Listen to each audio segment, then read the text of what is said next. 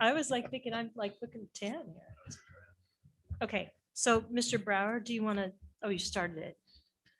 Today we have Tara, just so you know, Brian is on vacation. Oh, thank you very much. You're welcome.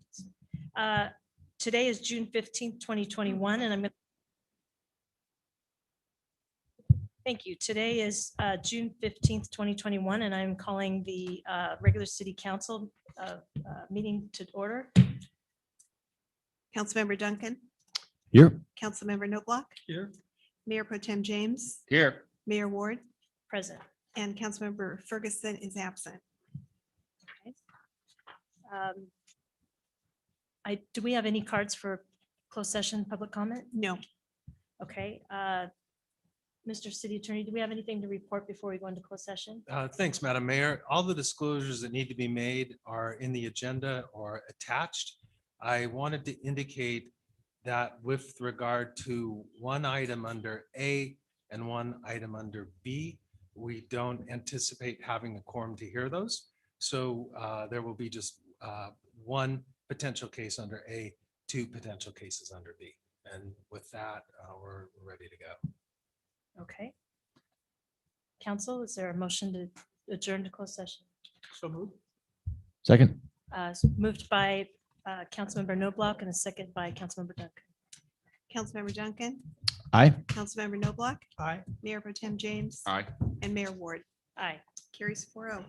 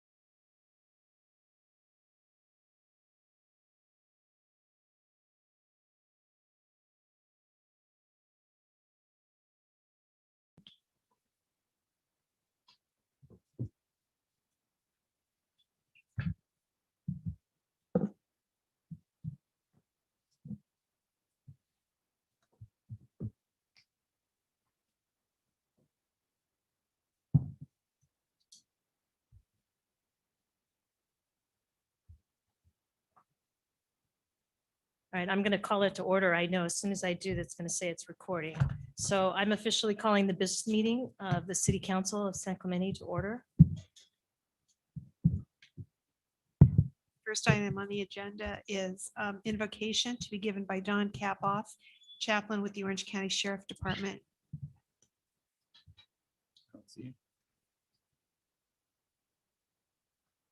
I'm not seeing him. Okay.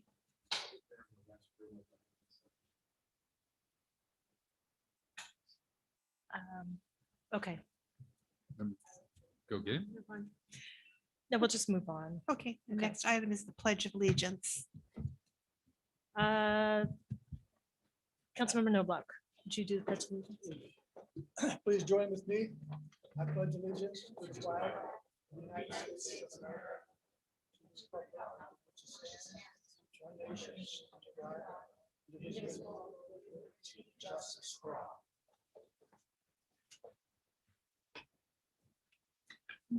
Councilmember Duncan, Here. Councilmember Ferguson, Here. Councilmember Noblock, Here.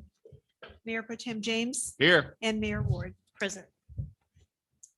First item on the agenda is update on the homeless issue, and we do have one speaker card, All right. and that's from Donna Vidrine. My update on homeless tonight is the San Clemente Homeless Collaborative met yesterday at Our Lady of Fatima. We had an excellent presentation from the Fullerton Navigation Center operated by the Illumination Foundation. My top 3 takeaways are this facility in Fullerton serves 90 homeless and 60 requiring recuperative care with temporary housing and in-house supportive services, all on site to guide the homeless individuals into permanent housing. The clients can seek and receive medical care under the same roof as their housing, removing many barriers, allowing full access to health care and housing. 2, after touring the facility, we were very impressed with the security, the cleanliness, the functionality, and professionalism. The staff and clients demonstrated respect for each other and caring. The Illumination Foundation have been excellent partners with the city of Fullerton. It is professional and supported by the business community and residents in Fullerton. They are partners with the county using the coordinated entry system. 3, the dorms were functional, men and women in separate spaces, plus dorms for couples. No families with children were at this site. There were laundry facilities, lockers for personal belongings, a dining area that was bright and inviting. Food was prepared in the kitchen or brought in for distribution. Shower and bathrooms were across from the dorms, computer and spaces for counseling, a pharmacy and staff to meet basic healthcare needs to include behavioral health and addiction stabilization and recovery. My questions for Eric and the council to be addressed in future homeless updates are, where can our San Clemente go to the bathroom after businesses are closed and public restrooms are locked? Ask the homeless, the business community, and residents what happens during the night and early morning hours. Solutions: portable toilets and hygiene stations, vaccination sites, construction areas, dog parks, all have these. What do we offer the homeless on our San Clemente streets and public spaces? This is a public health problem for all of us. Toilets and hygiene stations are necessary. Question 2, for the individuals and families living in their cars, where can they park safely at night without violating parking rules? Solutions: a safe parking lot with security, safety for those living in their cars, including women and children. The police can focus on keeping our city safe from criminal activities during these hours. I'll look forward to future updates from council and our city manager. Thank you. Thank you. If I can, Mayor, very briefly, we have on the Zoom, we have Carly Hunter, our new community outreach worker. I know that she's met a few of the council members in my briefings and will also scheduled the rest of the council members to brief with her, but I wanted to have Adam Tamia, our code compliance manager, as well, introduce Carly and let Carly get a few moments to just say hello to the council and community. Madam Mayor, before we do that, I think the chaplain was back. Am I mistaken? I'm looking. Is it- I- I don't- He's doing the other presentation, that other deputy. Okay, thank you. Go ahead, Mr. Atamian.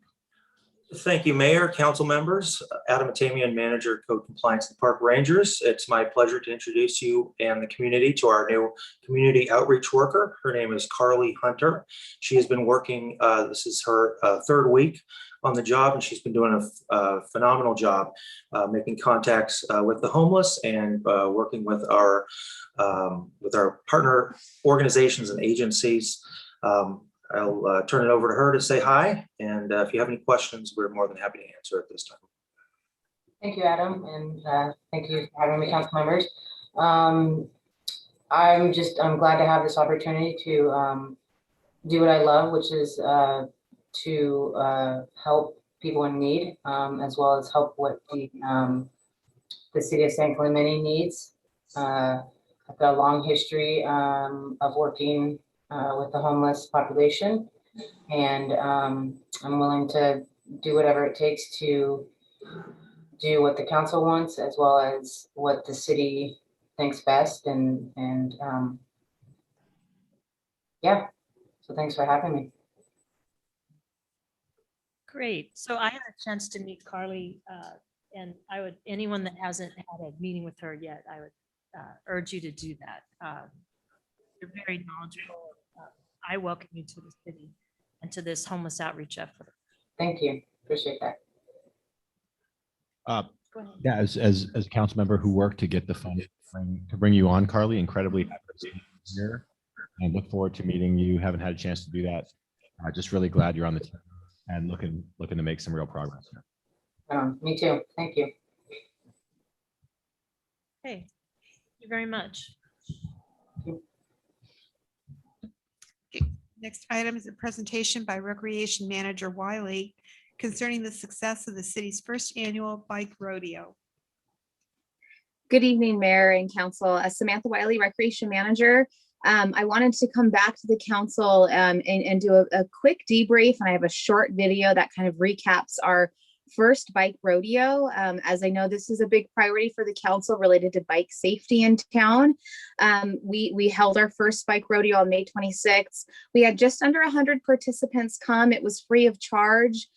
We served ages as young as 5, and we received really good community feedback. I do want to say we got great support from Murph e-bikes in town. They actually donated a bike as part of our drawing, and they were on site doing some e-bike safety checks and kind of informing those kids about the importance of e-bike safety in town. And of course, OCSD had a tremendous presence and valuable service to the kids doing the bike safety course throughout the Vista Hermosa Sports Park. And I think in general, it's something we hope to bring back every year.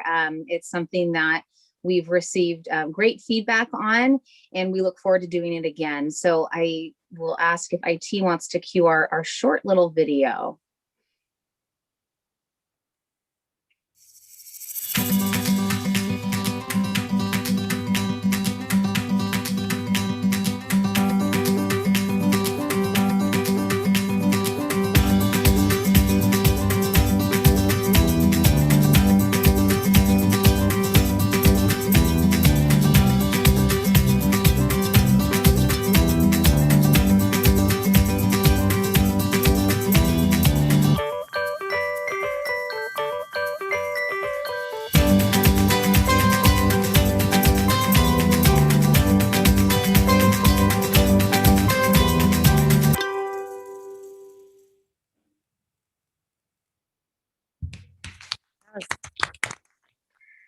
So that's our quick video. Of course, I do want to say thank you to Mickey's on Del Mar as well. Mickey's always great. She did some great donations, some little bike bells and fun bike accessories. Every kid And the younger group was able to go home with kind of a fun prize. And I do also want to say we also have a PSA out on the city's website on our YouTube channel featuring Mayor Ward regarding e-bike safety within town, kind of coinciding and complementing the OCSD public service announcement that was released several weeks ago. So that was our first bike safety awareness month. And like I said, we hope to do that on an ongoing basis annually. I wanted to comment to the council that a neighbor told me today that they saw the new signs for the walk bikes on the beach trail on the Mariposa Bridge and how nice they looked. And they thought that it was such a good idea. They weren't aware that that was changing.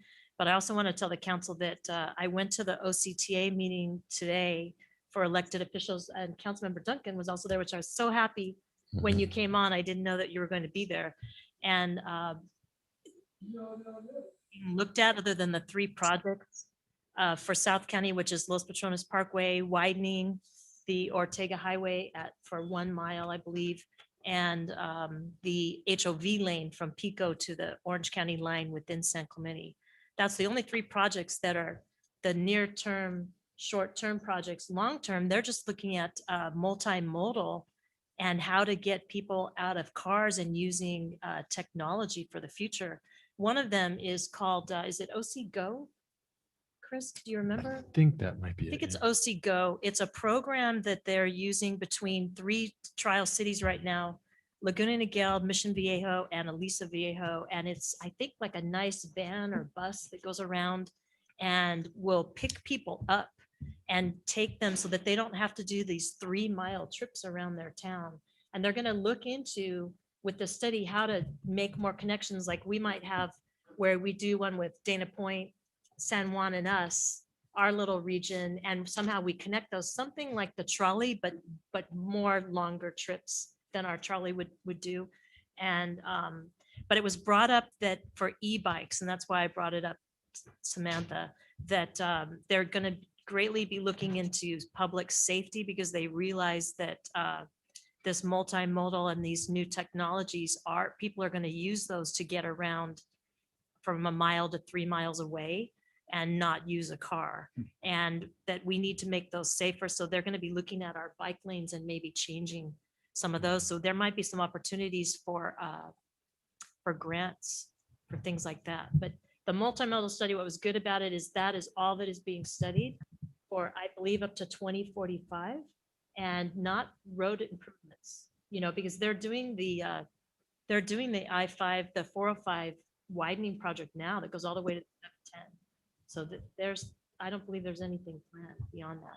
But anyway, definitely the e-bikes, they're not going away. We just need to make it safer. And I loved the video where I think the sheriff's office were trying to show them how to do a right turn. Is that a right turn? Yes. I can't remember. Yeah, It's been a long time. But I loved that. I don't know that they've ever used those in their life, right? We were taught that because I'm not even sure all the cars we had in the 70s even had, great turn signals and things like that. But well, it was, we had to learn that. It was good to hear at the roundtable, the OCTA roundtable, that they were focusing on San Clemente in particular and knowing about our e-bike issues because we have the hilly topography where we have more e-bike usage. They were very aware of that, and they're going to work on that specifically so we can get our kids off the sidewalks, get people off of high traffic routes like perhaps the beach trail for you, Jiffy, and have those bike lanes be more marked and separated from traffic. So it's safe for the bike users to be out in there. So it's good to hear that they were focused on that. The other thing I'll say is just to give props to Samantha and her team. Rico, my son, was in the bike rodeo, got a little prize from Mickey's, got his bell, which I now hear all the time, but it's good. I know where he's riding. So it was just a fantastic event. Whole park staff did great on it. It was wonderful to see. Hopefully we can get even more kids there next year. Also to your point, Mayor Ward, I think look forward to that program for e-bike users for kids where we get them trained up on rules of the road and how to be safe and how to enter intersections so we don't have these scary near misses that we keep hearing about. I think it'd be a good program before every summer. So I think your timing was great on this, and I appreciate the participation because I think the kids really enjoyed that. And it looks like they learned a lot. I'm looking forward to seeing that new behavior on our street. All right. Any other comment? No. Okay. Thank you very much, Thank Samantha. you. Next is a presentation by Paula Cole, Chair of the Human Affairs Committee, to Nancy Polanco and Nathan Alonso, recipients of the Human Affairs Committee Student Leadership Awards. And I believe Mayor Ward also has commendations to present.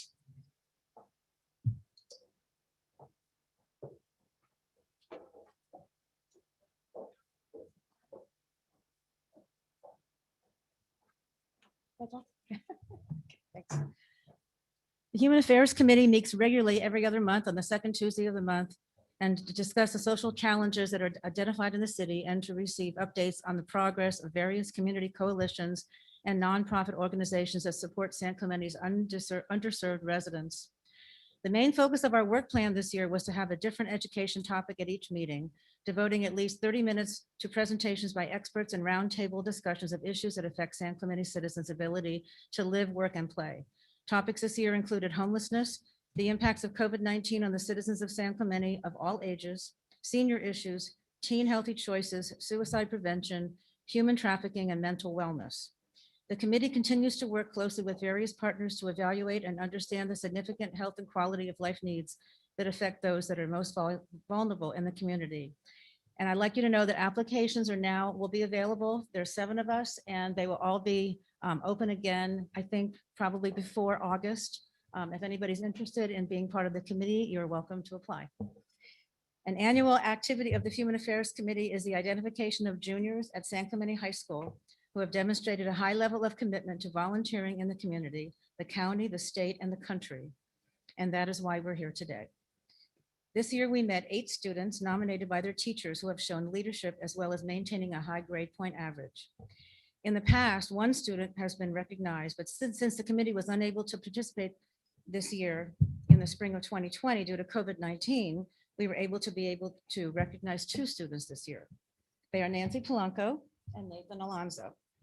Nancy is the founder of the English Language Learners Club at the high school, which provides a safe space to connect with peers, practice English, and obtain bilingual tutoring. She's also the co-president of Laura's House Club, which has reinforced her dedication to understanding domestic violence. And she is a member of the Boys and Girls Club, Waymakers, and SCHS Link Crew. Nathan Alonso is a COA food distribution and food drives volunteer, helps with the production of the San Clemente Music Festival and San Clemente Fiesta, participates in avid community service activities, and he's a basketball coach at the Boys and Girls Club. The committee will follow Nancy and Nathan, as well as the other 6 students, into their senior years and serve as mentors to them, writing letters of recommendation and helping these students achieve their college and their career aspirations. And I want you to know that Nancy's parents are in Guatemala, and Nathan is going to take, one of you or someone is going to, somebody's doing it right now. So I'm out of here, and now you can get your work. Let me do this one at a time. And you've already mentioned all of their, what they do. I'll start with Nancy first. And everything that she just said, we've put in a proclamation for you.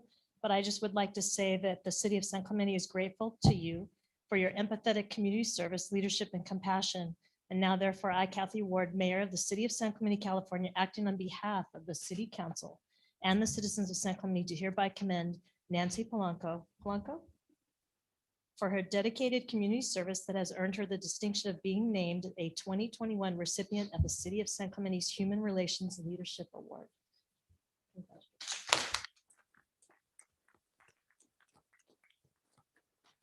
I don't think there's anyone taking a picture, right?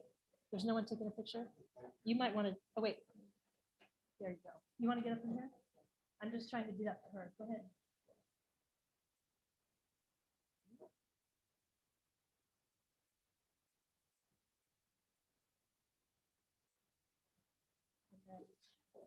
Nathan. So I think it's wonderful that you're a basketball coach. Wonderful, and you contribute with COA for their food drives. And I'm going to say the same thing. The city of San Clemente is grateful to Nathan for his empathetic community service, leadership, and compassion. Now, therefore, I, Kathy Ward, Mayor of the City of San Clemente, California, acting on behalf of the City Council and the citizens of San Clemente, do hereby commend Nathan Alonso for his dedicated community service that has earned him the distinction of being named a 2021 recipient of the City of San Clemente's Human Relations Leadership Award. Would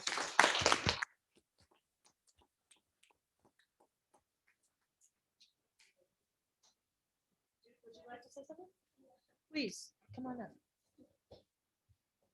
Okay, good afternoon, everyone. First, I want to say that today it is an honor for me to thank Mr. Ward, Mrs. Cole, and Mr. Huddle for the City of San Clemente's Human Relations Leadership Award.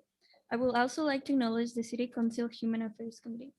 Also, I have served as volunteer with the Boys and Girls Club and link crew and several other clubs at San Clemente High School. The most meaningful role I have experienced is helping other English learner students who, like me, have left behind their homes to come to this country, knowing no English, just to follow their dreams. It is gratifying to help them successfully transition to the educational system. I am grateful for this award because it recognizes my sacrifices as well as the hard work my family, teachers, coaches, and fellow students who have helped me to overcome all the obstacles in my path. This ensures me that soon all my dreams will become reality. Thank you.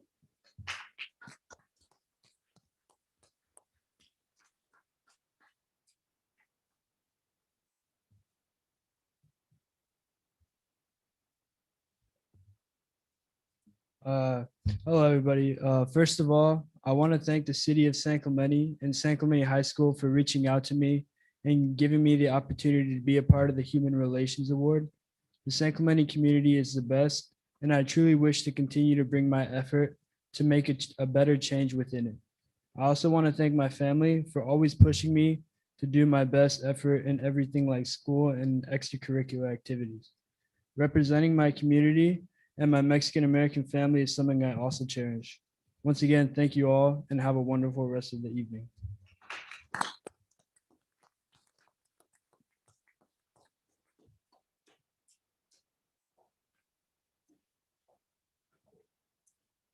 The next Okay. item on the agenda is presentation of a proclamation to Zachary Sloss in recognition of achieving the rank of Eagle Scout. So come on up here. I want to make sure that you get on camera. If you don't get close enough, it kind of takes you out. Okay, so I understand that Zachary is here. We're giving him a recognition of his Eagle Scout Award. But I understand that there's a video. So We can have you some show that? pictures. Mhm. There's, pictures. And this is of your project? Yes. Would you like to talk about it Sure. during this? Okay. Okay, so this current picture is a picture of me receiving my Eagle Scout Award this Saturday. And I've been in scouting for 8 years, and throughout scouting, I have held 5 leadership positions. I earned my Eagle Scout rank on April 6th of this year, and I did my Eagle Scout project at the Shea Center for Therapeutic Writing. So could you do the next photo? So for my Eagle Scout project, I constructed 2 cabinets for the Shea Center in San Juan Capistrano. The Shea Center is an organization that helps children and adults with disabilities get physical, speech, and occupational therapy through the use of horses. My project making the 2 cabinets, my project was making 2 cabinets which were 6 feet tall and 5 feet wide that were there to replace the old cabinets that the Shea Center had used. The cabinets were used to house the helmets that the clients at the Shea Center were required to wear during their lessons, and was also used for storage for other equipment. So there should be 1 or 2 more photos of the actual cabinets. So that's my first cabinet, and then the second cabinet I have constructed. That's great. What a great project. So it is an honor to honor you tonight.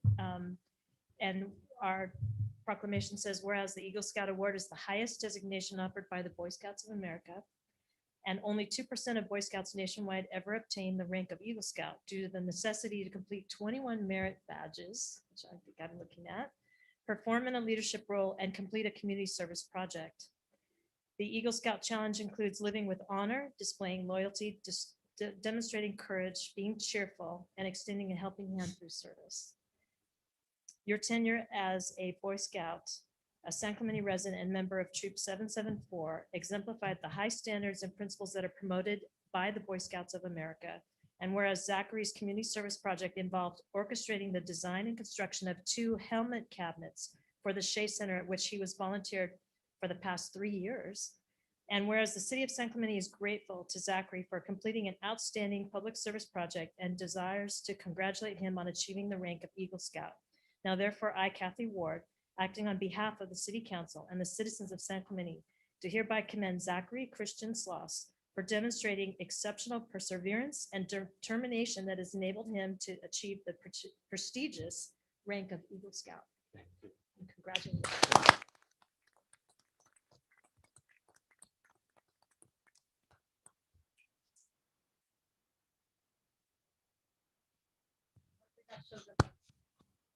Congratulations.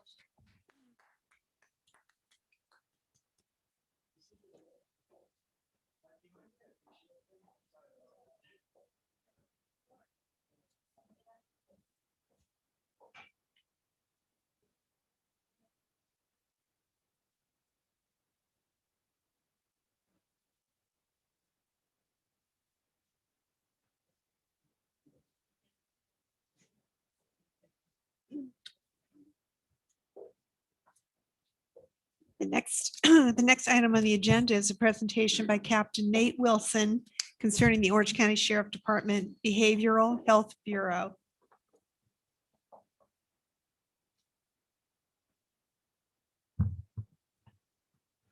Do you have a presentation?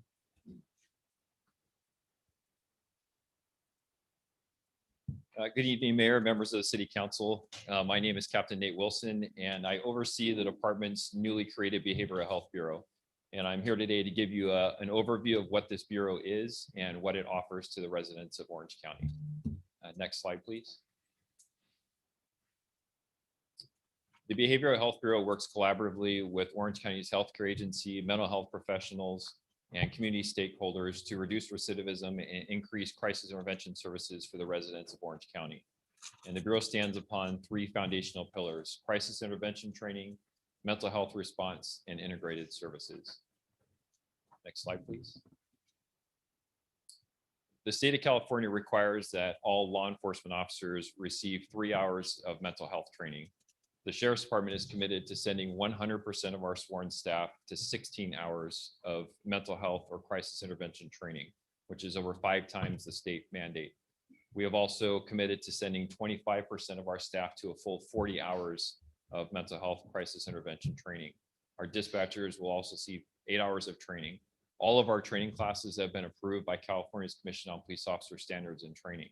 And the Bureau works collaboratively with our training division to administer and track the training of our personnel. Next slide, please.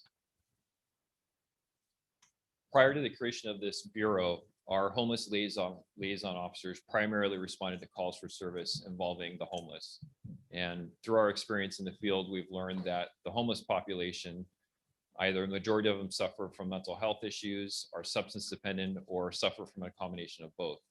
And the department's always been cognizant of this. And for that reason, we sent all of our HLOs to 8 hours of homeless liaison officer training, and they all received the 40 hours of CIT or crisis intervention training. With the creation of the Behavioral Health Bureau, these deputies are now managed by this Bureau. And so we've now redesignated them from an HLO to what we're calling a behavioral health liaison. And so these deputies now are going from just receiving 8 hours of homeless outreach training to receiving a full 40 hours of homeless outreach training.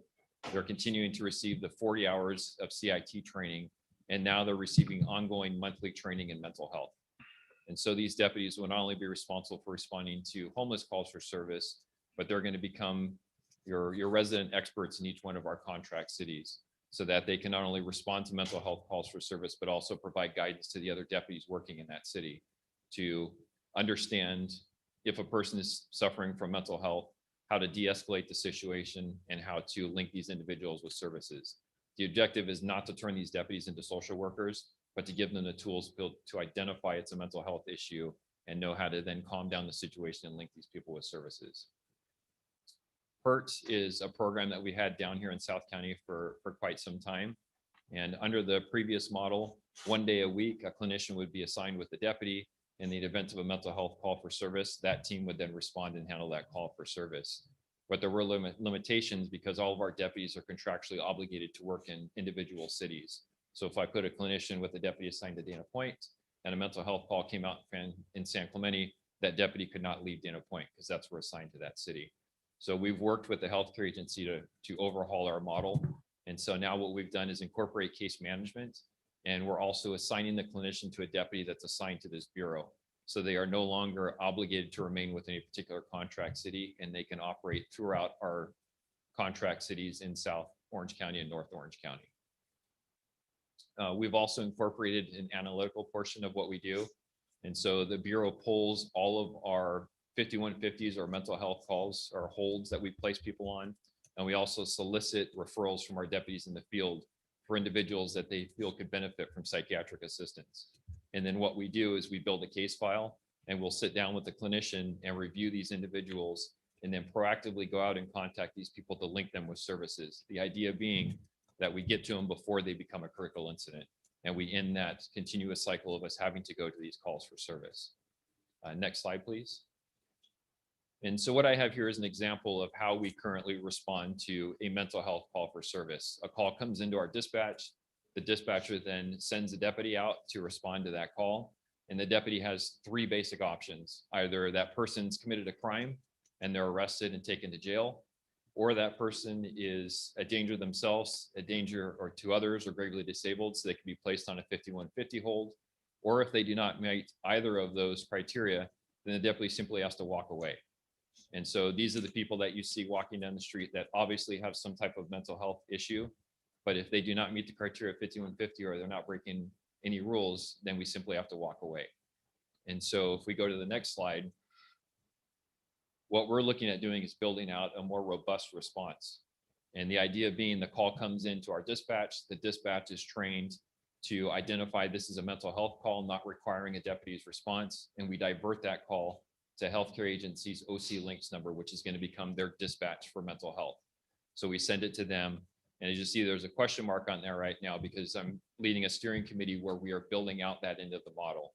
Some people have seen what Huntington Beach is doing, partnering with Be Well with their In Cahoots model, where they send out vans with a social worker and an EMT to respond to these types of calls to link these people with services. And so that's the portion we're building out and looking at other resources that they can utilize. Now, in the event that the call does have to go to law enforcement because there's some public safety issue where the person's a threat to others or a threat to themselves and they need law enforcement to be there, then we have two options. Either we send it to one of our behavioral health liaisons out in the field who have that additional training, or we send it to our co-responder team where we have a clinician and a deputy working together. And then they can triage that call and link these people with the appropriate services. And in the event that an individual has to be arrested, just because they're arrested doesn't mean their underlying mental health issues go away. And so what we're doing is we will collect all that information and make sure that it's passed to the mental health individuals or mental health care in the jail. So these people can be given services while they're in the jail. And then we are notified when they're coming out of custody, so then we can bring a clinician back to evaluate them again to see, are they stable to go back into the public, or do they need to be taken somewhere to receive additional services? And so that is what we're working towards right now, working with all of our partners in order to come up with a better plan. Because the question has always been, law enforcement shouldn't be social workers. We shouldn't be the ones responding to these types of calls for service. And what we're doing is trying to find a way to get it back into the hands of the professionals when it comes to mental health. And that's what this build out is about. Next slide, please. So the County of Orange has invested heavily in an integrated services project where they're bringing together all of these segmented silos of care that are provided to the residents of Orange County. And the sheriff is a committed partner to this project and has created the Behavioral Health Bureau in both custody and patrol operations. And we represent the department in the county system of care. And what we do is collaborate with all the other county partners to increase the services for the residents of Orange County, And then we bring knowledge and feedback back to our department to shape our training and our response to mental health. Next slide, please. So the Bureau is continuously measuring our performance and conducting program evaluation. And at our core, what we are here for is to create a professional, collaborative, and appropriate response to mental health calls for service. Do I have any questions? Councilmember Noblock. I have a couple of questions. Thank you very much Yes. for your presentation, Captain. How many of our, do you know how many of our San Clemente deputies have completed the training at this point? So all of your former homeless liaison officers are now behavioral health liaisons. So we just ran our first 40-hour homeless outreach course last week. We just finished the first round. And so because of limitations, we're still under COVID limitations from the state. So not everybody has gone through the course yet. And the CIT training is ongoing right now. So we're running right now 3 classes per month of the CIT courses. So they're actively going through the training right now. Excellent, thank you. If someone gets a call if you get a call from the public and you don't know that it's a mental health call and it's not a mental health trained deputy that arrives, what's the transition time? Do they make that analysis real quick and bring in a deputy, or how do you hand them off to the right? So every deputy has that basic training that they get through the academy. And so when you're out in the field and you're handling calls for service, you learn pretty quick on how to identify something's not right here. And so all of the deputies know who their behavioral health liaisons are in their city. And so the idea is, I'm not sure where I need to go with this. They give that deputy a call. Hey, I need some help here. Or they can call our bureau. We have 3 sergeants that are assigned regionally. So we have one for Southeast, one for Southwest, and one for North Operations. They can always call that sergeant. And then we can give them guidance on how to navigate that problem. And that handoff happens pretty quick. Yeah. Excellent. Thank you very much. Mayor Pro Tem. Captain, great presentation. Thank you. Where I'm a little confused is the former homeless liaison officers were contracted to a specific city. And then now they have transitioned into behavioral health liaisons. Is that correct? But they cross city lines now? So the way it works, and that's a good question. The way it works, these deputies are still assigned to you. They are still your deputies. They do not leave your city when they are assigned on their regular hours to work here. What we're doing is we're paying overtime. So we're taking these deputies on a day they're not assigned here, paying them overtime to work as that co-responder team. So you aren't paying for it. They're being paid for by my bureau, and it's not taken away from their time that they're assigned here to the city. And the reason why we want to do that and rotate them all through, so they gain that experience of working with the clinician, seeing how the clinician talks to these people, and seeing what services they link them to. So then when they go back and they're on their own, they have that knowledge and they built those relationships with that mental health community. And so really that's why we're doing that rotation of these deputies. Thank you. And my second question is, the standard for 5150, is there a higher standard now?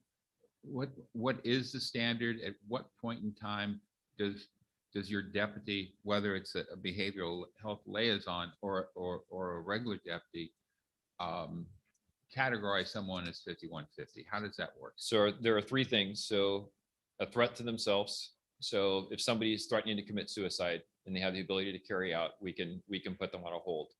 If because of their mental state, they're a threat to other individuals because of the way they're extremely aggressive, the statements they're making, we can put them on a hold. Or gravely disabled, which means unable to house or feed themselves. Now that's one that gets confusing because somebody will say, well, that person's homeless. They're living in a box on the street. They obviously are gravely disabled. The way the law looks at it, if they like living in a box and that's good for them, then that's appropriate housing for that person. And so we can't use that as a way of putting them on a hold. Now there has been discussion up in Sacramento about changing what it is to be 5150 and trying to add in other elements such as unable to provide mental health care for themselves or unable to provide medical care for themselves. And that's where you look at individuals that are walking down the street, obviously have mental health issues, but aren't seeking treatment, to be able to place them on a hold. And that's a good idea when you look at it on the surface, but the problem is you need the infrastructure behind it to support putting additional people on those holds. And so that's a discussion at the Sacramento level about re-examining who can be put on a hold. But for right now, it's a very limited narrow scope of who can be placed on that hold. Threat to themselves, threat to others, or gravely disabled. Other than that, if they're just simply, they have mental health problems, you can't put them on a hold. You have to simply walk away. So your typical 5150 gets out in 24 hours? So it's a 72-hour hold It's a that 70 they're placed on. They are brought to a facility, and once they're deemed to be stabilized and a mental health clinician can speak to them, can evaluate them, they can get them back onto medication or whatever they need to do to treat these individuals. Once they feel that they're stabilized, they can release them from that hold. So they can be released less than 72 hours. That was my But the question. max is 72 hours. And then past that, you have to place an additional hold on them. And that's done by the mental health professionals. Thank you. Great presentation. Thank you. That's all I have. Madam Mayor. Go ahead. One question, Mayor Ward. Thank you. Thanks, Captain Wilson, for the presentation. You mentioned the PERT program, Psychiatric Emergency Response Team. I'd like to see that program augmented as well. What can we do at the city, or what needs to happen to get more funding to expand the program, right? You've realigned the program so that it's more flexible. Can we also do something to expand it, get more of these mental health clinicians out there partnered with deputies so that they are the first point of contact for people in mental distress? So ideally for us, we would have clinicians every day of the week. And every law enforcement agency out there is fighting for the same thing. And there's a very limited pool of these clinicians. And so HCA is trying to hire additional clinicians, put more out in the field, but it takes time for that to happen.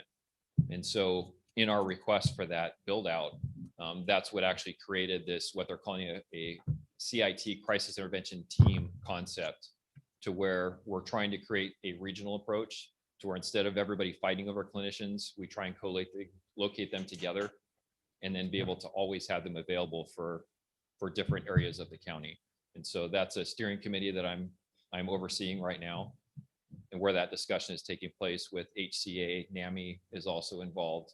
Hospitals are involved in the conversation, OCFA, to talk about how do we come up with a unified approach for all of Orange County, to where we can agree upon one type of response that's replicated in all of the cities in Orange County, to where we're utilizing these limited resources to their fullest extent. Right. Well, if you need support from us, please let us know how we can help. Appreciate that. Okay. Thank you, Captain Wilson, very much for that presentation. Thank And you. Madam Clerk, can you please send the council that PowerPoint? Yes. Thank you. Next item is a presentation by City Manager Sund concerning city service awards, including announcement of the city's 2021 Employee of the Year and winner of the city's Core Values Award. Thank you, Madam Clerk. So council, you may be aware that every year we recognize the city employees through a service recognition lunch. Tomorrow, we're conducting that lunch, but today we're going to go ahead and present a little video that does an unveiling of the Employee of the Year. We receive employees are able to nominate other fellow employees, and then there's a committee comprised of employees that vote on the Employee of the Year and the individual who will win the Core Service Values Awards. As well, in this video, we have some of the service awards that are going to individuals for many years. And so with that, I'm going to ask for the video to begin.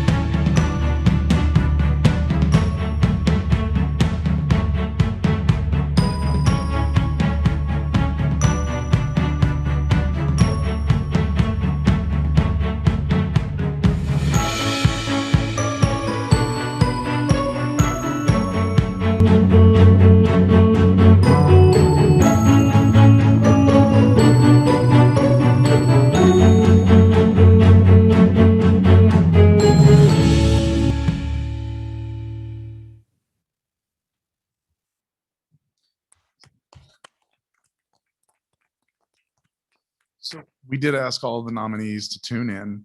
So as Councilmember Knobloch indicated, we opened up the envelope tonight to announce the awards. Tomorrow, they'll get their kudos at our special event luncheon that we'll have at Vista Hermosa Sports Park. But it's important to note all the nominees for both categories were all well deserving.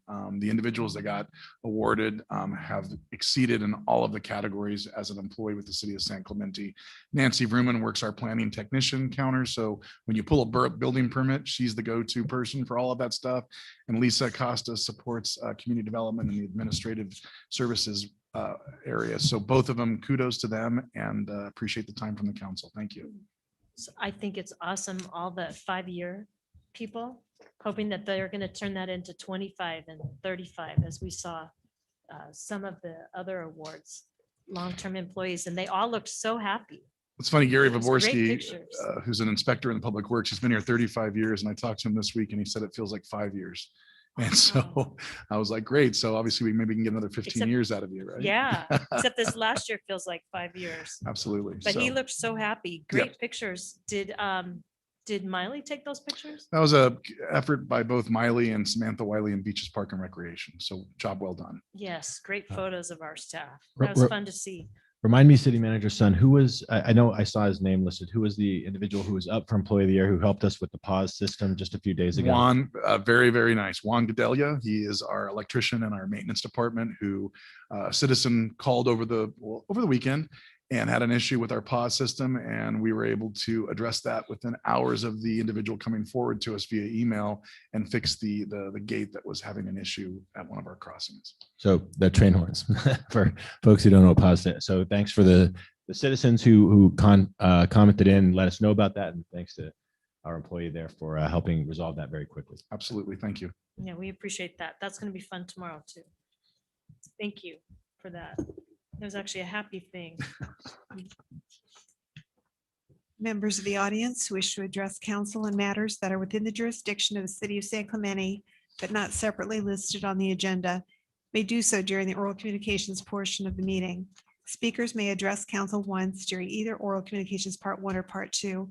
A total time limitation of 30 minutes is allocated for oral communications part 1, with each speaker being allotted 3 minutes in which to give his or her presentation.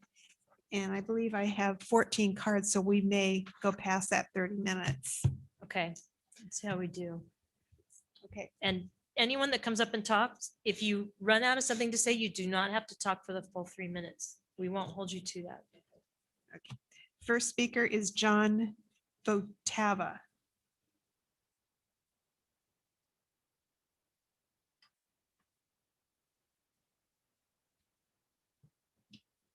Honorable Mayor Ward and distinguished members of the council, good evening. I am John Batava. I am the Director of Corporate Affairs for Ralph's Grocery Company. We have 3 stores in the city of San Clemente, Talega, South San Clemente, and San Clemente Hills. And I'm here tonight representing a contingent of speakers, including our development partner, Heslin Holdings, regarding the proposed Ralph's Fuel Center located at the southwest corner of Avenida Vista Hermosa and La Pata, also known as the La Pata Gateway Project. Loyal Ralph's shoppers have been saving on their everyday purchases since we started serving the community in San Clemente in 1962. With Ralph's Fuel Rewards, customers can save up to $1 per gallon just by buying their groceries at our stores. Ralph's and Heslin Holdings have obtained more than 1,000 signatures from loyal San Clemente customers who want to save at the proposed Ralph's Fuel Center around the corner from their San Clemente Talega store. We are asking that you please listen to the needs and the wants of the San Clemente residents you represent. Ralph's cares about our community and continues to demonstrate its commitment to San Clemente by rewarding loyal shoppers, helping residents sustainably meet their energy needs, and extending a hand up for our San Clemente neighbors experiencing hunger.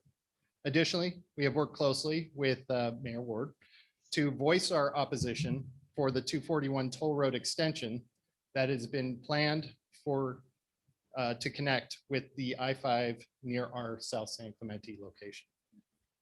This pandemic has forced more families into food insecurity. And Ralph's has stepped up with our Zero Hunger, Zero Waste social impact plan to end hunger and eliminate food waste in our community. And last year alone, here in San Clemente, Ralph's donated 170,000 meals to Family Assistance Ministries to assist our neighbors experiencing hunger. Ralph's also contributed another $30,000 to Family Assistance Ministries to purchase a solar-powered refrigerator. The Ralph's Fuel Center proposal with our development partner Heslin Holdings is conveniently located near our neighborhood Ralph's grocery store in Talega. And it will not require a convenience store element, which is another point that has been strongly voiced by the local community. The grocery industry is a low margin business, and our Ralph's Fuel Center would help us offset potential losses at our 3 grocery locations to ensure we continue providing access to fresh food and essential items and long-term stable sales tax revenues for the city. We hope that you will strongly consider the opinion of San Clemente residents who have spoken on how much they value a Ralph's Fuel Center submitted by Heslin Holdings. Thank you for your time. Thank you. Next is Simon Ganatzes. Thank you. Honorable Ward, members of the City Council. My name is Sinan Kanatzis. I lived here in San Clemente for over 2 decades. I'm here also representing the La Pata Gateway Project and Hessling Holdings. I operate a public relations firm, which is one of the largest in the state, and I'm proud to have that business here in San Clemente. I love the city as much as all of you and everyone behind me. And when I met the developers and the vision behind this project, I put everything into it. For the last year, we've been building relationships and alliances on all the people, the business owners, and the leaders of the city that want to see the same vision that Hessling Holdings, Ralph's, and our contingents have for this project. A number of advisory board members have stepped forward, including Will Tober of Hughes Marino, Steve Craig, who built that wonderful outlet mall, Larry Armstrong of Ware Malcolm, one of the most renowned architects in the nation, Jeff Curl of Stance, Dr. Gus Gialamas, who I work closely with to saving our hospital here in San Clemente, Kameen Samuel, a resident here in San Clemente, the first African-American female Navy helicopter pilot in the United States, and Jeff Clenard of Bear Coast Coffee. This is just a few of many individuals that have stepped forward to support Hessling Holdings in this incredible project. As well as all the neighbors in Talega. Casey and I walked it together, and we met with Talega Cleaners, Talega Golf Course, Barbershop, Salon.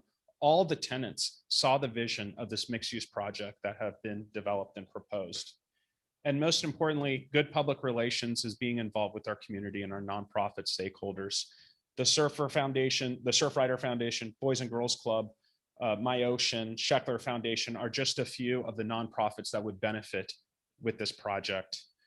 And lastly, I just want to mention again the hospital, because I single-handedly volunteered, worked, put every aspect of our resources, our communications to build the human SOS on our beach that got the attention of national media and helped preserve that hospital. And right now, yes, it's a chain link fence, but we all know that could have turned into a medical office building. And it's that same love and pride that I have for the city that I will put into this project, and I assure you that it'll be great economically and it'll help all the stakeholders that are involved. There's 30 seconds back to you. Thanks. Thank you very much. Corey Adams.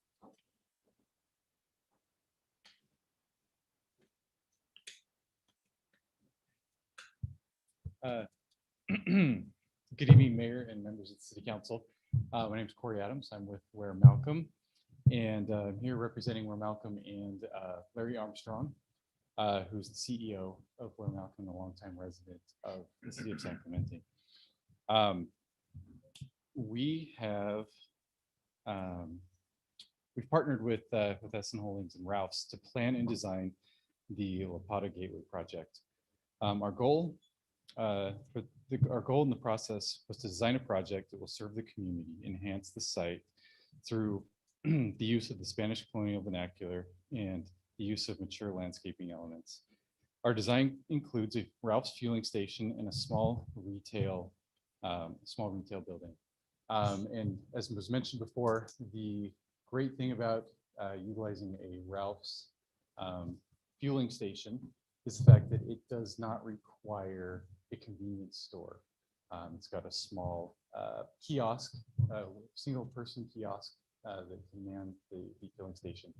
And this allowed us to be able to provide a small retail building that would be a perfect fit, a perfect space for a local restaurant tenant. So we're looking forward to future collaboration with the city on the design landscape of this project, and to being able to provide a beautiful project that the community can enjoy and be proud of. Thank you. Thank you. Next is John Redfried. Okay.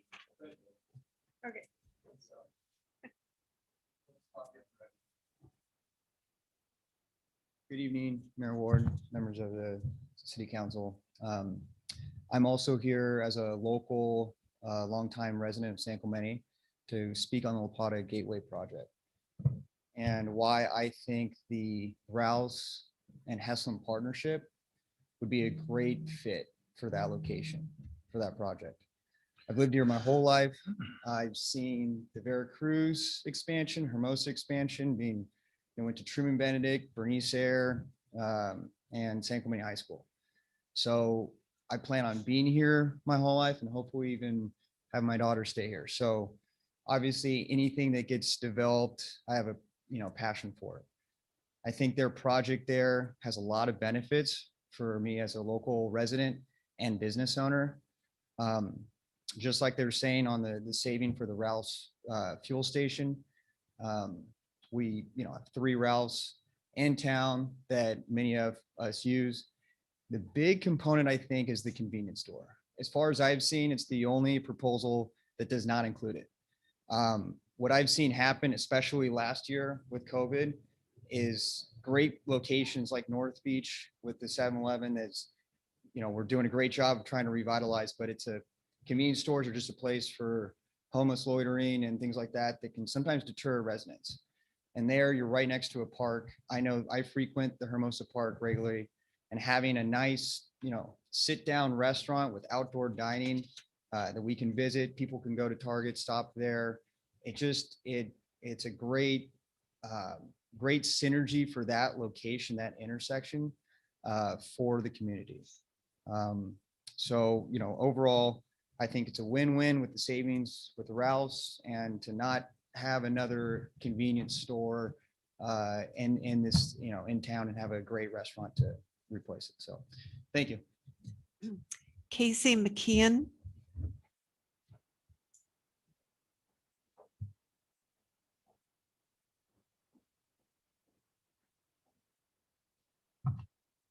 Good evening, Mayor Ward and fellow council members. My name is Casey McKeon with Heslin Holdings. We've been working on this La Plata project since 2018 and thought it was important to present in person because really want to make the connection that Rouse is the leader of our project and we are just their developers.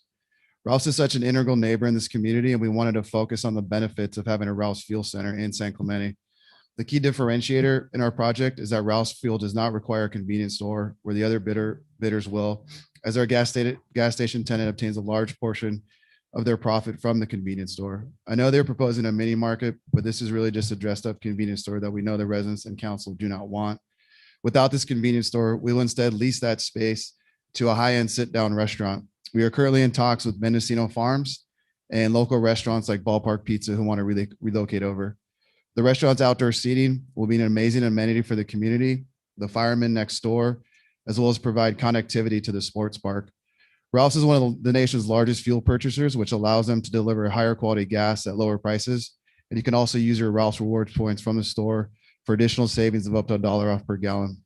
Most importantly, the Rouse fuel station will stabilize the health of the Talega grocery store and shopping center, as adding the fuel station will ensure Rouse remains healthy and open for the foreseeable future. Rouse sells roughly 50% more fuel than their competitors, which translates to 50% more sales tax revenue to the city of San Clemente over the life of the project compared to the competing bidder. This is a huge annuity that will bridge the gap on our current purchase price. As mentioned before, you guys closed door meeting, we have the flexibility to come up in price. We are just very transparent and always leave room for contingencies that can arise in the project. The additional sales tax over the 50 years really needs to be viewed as far outweighing the slight difference in our purchase price. We're developing these Ralph's fuel stations across the country, and the cities we work in are always thrilled because they understand the massive sales tax generator these Ralph's fuel stations can provide. Lastly, we've performed months of outreach with the local residents and have gathered over 1,000 signed petitions supporting our project.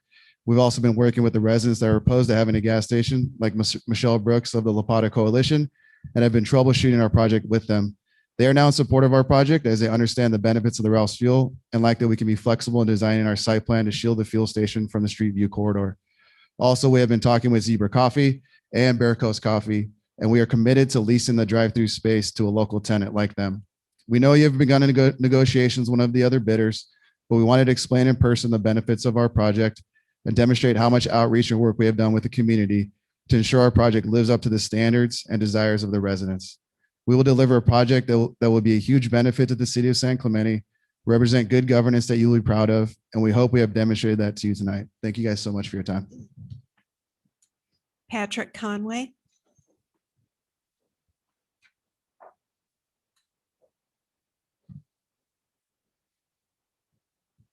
Good evening. My name is Patrick Conway. I'm with Regency Centers.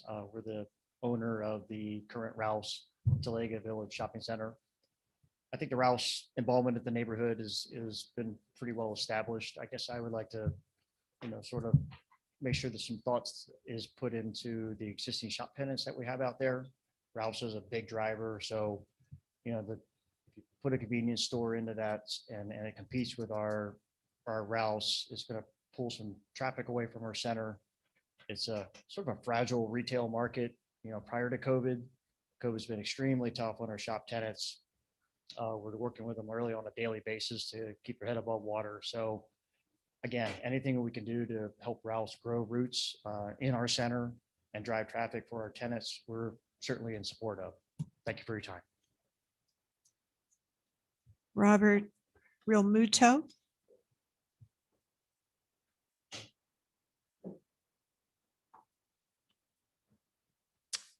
Madam Mayor, city councilors, and city staff.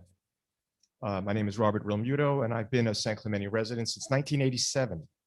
And I presently sit on the board of directors for the Summit at Highland Light Homeowners Association in Marblehead. So as I read a June 9th article in the Times OC online newspaper titled "Amazon Seeks to Build a Distribution Center in San Clemente," I noted in the second paragraph, it stated, and I quote, "The proposal is shrouded in secrecy." And then also quote, "City Hall adhering to what they describe as a confidentiality agreement." So I come before you tonight to remind the City Council and the Planning Commission of the underlying fundamental premise we as citizens expect of our elected leaders and our representatives. The San Clemente mission statement states that you will guide development to ensure responsible growth while preserving and enhancing our village character, unique environment, and natural amenities. To achieve this mission, you must anchor yourselves to your published core values. Under the Service with Integrity banner, it states that you will, 1, operate with honesty every day. 2, apply the rules and regulations fairly and consistently. 3, do what is right, not what is easy. And 4, tell the truth. You chose to occupy the seats you sit in today, and we value and appreciate your service.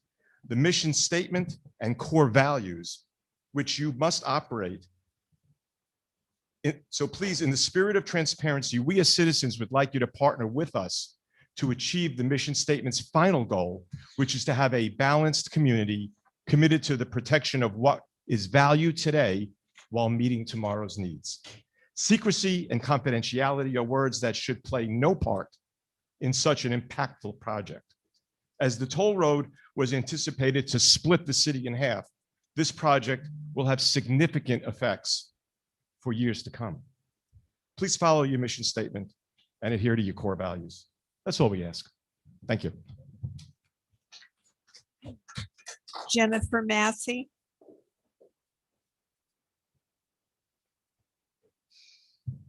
Hi, you all. I know you've heard me so many times. You're probably tired of me. I've been here for 40 years and I value all the things that we all value here too. So I don't want to repeat it. I just want to add one thing about this gasoline station proposed by Ralph's. I was here at one of the other meetings when they talked about electric vehicles coming up in the too great distant future. And so what do we need another gas station for? I live on Valencia, and I have seen over these years the number of dead gas stations along El Camino Real that, for the most part, except one now we're across the street from the Ralphs on it, South El Camino Real or whatever, is being developed. They finally were able to remove the tanks, I guess, and get the soil desirable enough, clean enough so people could live above it. So I don't think we need another gas station in an era when we're about to be driving electric vehicles. And then you have all the gas tanks that leak. And what do you do to clean those up? It becomes extremely expensive. So that's not why I'm here. I'm here because on Sunday, May 23rd, that was a couple of weeks ago now, at 5 p.m., I was walking on the beach trail up to I got in front of the Pier restaurant, and I was 1 second from taking my right foot and going up over the railroad tracks to the ice cream store on Avenue de Victoria to get a cone. Luckily, I guess I'm just blessed by the best luck in the world. This grown man came flying by me on a Z-bike going, I don't know how fast, but it seemed very fast. He'd come from the south, so he'd already passed 2 walk bike signs, including one new sandwich board sign. So he was just violating all the rules. He couldn't obviously care less. Well, I just came within a second of either going to the hospital or to the morgue, because if he had hit me the way he was going, I would have landed flat on my face on the concrete. So I'm imploring you to do something to make the trail safer. Now, Sergeant Manforth said at a meeting not very long ago that e-bikes were allowed on the beach trail. Well, I'm just going to suggest that this beach trail is narrower than, we now have a lot of traffic on the beach trail. We have elderly people, we have infants who are barely learning to walk. I'm so excited. They can dash up over onto the trail. And so I just don't think it's safe for e-bikes, even if they legally can be on the beach trail. I don't think our beach trail, our current, if you want to widen the beach trail, maybe, but if you don't want to widen the beach trail, and I think, okay, the other thing is that when I was growing up, as I recall, our bikes all had license plates, little license plates. That would help because I could have recorded that man's license plate. I leave this project with you, all you happy, smiling faces. I know you'll take care of it. Brian Taylor.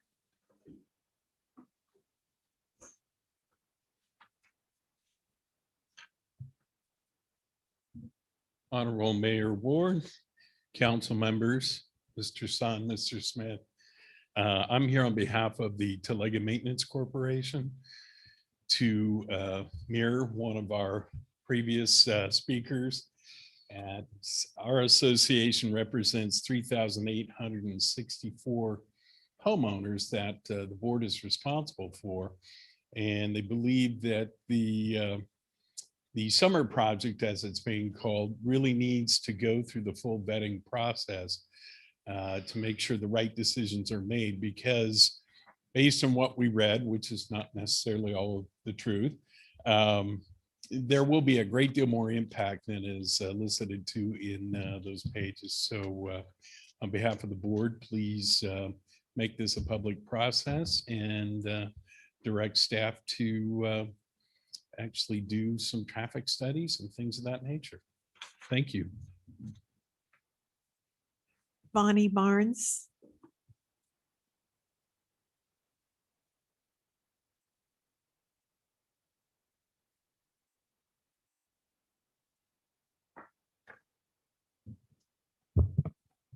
Will you advance the slides for me, Laura? Okay. Honorable Mayor and City Council, I'm Bonnie Barnes, RSCCA Board President, representing 5,000 residents and 14 HOAs. Slide 1 is the petition. A thorough vetting process by the Planning Commission is needed for Project Summer due to the massive scale of the 20-acre, 105,000 square foot facility located in a very severe high fire zone. The applicant should not be able to sidestep the vetting process by means of a non-disclosure agreement or any other tool that lacks transparency.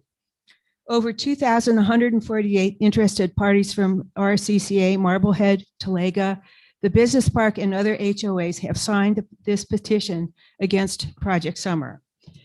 A thorough vetting process would include an environmental impact report, a detailed traffic study, noise, virtual, biological, and financial impacts, increased fire risks, and other studies. Slide 2, please. Visual impacts need comprehensive analysis. This slide is from Project Summer's architectural plan. While the Design Review Committee reports a project height of 45 feet, the ARC plans verify that the actual height is 45 feet, 10 inches, closer to 46 feet. These heights are circled in red on the slide for you. Since 46 feet is 31% higher than the allowed height of 35 feet. The project would need city approval for height variance. The specific plan, Hillside Ordinance, and Business Park CCNRs prohibit construction of buildings that are higher than the ridge line. All of these should be thoroughly vetted by the Planning Commission. Sadly, the Design Review Committee says the project can get a height variance within administrative approval from a planner. Such an action would sidestep the thorough vetting process conducted by the Planning Commission. Thorough vetting should also include erection of on-site story poles to visualize the structural mass of the 20-acre facility. Slide 3, please. Is a satellite image on Google Earth that shows altitudes along the ridgeline and of the project. Nob Hill, the key visual point on the ridgeline, has an altitude of 486 feet. By comparison, the site and building height of Project Summer has an altitude of 558 feet. The difference in height is an alarming 72 feet. Project Summer is also up to 105 feet higher than other points along the ridgeline. Therefore, the 20-acre facility stands to block the view from Nob Hill and other key points along the hiking trail. Allowing a mere administrative approval for this height variance would also set a precedent for other facilities, macros, and towers to exceed the height limit along the rest of the ridgeline.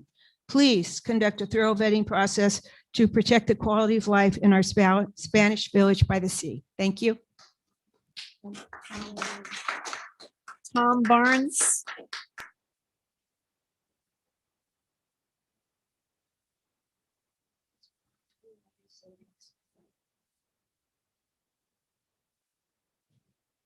Do you have a card for Mr. Barnes? Okay, We know the rules. I know. Just checking. Slide 4, please.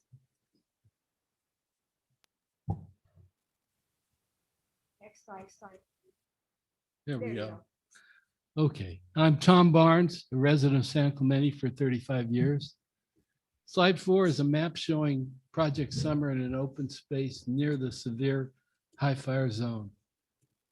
Thorough studies should include potential fire risk in the surrounding business, residential areas, and open space.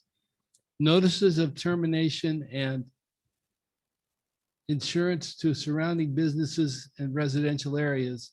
RSCCA residents are struggling to find fire insurance coverage, having been dropped from major insurance carriers. For example, in 2020, many RSCCA residents received notices that read as follows, quote, "Your dwelling is located in an area that we consider a high brush fire exposure, which is unacceptable according to the exchange's underwriting guidelines. All coverage by your policy will terminate on April 3rd, 2020.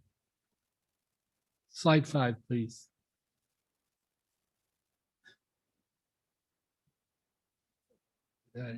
Okay, that's it. Let me just say this. I fought some battles and I'm getting old.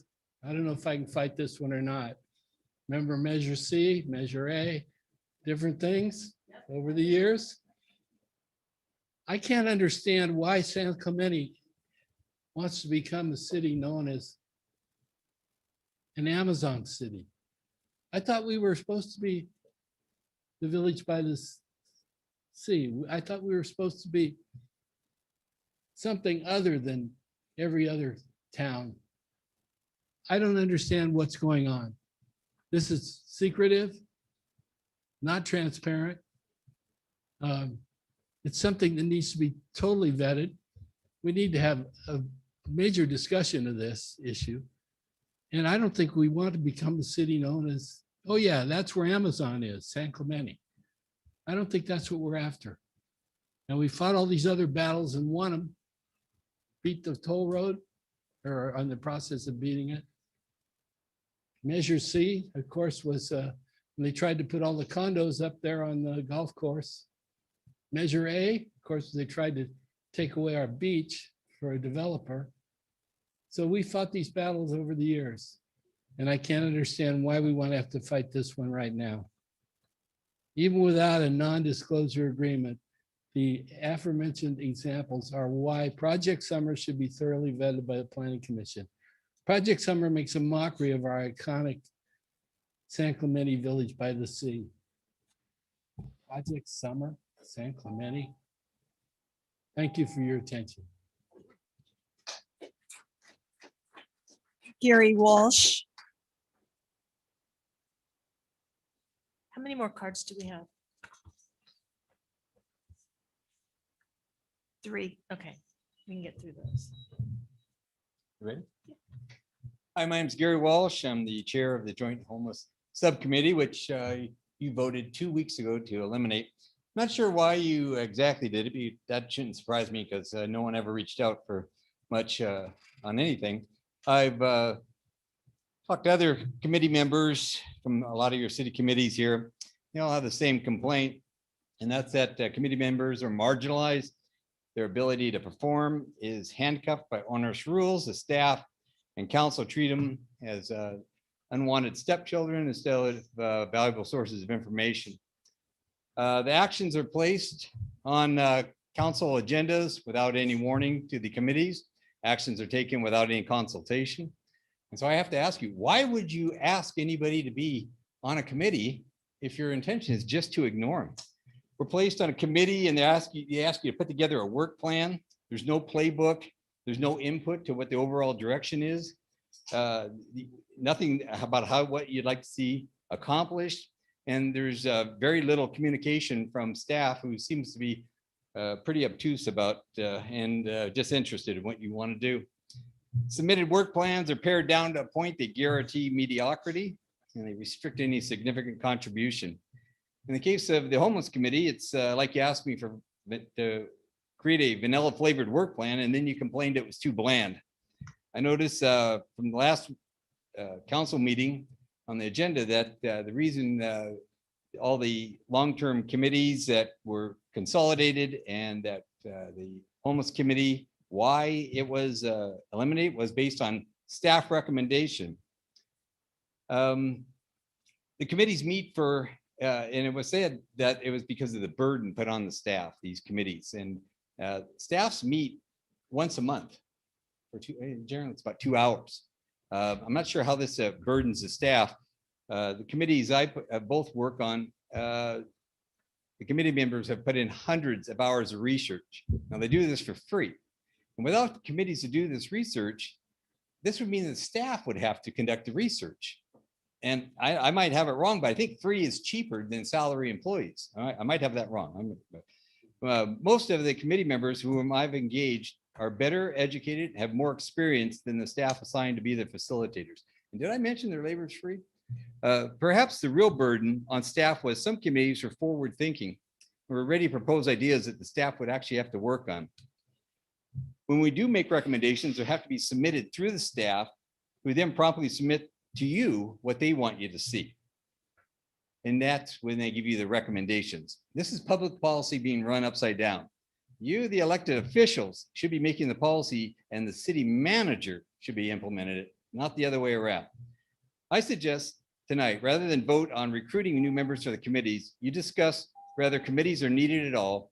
And with no pesky committees, it seems that the burdens of the staff would be eliminated altogether. Thank you. Tyler Bowden. And before Mr. Bowden comes up, can you ask staff to please turn the air on? Thank you. Mr. Bowden. Thank you, Mayor Ward and Council. Good evening. Tyler Bowden, member of the Human Affairs Committee and the Joint Homeless Subcommittee. And it's great to be back here in person with you. I'm really impressed by the hybrid meeting format. I'm definitely taking notes for the Rotary Club right now because we're about to go back into in-person meetings and we'll have to do a little bit of hybrid action. And that's really the reason that I wanted to come and speak with you tonight because I'll not be seeking reappointment onto the Human Affairs Committee, really just to focus on my involvement with Rotary Club and some other commitments. I'm taking over as president of the Rotary Club. And it's really been a great experience being a part of the Human Affairs and this past year with the Joint Homeless Subcommittee. Really enjoyed getting to know my colleagues on both committees and forming relationships there. Some of the work that we've been able to do has been really fulfilling and I think valuable to the community. One in particular is the homelessness town hall meeting that we had, which I was able to work with Laura and Dan Bain on. I think that was actually a valuable service to the community that we were able to provide. Also getting involved with organizations through the social service grant process, which Laura has also been involved with our committee, has been really valuable. And I'll talk a little bit more about that in a moment. But, you know, as I'm coming into the new fiscal year and kind of needing to pare down responsibilities, taking over as president of Rotary, I had to do an analysis of sort of my effort versus the impact that effort is having. And frankly, unfortunately, my involvement on these committees doesn't really feel like it pencils. I don't, as Gary kind of echo what Gary was saying, it doesn't really feel like the effort that we put in has a whole lot of impact. And I think that there's really just a disconnect between the committee members via the council or via the staff to the council or wherever the disconnect is. There seems to be a disconnect. And I think that's something that should be corrected. And I don't disagree with disbanding the Joint Homeless Subcommittee and incorporating 2 homeless experts on the Human Affairs. But I just wanted to give you kind of a word of, I don't know if it's advice, but request maybe to just be involved more in the process early with the Human Affairs Committee and their efforts to put together their work plan and to execute their work plan so that they're not doing a lot of work that ends up for naught. You know, that's really what my hope would be. And I think that the council could probably understand that. I know that my colleagues would definitely agree with that. The effort that we put in, if it could come to fruition, to some fruition, whatever it may be, to the satisfaction of the council, I think it would be more satisfactory to everyone. The other thing with my last few seconds here, just on the social service grants, you know, I really have to make the case that is a significant investment in the community. I don't think that there's any sense of entitlement here. I think that there's a need in our community for what these social service grants provide to the nonprofits that offer services to our community. So I really implore you to fund those and maintain those in the general fund as much as possible. Thank you so much for your time. Daryl McFan.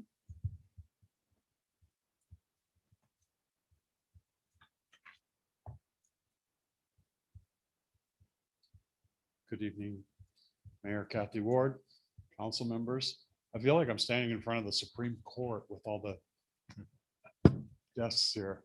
A couple things. First of all, we touched on Amazon. If you're curious how big that looks, drive over to Ontario and look at their mega. They had to put 2 stoplights in there to let their trucks out. It's huge. You can drive a mile and it's just roll up doors all the way across. But I'm here really to talk about something that's not going to make me favorable in town with a lot of people.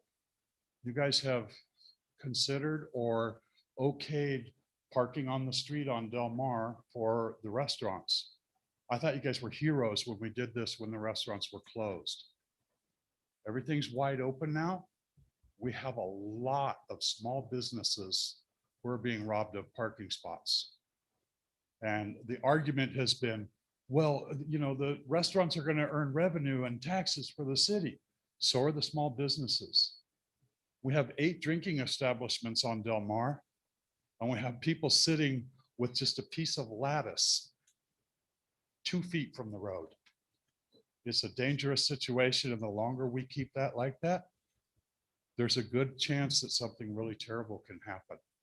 I love all our restaurants. I stay here. I applaud everything that the town is doing to try and keep everybody afloat. But I think we're forgetting about the small shops, the dress shops, you know, the little sandwich shops, these things that don't get extra parking. When they set up their restaurants, they had exactly the amount of seating that they okayed to rent the place for.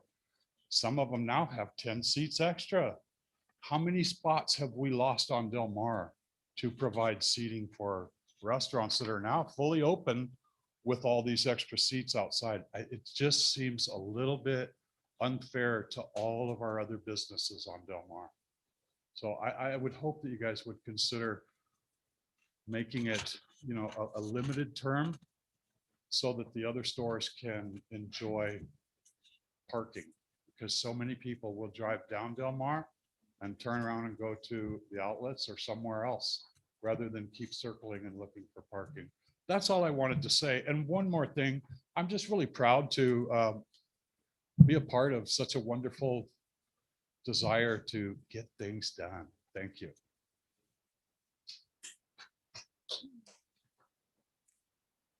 Susan Ambrose wanted to talk on item 12A, the ordinance adoption on the code changes, and she asked if she could do it at this time.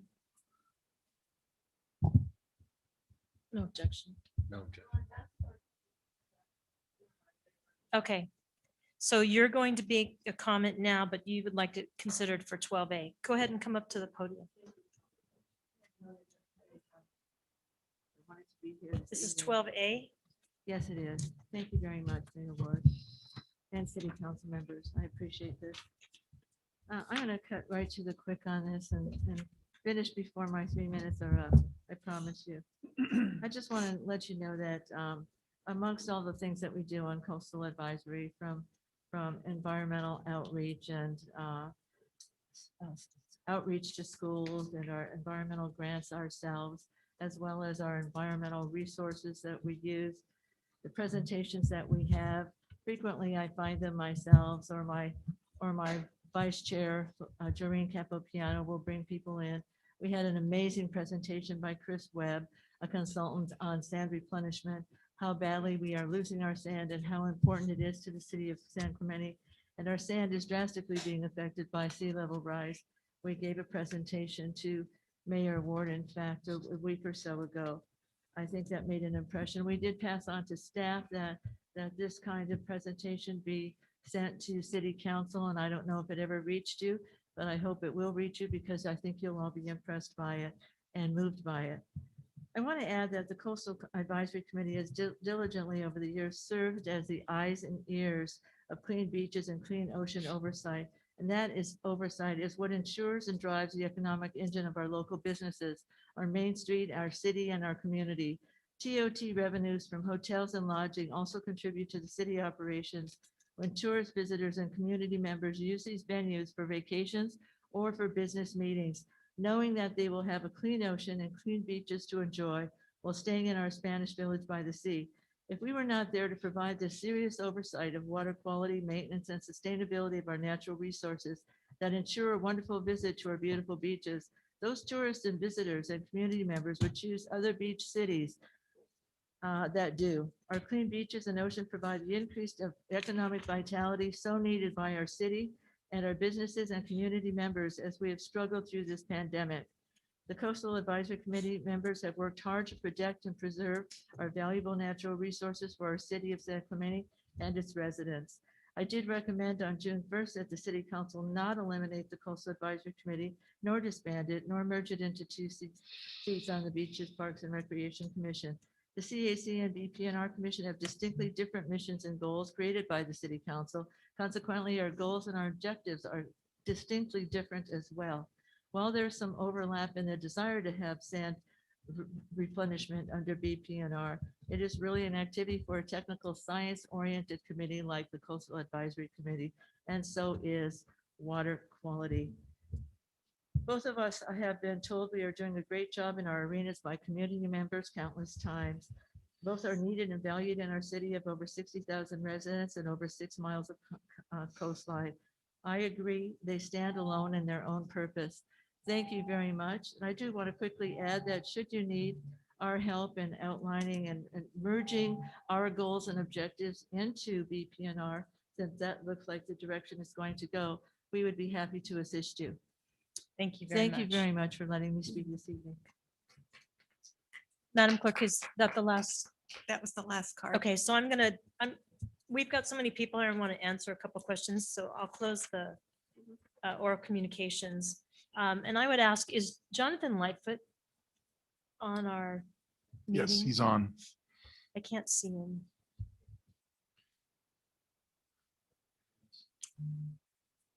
Jonathan. So we have a lot of people here tonight that are talking about the project up in Rancho San Clemente Business Park. And so I'd like you to give an update so that the public has the most recent information that we are able to give. Absolutely. Thank you, Mayor Ward, for the opportunity to give some explanation about standard city processes. I think that will be helpful for those in attendance. So a project, as several people have referenced, Project Summer was submitted into the Planning Division for review. And the standard process when any project comes in is to be evaluated by the Community Development Group, which includes reviewers from planning, building, and engineering. And the standard review process often is cyclical. So once that first application comes in from any private property owner in the city, whether that's a residential development that requires entitlements or commercial or industrial, those staff members will put together what often is a lengthy first response list that includes corrections or different ways that application is not meeting the current code standards or recommendations generally. And so the project that was submitted has received that first round of corrections. But I do want to touch on a couple of elements that I heard this evening just to correct those. Any discussions regarding entitlements or height is not going to be something that's an administrative review. That's not a staff level review. Staff does review all these projects and puts together a summary report, but that goes to a public hearing. And Planning Commission will be the hearing body that reviews the entitlements that are required for this specific project, which is a site plan permit and an architectural permit. That process is downline a little bit because, again, that cyclical review of technical details has to occur. I also heard reference to a parking study, and that is something that's also in process. So an initial review was done and staff gave comments or corrections of expanding the scope of that. And so that's something that is being worked on currently through that project. We are looking at having some additional public meetings before we get to the hearing process, because we are hearing from the community of the interest of the information regarding this project. So we're looking at scheduling those in mid to late July. And the study session will be a publicly noticed meeting, and anyone that's submitted an email already to the city will be notified of that meeting. So there'll definitely be opportunity for the public to learn more about the project, to learn how it may be different from other facilities that they're familiar with, et cetera, and to ask questions. So I think that's all that I have at this point, but I just wanted to share that there will be some opportunities for engagement with the public along the way. Yeah, I appreciate that. And the issue of a non-disclosure agreement, is that still in place? Sure, I can comment on that as well. Planning staff will on occasion receive requests for non-disclosure of certain elements of projects. In the past, for instance, I had received a request for a potential drive-through with a Pete's Coffee. That didn't come to fruition, but there's concern sometimes amongst developers about competition, et cetera. There was initially a non-disclosure agreement in place, and that was withdrawn within the last week. And so the applicant is still the developer, that's Greenlaw Partners. But they are looking at a tenant relationship with Amazon. So the community's already kind of suspected that was the tenant relationship, and that is the case. And that is, there is no, one clarification point on that. The non-disclosure piece does not prevent in any development proposals from details of developments coming forward to the community. And so we'll continue to provide information along the way with this specific project request. I will be available for receiving comments or questions, as will Stephanie Rojas, our senior planner, as that project progresses. Okay, I do have a question from Councilmember Noblock or comment. Jonathan, the traffic analysis is going forward presently, is that correct? It is correct. Thank you. Yes, go ahead. Speak this tonight saying this project around the crowd of C60. At least I can speak for myself. I heard about this project from a resident who emailed the city, so I had no knowledge of this either. So this wasn't a council, to my knowledge, of project or any insight until residents started writing us. So I'm not sure if the manager wants to comment and when this project was submitted, but to speak for myself, I didn't know about it either. So, City Manager, I believe I was briefed on that in the city manager briefings. Just initial comment, and that's how I learned about the non-disclosure agreement. But it wasn't any email or anything to the council. I believe it was through our briefings. That's correct. I would defer to Jonathan if he knows the submittal date of the application. I do not recall that date.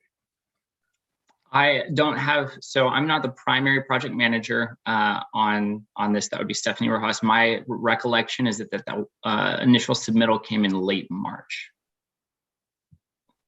Okay, well, I would just like to make the comment from what we heard today that the people of San Clemente, all developers in this city need to understand that they need to be open, honest, and everything has to go through a public process.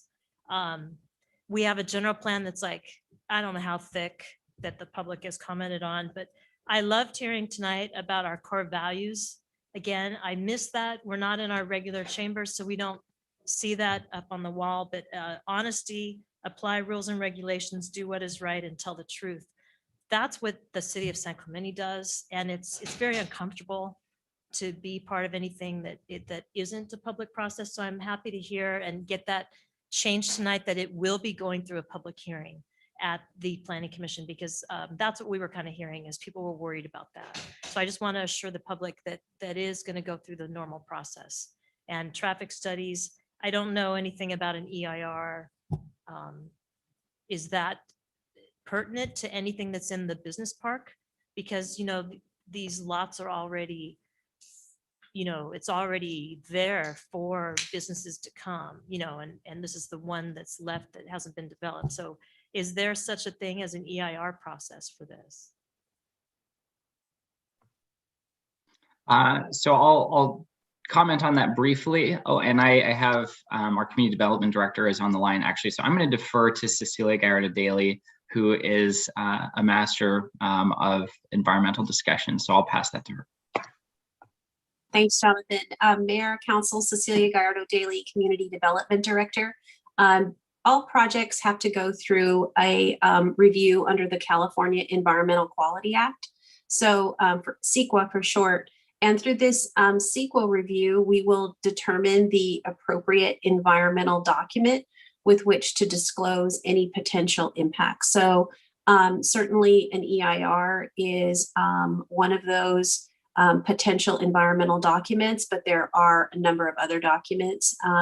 We have a pretty robust general plan environmental impact report that did analyze the build out of the business park and the build out of those vacant parcels. So we look at that document, but we also look at that against the baseline conditions on the property, which is no development. So we are working through the CEQA process, and will determine in close coordination with our city attorney the appropriate environmental document for this project. Okay, I think that's what I heard from the public. I don't have anything else, but just anyone that wants to be notified of the process in mid-July or late July, who do they send their email into? so that they get on a list?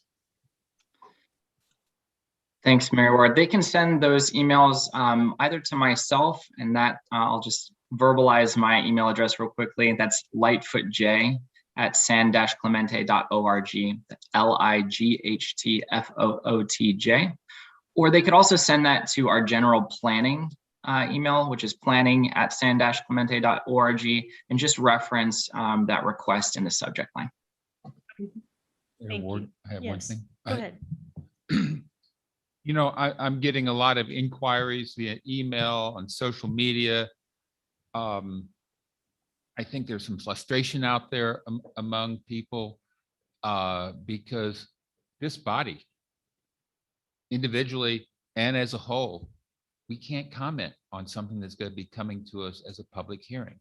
The same thing applies to the planning commissioners. We simply can't comment on it.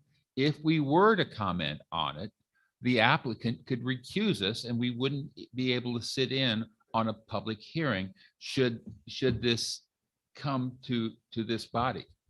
But it's going to go through the full process with the planning commission, and then if necessary, it may in fact come before us. We simply can't talk about it. I do have a question for Mr. Lightfoot, and that is, and I know the answer to this question, but I'm going to ask you anyway. The city at no time went out and solicited Amazon to come to San Clemente. Amazon came to us. Is that correct? That is correct, Mayor Pro Tem James. It's a privately owned parcel, and as with any privately owned property in the city, any private property owner is entitled to approach the city to request entitlements. That's all I have, except for the newspaper articles. And unfortunate, they use the shroud of secrecy. I think that was an unfortunate choice of words. The city had to respond in a certain way. I found out during city manager briefings as well, and I think I found out within a matter of days after the application. Just to reiterate, Mayor Ward, continue that on. This is how the normal process works. We don't find out about entitlement requests that go to the planning division right when they happen. We usually found out when it comes to us. So to just give everyone confidence, this process is tracking through the normal process, and eventually it could come before us. Point is well taken. We can't comment before that, but you'll all have a chance to participate in that at the appropriate time. And Mr. Lightfoot, I had asked you earlier this week to reach out to Heslin Properties. I don't want you to comment on tonight, but I just asked that you would do that, follow through on that request. Understood. Thank you. I see several people in the audience today. And then the last thing that was brought up tonight, and we have several committee members here, that the council, I believe a year or so ago, we added a homeless subcommittee to all our other committees. We added a public safety committee and things like that. And I think the council has found that we added probably maybe too many committees to do the same thing. And then we did not know that we would be bringing an in-house homeless outreach person in, and the council, I'm trying to remember what month that was brought in. Does anyone remember when that was suggested? In the spring? When we suggested having the in-house. The in-house. Wow. April, March. I think it was February, the March. beginning of the year. So it's something that we've contemplated for a while, and it's going to change some things. And I know this last year's been difficult with COVID. Committees didn't meet, not for a long time, even by Zoom, because everything was just so closed. And so this year, it's hard to judge anything by this past year. I think we just need a reset on what we're trying to do, and definitely with the homeless subcommittee. I know that people are disappointed, but we're moving it back into, I think, our human affairs where it was before we made a whole other subcommittee. I think we just did too many committees, and that did take a lot of staff time. So I just want to comment on that because we heard a lot about that tonight. And certainly the council, we've talked about changing our committees for quite a while. That's why we gave them all, I think, an extra year and gave them until August 1st or August 30th. I mean, we just extended these committees because in COVID, we really couldn't change anything. So, we're doing that now. If anyone was in on the planning commission interviews, we have all new planning commissioners except for Bart Crandall, who I believe is a 6-year member. So, we're retooling some things and we think it's going to be beneficial. So I just ask that you hang in there with us while we're doing that and figure out how things can work better and more streamlined. And if anyone thinks of any other comments that were addressed tonight, I can't think of any. I don't have any other ones written down. Okay, so before we go, let's see. After oral communications, I was going to ask before we do the motion to read in full of ordinances. We have someone on our tonight that is here that needs to go early, and the item is, let me find out what it is. I was going to see if we could move that up, and I just think we need to do that before we do the consent calendar. I would like to move up item L, which is a presentation by management partners to the first of the public hearings. I just need a second for Second. that. Okay, so there's a motion by Mayor Ward, second by Mayor Pro Tem to move item L to the first start of the public hearings right after the consent calendar. Councilmember Duncan, Aye. Councilmember Ferguson, Aye. Councilmember Noblock. Aye. And Mayor Pro Tem James. Aye. Mayor Ward. Aye. Carries 5-0. Okay, do we have a motion waiving in full all resolutions and ordinances? So move. Second. Motion by Mayor Pro Tem, second by Councilmember Noblock. Councilmember Duncan. Aye. Councilmember Ferguson, Aye. Councilmember Noblock, Aye.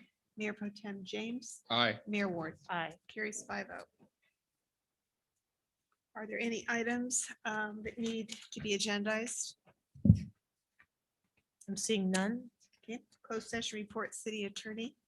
Thanks, Mayor and Council. From tonight's closed session, there was no reportable action, but from a prior meeting, there was closed session action taken that culminated in acceptance of that offer to the city's Employees Association. Specifically at the closed session on May 4th, 2021, the council voted to approve the terms of early retirement packages to offer to a select group of senior employees. That was sent to the Employees Association and approved for a presentation to that group. The motion to do that was made by Mayor Pro Tem James, seconded by Councilmember Duncan, passed 3-1 with Councilmember Noblock voting no and Councilmember Ferguson not in attendance. Thank you. All items listed on the consent calendar are considered to be routine and will be enacted by one motion without discussion unless council, staff, or the public request removal of an item for separate discussion and action. And I have not received any requests for removal. All right, council? Any items to pull? Is there a motion? I move to approve the consent calendar. Second. Second by Councilmember Duncan. Motion by Mayor Pro Tem to approve the consent calendar. Councilmember Duncan. Aye. Councilmember Ferguson. Aye. Councilmember Noblock. Aye. Mayor Pro Tem James. Aye. And Mayor Ward. Aye. It carries 5-0. So moving to 9L. That's a report from the city manager concerning an audit and assessment of legal bills conducted by management partners. Thank you, Madam Clerk. Mayor, members of the City Council. So just very briefly before I turn it over to management partners, if you recall, on September 1st, the City Council initiated and gave direction to staff to this process. It's important to note that the council designated 2 council members on a subcommittee comprised of the mayor and the Mayor Pro Tem to direct management partners on this assessment. And so as I've reported to the council members, there have been briefings with the subcommittee with management partners. The report from management partners is attached as part of the attachment to the staff report. And tonight we have Andy Belknap from management partners, and also Terry Cable. I don't know why I'm thinking Terry Steele. From management partners that will be doing a presentation and taking any questions that the council may have. And so with that, I'll turn it over to management partners. I think there's a PowerPoint that they want to share as well that we can bring up, please. Thank you. Thank you, Mr. Sund. I'm Andy Belknap with Management Partners, Mayor and members of the City Council. We appreciate the opportunity to present our report tonight. We have a brief PowerPoint to go over with you, and if it's okay, we'll start that presently. So we were retained by the city to conduct an independent third-party evaluation of your legal services agreement with Best and Krieger, which I will present with my colleague, Terry Cable from Management Partner, and we'll use BBK as an abbreviation for Best and Krieger. So Terry, or could we have the next slide, please? Actually, their IT is running the slide. There you go. Okay, all righty. Well, that's fine. Here is a high-level overview of what we found with this analysis. The legal services agreement seems to be working well, reasonably well for both the city and BBK. It was interesting to learn that the city has evolved a number of what we would call best management practices in terms of managing legal services over the last several years with assistance from BBK. For example, you do review upcoming litigation and adoption of a legal budget in public, which is not typical, but a good practice. You have the city has an excellent system for the internal review of legal invoices. They are reviewed actually in two ways: by the subject matter experts that actually requested the assistance in the departments, and by the finance department for compliance with the legal services agreement. And finally, BBK provides an excellent summary and annual recap of legal activities that serves as a basis for improving how you manage legal services on an ongoing basis. So we wanted to point those out. We wanted to point out that your legal fees are not insignificant at all, but they are generally in line with what we saw in similar jurisdictions. We recommend that BBK should consider the greater utilization of non-attorney staff, specifically paralegal work staff, to help control costs. And we did a review of BBK's invoicing and found that in terms of completeness and accuracy, it was satisfactory. Could we have the next slide, please? So just for background information, BBK has been with the city for a little over 6 years now. The agreement has been modified significantly in 2018 with a revised retainer agreement, which is actually one of the more complex and I think thoughtful retainer agreements that we saw in looking at the other cities. The city council also, I think, engaged in a best practice by authorizing this independent review of the services provided. We would note that BBK is not your only legal service provider, but it is the predominant provider. And next slide, please. So in terms of our approach, we did this independent evaluation mainly by reviewing records and doing targeted interviews, and as Eric mentioned, working with a city council subcommittee. And these are the sort of the steps we took in that analysis. I would note that BBK was cooperative with us as was the city was very cooperative. BBK was also cooperative as we completed this independent review. Next slide.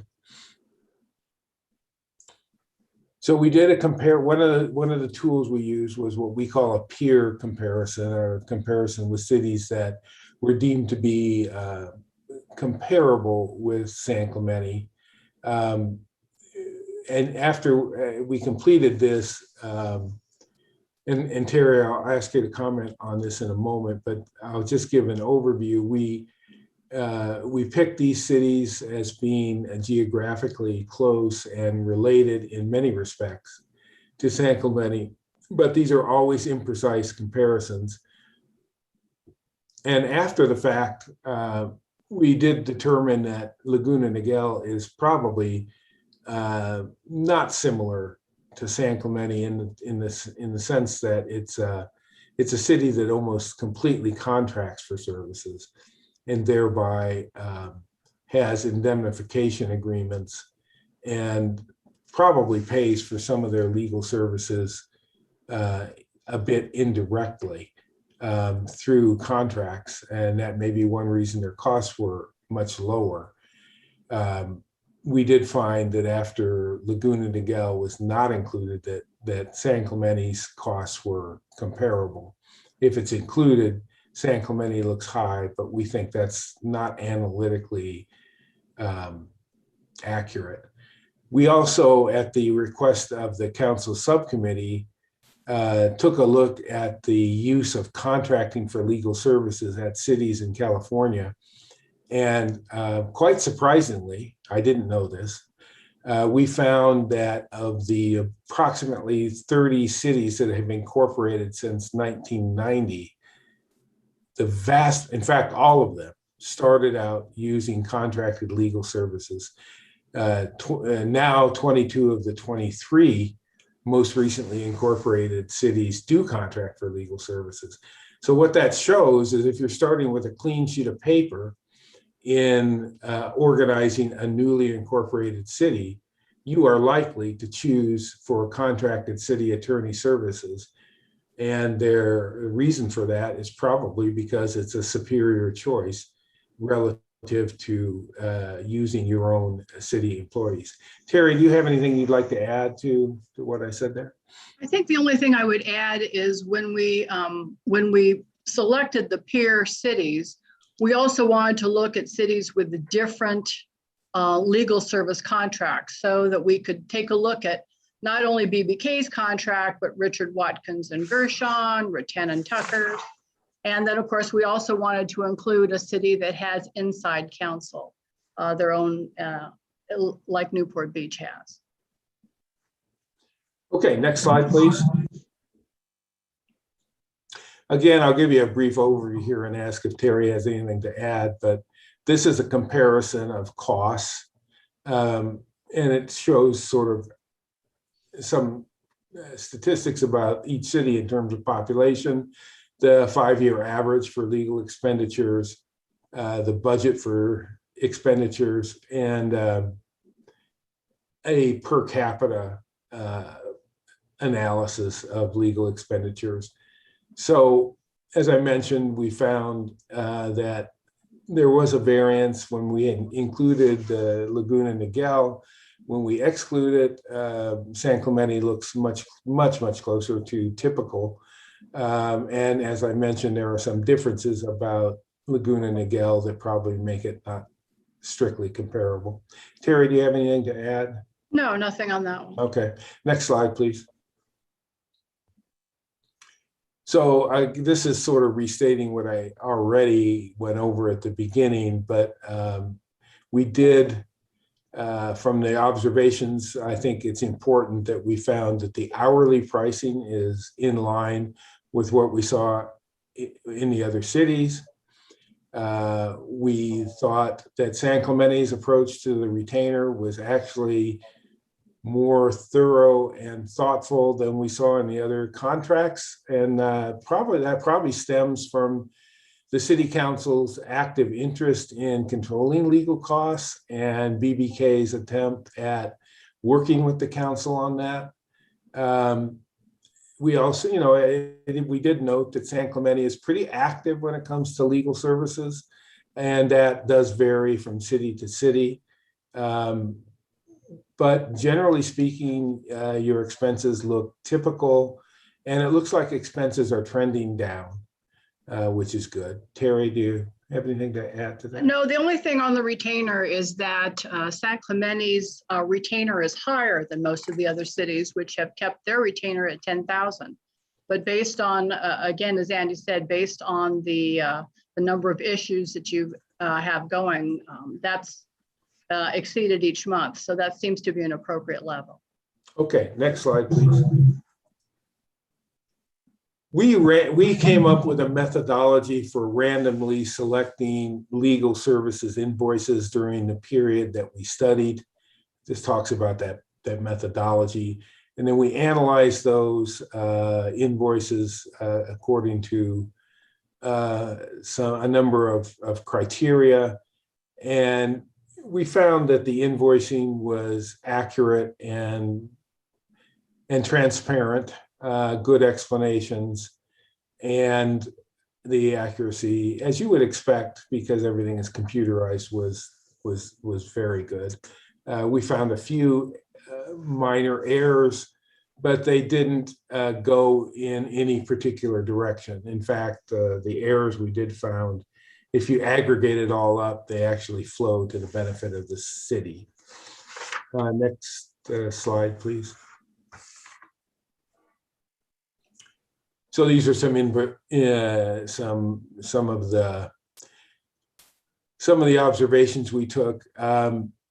This is where, from reviewing the invoices, we did identify the fact that we think that BBK's use of paraprofessionals may be low relative to what we could find on this from the American Bar Association, and so we think that further attention should be made to using non-attorneys for some legal work where it's appropriate to do so. And it was gratifying that BBK accepted this. They were not, and they said that they would work to implement this. Terry, did you have anything to add? Yeah, another key finding was that the legal and professional services that were billed through BBK were not very well documented.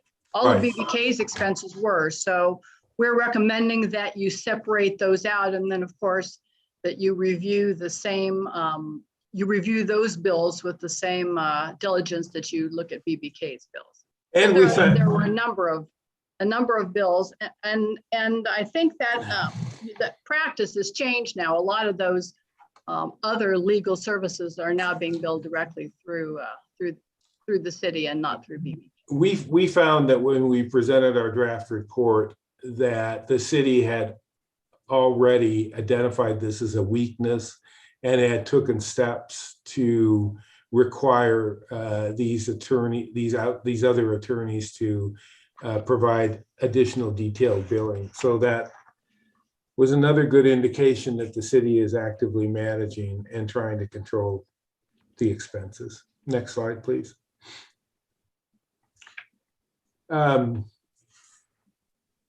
There were some other areas where we thought that both progress had been made and additional progress can be made. The addition of some further agreement specifics regarding staff report review has paid some good dividends, and that but we did think that consideration of leveling the hourly rate for all the non-attorney personnel would be something to consider, which would save some money. And we also thought that further attention could be made to the Public Records Act requests in terms of how those are handled. Terry, do you want to touch on this? No, those are essentially the observations. But we think that this money can be saved in several ways. These are probably relatively minor. We think that the additional paralegal assistance could save, I wouldn't say earth-shaking amounts of money, but some some funding. Next slide, please. To sort of begin to wrap this up, we did observe best practices in San Clemente that we would readily recommend to other cities that we work with. And frankly, most municipalities are not as far along in terms of trying to actively manage these costs as San Clemente is. Next slide, please. And our recommendations, which we've covered as we've gone through this, are fairly straightforward. But the the review of other legal service providers, a la what BBK is doing, would be a way of spreading your best practice management to other legal service providers. We've talked about the use of additional non-attorney staffing, paralegal services. We've talked about requiring the same level of transparency for other professional service providers as with BBK. And we mentioned the staff reports, and there's still some progress that can be made there. And I think, next slide, please. This kind of wraps up our recommendations. The only real amendment to the legal agreement that you might want to consider is that leveling of the standard hourly rate for non-attorneys. There also could be some work done on the PRA work and the exploration of lower hourly fees for less experienced attorneys. But I think the biggest recommendation is to try to get some of this work done by non-attorneys supervised by the attorneys at BBK. And the city attorney was open to that, and he can speak for himself on it, but he was definitely open to that. Terry, anything to add before we close this out? No, nothing to add. Okay, thank you very much for the opportunity to do this analysis. And as Eric noted, the full memorandum, which runs to a little over 20 pages, is included with your agenda. So thank you for the opportunity to present this. We'd be happy to respond to any questions that you might have. Let me see if any specific questions. I have comments, but it's time. Okay, hold on. I don't see any questions. Okay, go ahead, Councilmember Noble. Were there any attorneys on your review staff? We have an attorney that works with us on this, and we had access to her, but we really didn't use her much because we weren't trying. Our assignment really wasn't so much to assess the quality of the legal work as the agreement terms and the administration of the agreement. We also we've worked with over 300 municipalities in California, so we understand how legal services are provided. We didn't really get into a lot of legal issues with this review. Well, Madam Mayor, I would just say my concern is that this review was done by non-lawyers. We didn't ask for a management report. We asked for, and then as I understand, I wasn't on the council at the time, but we asked for a fees audit, and the legal fees were not audited. The calculations appear to be made at a number of hours times hourly rate, same, but that tells you nothing about the rate. So I'm concerned about that. I'm also concerned that we asked for an audit of our legal fees, and almost half the report dealt with other jurisdictions, which to me is irrelevant. It's nice to know what others have charged, but that says nothing about the quality of our fees. That's a concern. I don't know how this firm was selected because this firm isn't known for auditing legal fees. There are a lot of law firm, legal fee organizations that specialize in legal fee audits. And I don't feel like we got that with this report. City Manager, can you talk about the RFP and what we asked for? So, yes, Mayor, when the council initiated the want of looking at legal services and the fee structure, et cetera, staff came back to the council and provided 3 recommendations of vendors, consultants who provided this type of service. Memory serves me correct, we had management partners, we had RLM, I believe, and then we had Deloitte Touche. Those firms were presented to the subcommittee. Deloitte had a legal review division, but had not been staffed for a couple of years, so they bowed out, if you will.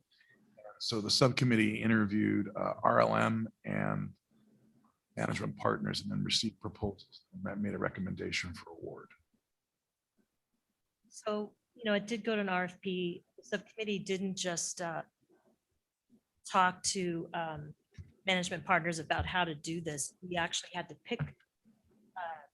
look over at the RFPs, but it came back to the council. And we determined that management partner had the best grasp on how city departments work and how legal services work. And that's what we asked for. I mean, they went through a detailed review of our invoices and made sure that everything is going along with the contract that we have with BPA and our engagement, as you know, with them. And they checked over certain invoices and found that, whether the accuracy was there or not, but one of the reasons why we compared it to other cities is we wanted to see if we were in line. That was important. And we did this mostly for the public and for some of the council, because there's a lot of criticism that our legal bills are high and they're inappropriately high. And we even hear so much that our legal services are gouging the city, things like that, that trying to blame our city attorney for our legal fees when it's in fact the action of the council to whether we have these legal, we take on these legal. Well, I'm not fights. concerned about any allegations that have been made about BBK services. Well, that's why we did my it. experience has been that their service has been fine, but that's not my point. My point is there were no lawyers involved in this review. This firm is not a legal fees audit firm, nor is Deloitte Touche. They're an accounting firm. Mhm. There are firms that specialize in this. It's like asking a dentist, when you have pay $1,000 for a crown and you've got 15 crowns, and you ask, is $1,000 right, or is it $850, or is it $650? Someone that doesn't know about how long it takes to do a crown or what the materials are that go into it has no idea whether 1,000 is appropriate or 1,200. And if you ask that Deloitte Touche to review those dental bills, they're going to say, yep, one crown, $1,000, you build $1,000, everything's okay. We didn't get a legal fees audit. That's my comment.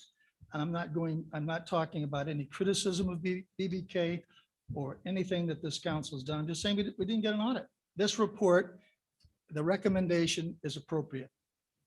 Receive and file. That's what this is good for. They made a couple of suggestions which are so obvious, so plain, anyone could have come up with them. Use more paralegals, perhaps blended rate, which has problems in itself.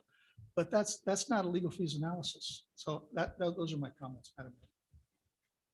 Mr. Belknap, can you opine on your qualifications to audit our legal bills?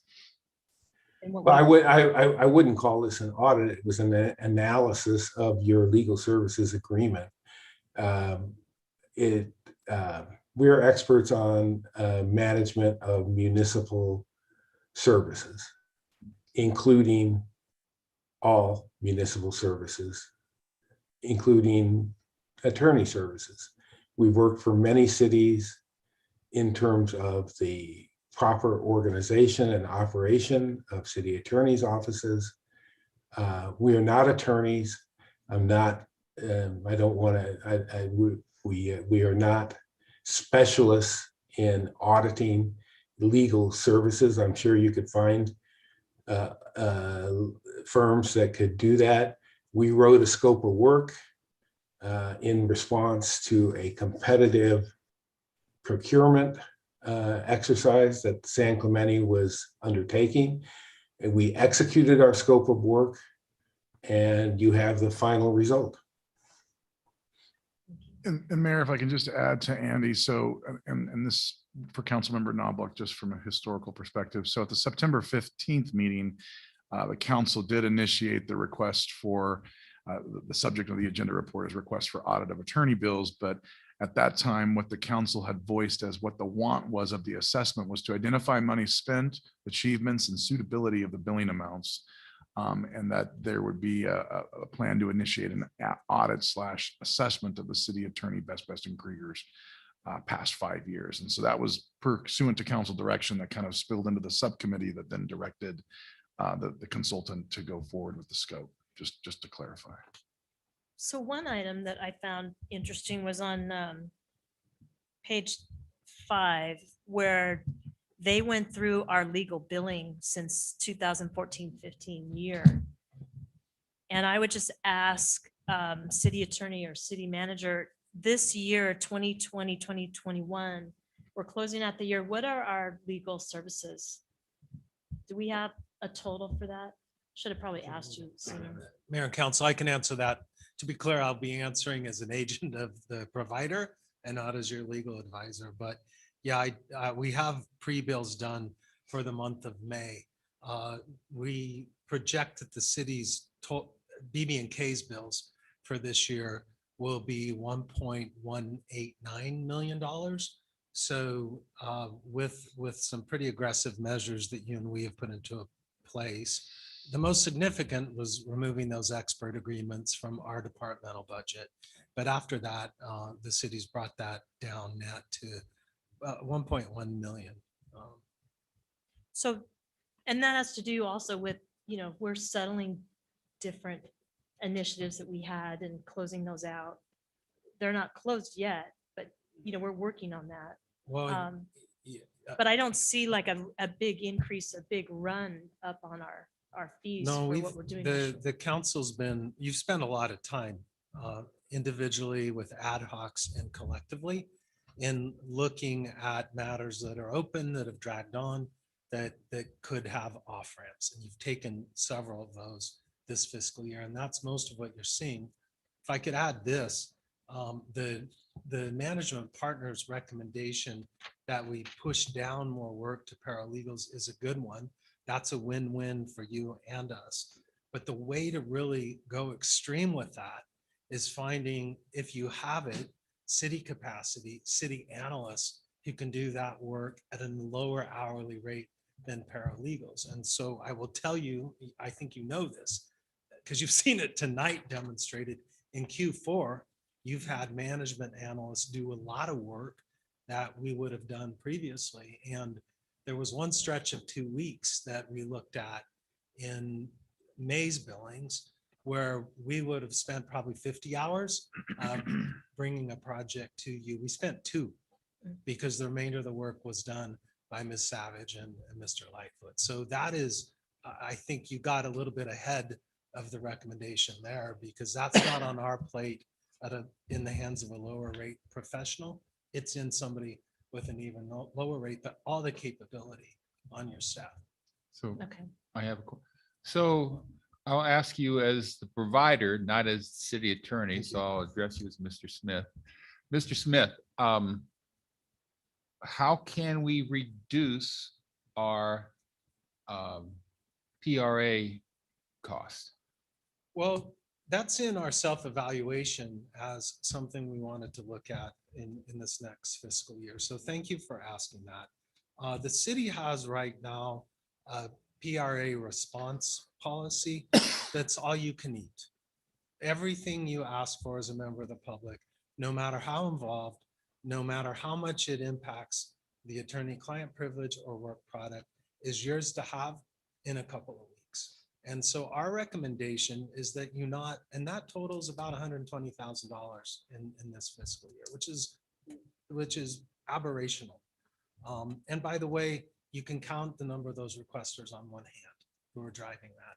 So our recommendation is that you provide diligent response if records are easily available. If they don't involve redaction for legal privilege, that you provide those immediately. But for people who have that level of demand, you allocate so many hours at city expense each month and tell them you'll get to them as you can afford.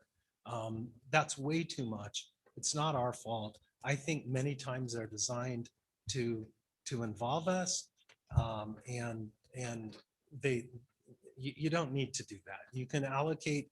You don't have to give Public Records Act responses priority over law enforcement responses, and that's what you're doing right now by having an unlimited ability to tax city staff and our contract to provide those responses. So if it were not for excessive PRA requests, our total bill for the year would be projected right at $1 million. Yeah, that's about right. So I'm glad you asked that question because I had the same question when we're talking about paralegals or staff.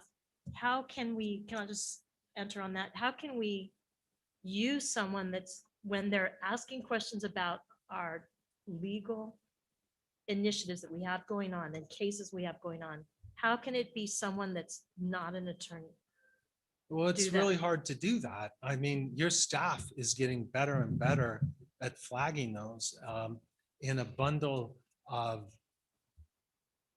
maybe hundreds of hits, they'll isolate and correctly so those that need attention by us, and they'll number 10 or 15.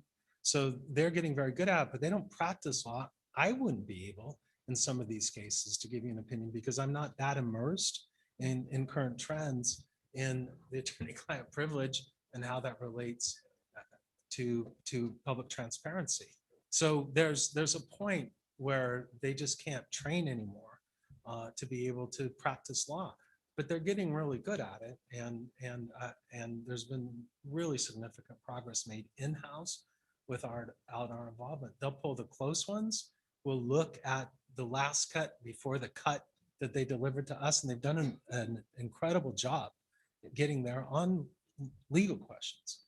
You know, one other thing, and I know the answer to this, city attorney, but since we've had our fight with the TCA, how much has BB&K invested in that fight year to date? Well, that was my one critique of the report. It's 1.6 million that the city hasn't paid for in that fight. And so when you comb that through the average outlay or the average rate, I think you come out much lower on the totem pole. What about all the non-litigation we see on all of the warrant registers? Have you totaled the non-litigation? With regard to TCA, Yeah, we see that on all. I don't have that in front of me, but that is a carve out from our retainer that the city pays for. Because we pay for you for that. But it's not Absolutely. anywhere near $1.6 million. Right. Well, I used to be an employee here. We used to do all of the public records requests in-house with the staff, and sometime I assisted as well. So we didn't have this separate line item in the contract where it was $5,000 a month. And I know in tonight's warrant register, it's 16,000 because over 11,000 was what you called overages. So there's no reason we shouldn't be doing that in-house. I know we're the only client of BBK that has that in the contract. I work for another city and it's the same size as San Clemente, and there's 3 people in the city clerk's office and they're all done in-house, public records requests. They're done in-house. And if there's questions, they'll ask the city attorney, just like the old days here. So it really adds up. Like I think you said it was $120,000. We don't need to be paying that. And our staff's quite capable to do that. I know Ms. Bade's been here for about 33 years and she's done that for all those years. Anyways, Mr. Smith, I can you digress. just opine on that for me? So respond to that. Well, the for my volume here benefit. is, the volume here of requests involving attorney-client communication is exponentially beyond our second place client. That may have changed over the course of the years if Ms. Bade and her staff are comfortable reviewing those records, I'm all for it. And we're happy to train. They work really closely with the paralegals in our records department, and I think over time. But I just want to be clear that the requests here that implicate attorney-client communication are way beyond the average. I hope that could go down. When we renegotiated our retainer in 2018, we were willing to put a flat fee PRA component in that. But when you price the risk of that as a provider, the city manager was not willing to go for it. The hope was that we could push that down. If there are records that staff can get through without our involvement that don't involve attorney work product, bring it on. Let's get those out, and please don't call us about those. But what I'd like to do is have you budget the remainder. So as you indicate, Councilmember Ferguson, it's just not wide open on our part or the requesters. I'm all for And it. Mayor, I'll chime in a little bit to Scott. And so I appreciate Councilmember Ferguson's point of historically PRAs, but I can tell you, being 8 years as an employee here, echoing Scott, the dynamics of the public records request have changed significantly over the last 5 years. And as they relate to potential pre-litigation, the city has always taken the position of being protective of that to ensure that we're not exposing ourselves to additional liability. We have one employee in the city clerk's office that manages the public records request in addition to other legislative duties. I know that she reports to Laura and then in turn Joanne, but I know that Joanne and Laura will get involved in public records requests, but at a minimal level because it's handled primarily by that staffer.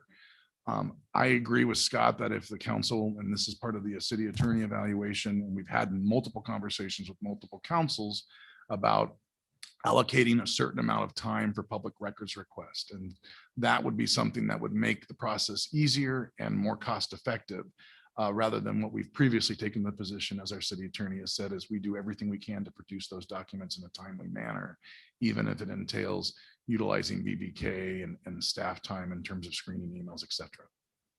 Well, I certainly understand attorney-client privileged and work product, and unfortunately, people are asking for that. I think that's just the nature of where we are and fighting the toll road for the last 6 years. I think that's just kind of where we are. It's too bad. It's a lot of money, but I would ask, and I haven't asked this before, but can you give not tonight, but can you get back to the council, because it involves PRAs? I'd like to know names of our main PRA requesters and what actions they have filed against the city, if they've been part of any legal actions against the city. So Mayor Ward, with all due respect, so now you're going to call out citizens. No, I'm not going to call it. Yes, you are. You're asking for a list, and what are you going to publicize It's it? private. No, I'm not. Because you It's for don't like me. people asking for public information from their city. And so what, is that going to deter other people from asking for the city to be I don't think transparent and this get group that I'm documents? talking about, it's going to deter, but I would like to know, I So didn't ask that question before. I would just like to know who the main people are, but not tonight, just privately. If does any other council member like to know, I would like to know the names. Just to know who I'm talking to. It's like McCarthyism. Yeah, I doubt. Okay, well, when you're ready, I have my comments, so let me know when if you're ready. Yeah, I just wanted to make sure that, do we still need, well, let me have management partners stay on until we get to the end, because I might need some information from them. So go Yeah. ahead, Councilmember first. All right, I'm ready. To echo the comments of Councilmember Knobloch in terms of having a legal expert on this, which didn't happen, that's critical in a legal fee audit. The agenda report and the proposal submitted was for a legal fee audit. We didn't get that tonight. So we did have a legal fee auditor who's an expert, has a business in town. Brad Malama did write the city council, did a 30-page analysis of this report. I'm not going to read that tonight, but I'm going to read a follow-up paragraph that he sent to us yesterday. As someone who is considered one of the top experts in the nation on legal fee auditing. And I appreciate a volunteer giving his input to us, but he said Point of order. council members. Point of order. City manager. hold on, Point of order. Just one moment. Point of order. You can't just say one of the leading experts. Who has That's that- true. who is designated leading expert. Okay, you can strike that if you'd like. I would like that. Thank Just keep you. your comments So yes, accurate for the council. oh, okay, please. absolutely. Thank you. Yesterday I sent each of you an analysis of management partners, supposed legal fee audit of BBK and 6 other law firms at a cost of $34,500. As many of you know, I audited legal bills and testified regarding legal fees. Bottom line, management partners report is not a legal fee audit. The management partners report does not evaluate BB&K or any other law firm's legal bills for compliance with guidelines or reasonable and necessary fees and expenses. I will not be attending the council meeting, but thought it might be helpful if I set forth a few relevant questions that council can ask. Once the answers are provided by staff, City Attorney Scott Smith, and management partners, the city could consider options such as demanding management partners provides a supplemental report that includes a qualified legal fee audit, or 2, have management partners return any payments and then walk away from the contract with both parties' approval. And that's the paragraph. I'm not reading all of the questions he had tonight. Everybody had a chance to see them, and Yes, we hopefully, did. hopefully those of you who have answers can respond. But I found it very concerning that at the end of this analysis, it ended up being an analysis, not an audit, but that there was no recommendation for even looking after 7.5 years with BBK to see analysis, a comparison of what an in-house legal counsel could have done for us in terms of money and efficiencies and expertise. So we didn't get to see that. And also looking at a request for proposal to see just what we might be able to get for our money, more bang for our buck. After 5 years, these days, it's quite common and more so than not in just about every industry, including government, to after 5 years, do an RFP for that purpose, just so you make sure that you're doing the best with your money that you have. So we're not able to do that according to this because it's a receive and file, which is very concerning to me. But I do know for a fact, having worked here before, our legal bills averaged about $675,000 a year. And they have gone up exponentially because $11 to $12 million in 7.5 years, well, you do the math. And then I'm quite concerned that not only did the $34,500 not deliver what was expected, but that the recommendation from staff in just a 1-paragraph agenda report for something that's such a high expense for the city basically says to receive and file the report of management partners for the audit of legal bills. But that recommendation doesn't even match what they did because it wasn't an audit of legal bills. And second, the report did not fulfill, as I said, the requirements hired to perform and no lawyer involved. And it really provided 0 results and status quo. And I just don't know the purpose of this. It didn't certainly didn't utilize the taxpayer dollars in the best way. And for us to end up with really little constructive recommendations for any change in any new direction. So thank you. Mr. Duncan. Yeah, I'd just like to round out the conversation. I think we've spent probably enough time on this, and I think the points are all well taken. It's my impression that, first of all, I was a little disappointed to see that there was not a lawyer on staff to do a legal analysis, but that wasn't the direction that the council subcommittee gave. It was to do the assessment that we got, which was primarily intended to see if we were getting the best type of legal services that fit for our city. And I think the report does give us that comfort. I don't think we need to go round and round anymore. We got the report that we asked for through the subcommittee.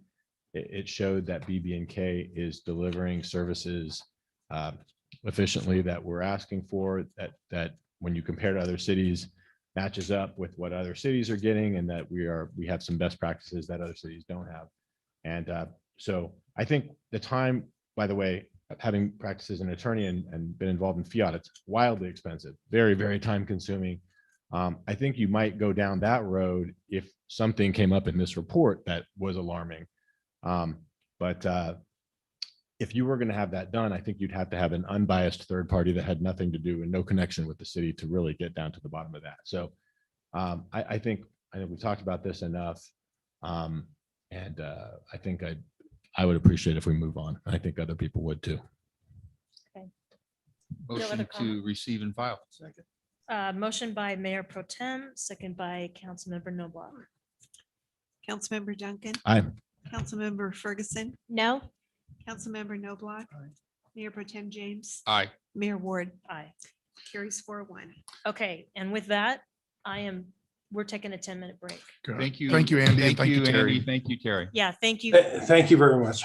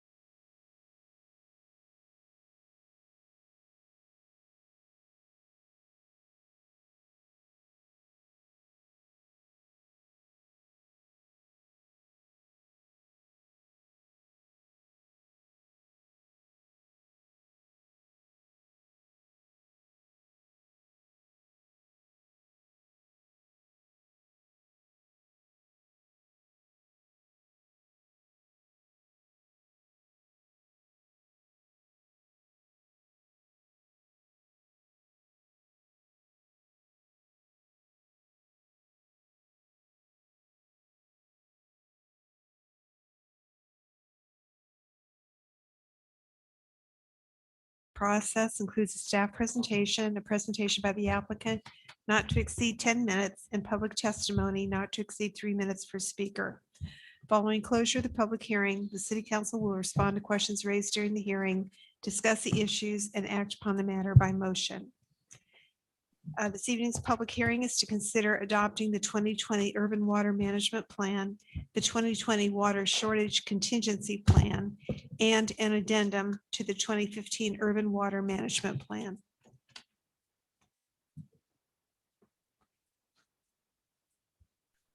Who's our staff Yeah, so member? Madam Clerk, Yeah.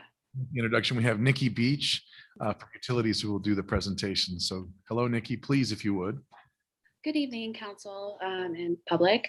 I'm here today to present to council and to the public the 2020 Urban Water Management Plan, the 2020 Water Shortage Contingency Plan, and the addendum to the 2015 Urban Water Management Plan for adoption by the council tonight. These documents are required by the California Water Code, and specifically the Urban Water Management Plan needs to be updated every 5 years. In this 2020 update, we found, as in past updates, that the city will be able to meet its water demands with available supplies. Next slide. Oh, I'm sorry, I didn't get the presentation started. Could we pull that up? There we go. Okay, now next slide. Perfect.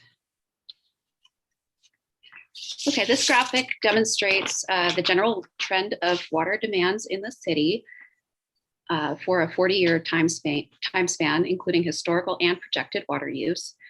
You'll notice that there are three types of water, three sources of water represented in this graphic. We primarily rely on imported water from the State Water Project, as well as the Colorado River, and we supplement that with a little bit of local groundwater, and also some recycled water that we've had some expansion through our recycled water program has really expanded over the past 5 years and will continue to expand going into the future. The general trend is downward for water use, although there is a little increase in the next 5 years that you might notice here on this graph. And that is purely because of a projected slight increase as we recover economically from the pandemic. Okay, next slide, please. Okay, and a rather important component of the 2020 Urban Water Management Plan is to demonstrate compliance with the 20% reduction in water use by 2020, and that is compared to 2010.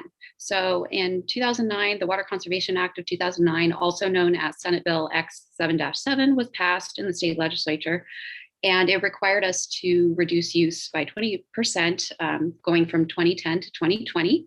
So our baseline in 2010 was 191 gallons per capita or per person per day. And our target, which is 20% less, is 153 gallons per capita per day. Our usage in 2020 was 124 gallons per capita per day. So we met that standard by quite some wiggle room in there. And we did it using a variety of conservation programs, including the significant drought that we experienced in the past 5 years. But that goes hand in hand with the efforts of our utilities department and customers to adopt a water conservation ordinance, to participate in water use efficiency device and turf removal rebates, which are actually still in effect, and to expand our recycled water system and encourage the use of recycled water for irrigation and plan for future expansions. Currently, about 50% of our irrigation is performed in the city service area, at least, with recycled water. So we're looking to expand even further from that milestone. And we also have done quite a bit of customer outreach, and we've really seen our customers come back and participate in these water saving efforts. So we're very grateful to the community coming through during, especially that last significant drought that we experienced. And that should conclude my presentation. So if you have any questions, if there are any questions from council, I'd be happy to entertain those. Thank you.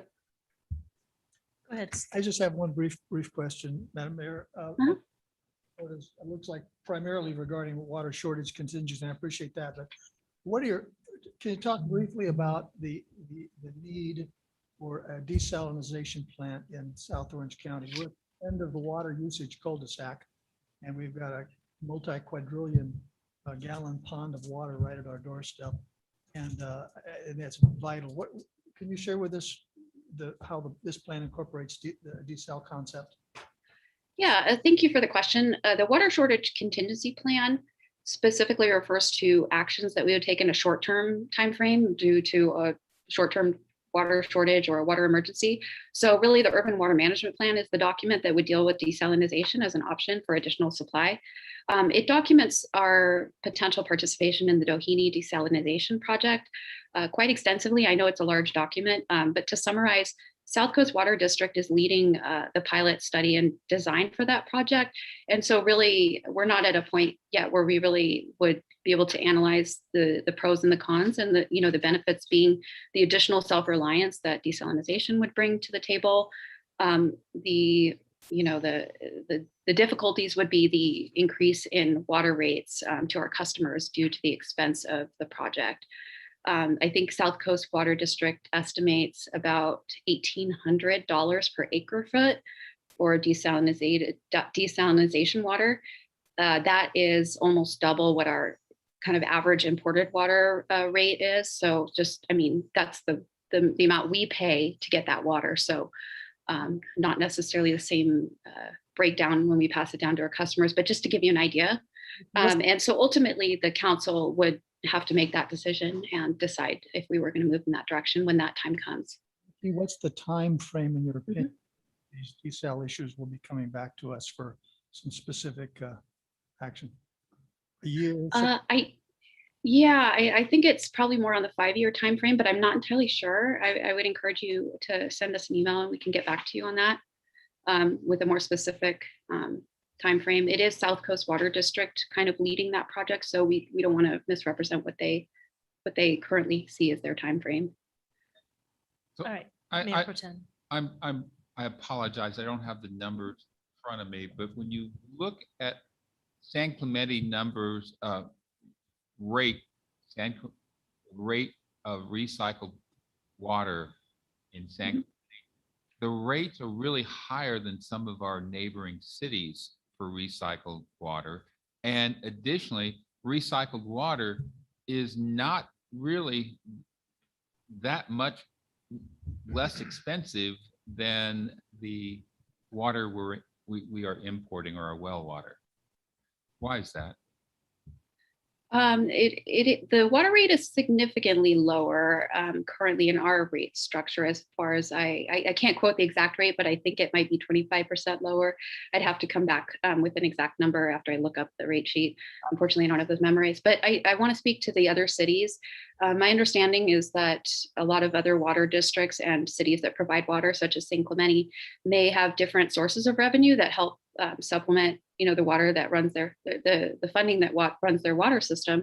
And some of them have special levies on property taxes. And this is not my area of expertise, but that's my understanding. And so it's sometimes not exactly comparing apples to apples when you just look at the water rate itself, because there are other charges that homeowners and property owners are paying to fund that water system. That's why I asked the question. Yeah. And it is 25% less for recycled water, because I worked it out. I just don't have the numbers in front of me. That does seem high to me. Maybe not. Just a comment. Any other questions before I open the public hearing? Just a point of clarification, Nikki. This does not include the service water from the Santa Maria Margarita Water District that goes for Talega, right? This is just the. Yeah. Okay. Yeah. So if I had a few more minutes, I'd get into the actual boundaries of our water service area, which excludes Talega, generally speaking, and the Santa Margarita Water District provided or serviced area of our city. So yeah, Santa Margarita Water District is going through this process as well, and it covers the Talega neighborhoods generally. Okay. Yeah. As a resident of Talega, I sort of noticed that, but yeah. Thank you. Thank you. So I'm going to open the public hearing. Madam Clerk, is there any public comments? No. All right, I'm going to close the public hearing. Would anyone like to read staff recommendation? I'll do it. Okay. Thank you. All right. I move that we adopt resolution number 21-21 entitled the Resolution of the City Council of the City of San Clemente, California, adopting the 2020 Urban Water Management Plan. And second, adopt resolution number 20-22 entitled "A Resolution of the City Council of the City of San Clemente, California, adopting the 2020 Water Shortage Contingency Plan." And three, adopt resolution number 21-23 entitled "A Resolution of the City Council of the City of San Clemente, California, adopting an addendum to the 2015 Urban Water Management Plan." Second. That's it. Seconded by Mayor Pro Tem James. Councilmember Duncan, Aye. Councilmember Ferguson, Aye. Councilmember Noblock, Aye. Mayor Pro Tem James, Aye. and Mayor Ward. Aye. Carries 5-0. The next public hearing, which was the solid waste collection rate adjustments due to consumer price index and landfill disposal cost increase, has been canceled and will be rescheduled and noticed at a later date. Right. Moving on to new business, warrant register and payroll register. Motion to approve warrant register and payroll register. Okay, there's a motion on the floor by Mayor Pro Tem James. Is there a second? Second. Second by Councilmember Duncan. Councilmember Duncan, Aye. Councilmember Ferguson, No? Councilmember Noblock, Mayor Pro Tem James, Aye. and Mayor Ward. Aye. Carries 4-1.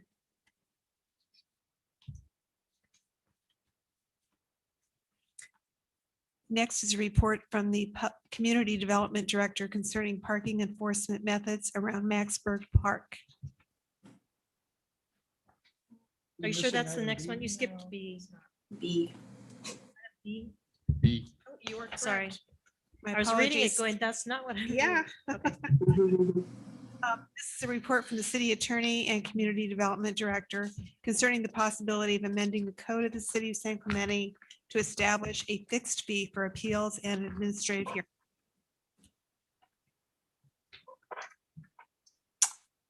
Thank you, Mayor and Council. Cecilia Gallardo Daly, Community Development Director. This item is coming to you at your request. And this before you is an ordinance amendment that would set a fixed fee for appeal hearings rather than a cost recoverable fee.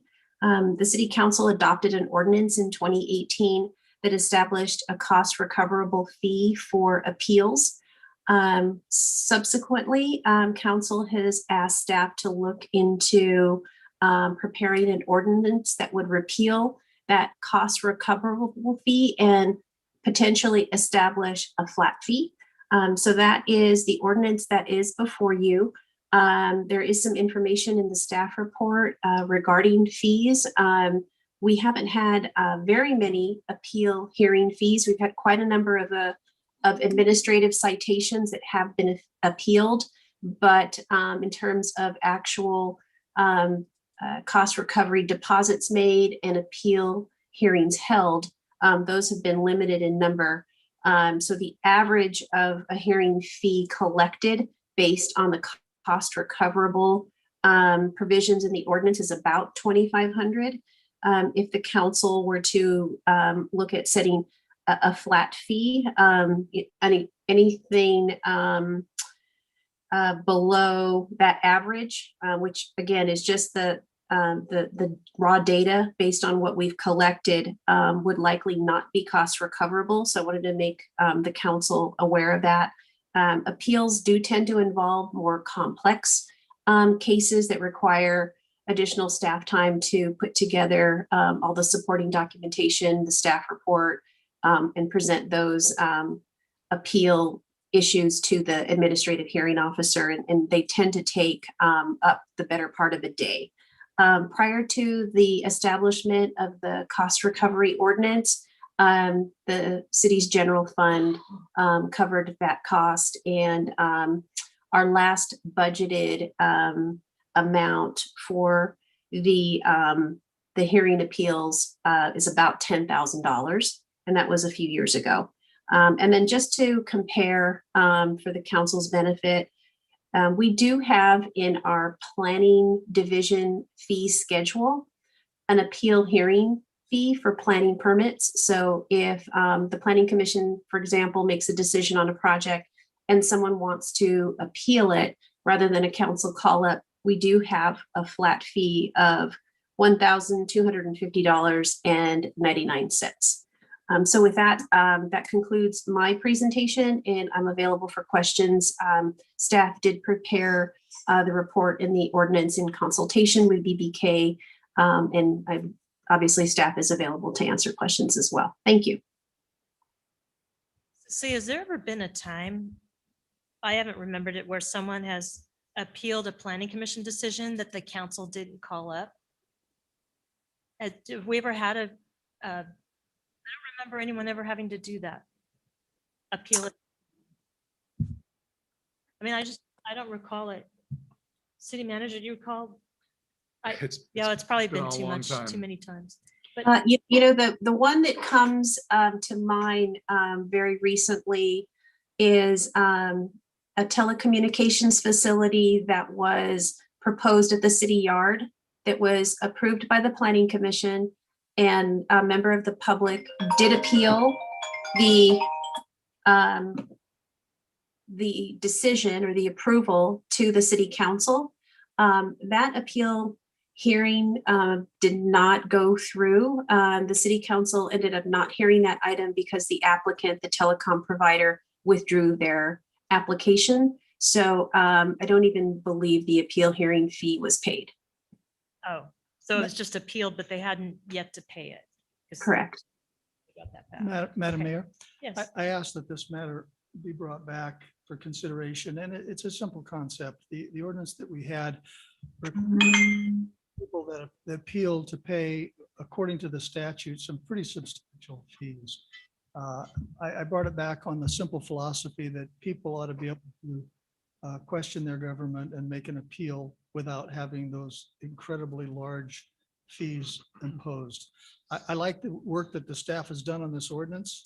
I'd like to make a motion that it be approved with a couple minor modifications, with the request that I think there may be an appetite for some fee for an appeal. I'm not sure how large that is, but I would ask that the staff analyze and make a recommendation on that issue and come back to have that fee, if one were to be imposed by this council at a later date, in a resolution form, which is what the amended ordinance authorizes. Okay, so that's a motion. Let me- I did want to make a motion with a couple of changes to Oh, the I thought actual you did the, ordinance. okay. When the time is right now, those were my comments. So if there's further, there's So no you want further to add, discussion, I'll make a motion.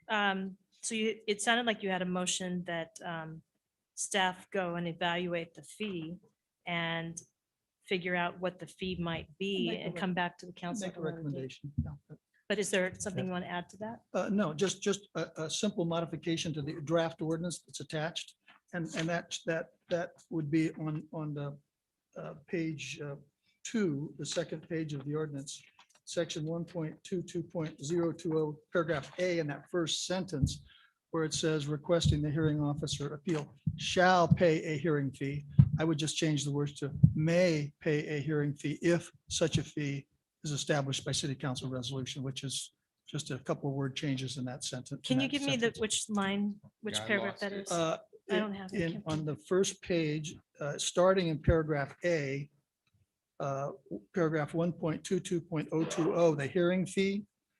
There's one sentence that's rather long, but it goes to the second page. And I would just recommend that that sentence be changed on the first line on the second page, 9B-4, where it says requesting the hearing or appeal, instead of shall, it just say may pay a fee. And then it says which, well, actually, the rest of the language is just fine. So it just change the shall to may. Okay, so let me ask staff a couple of questions.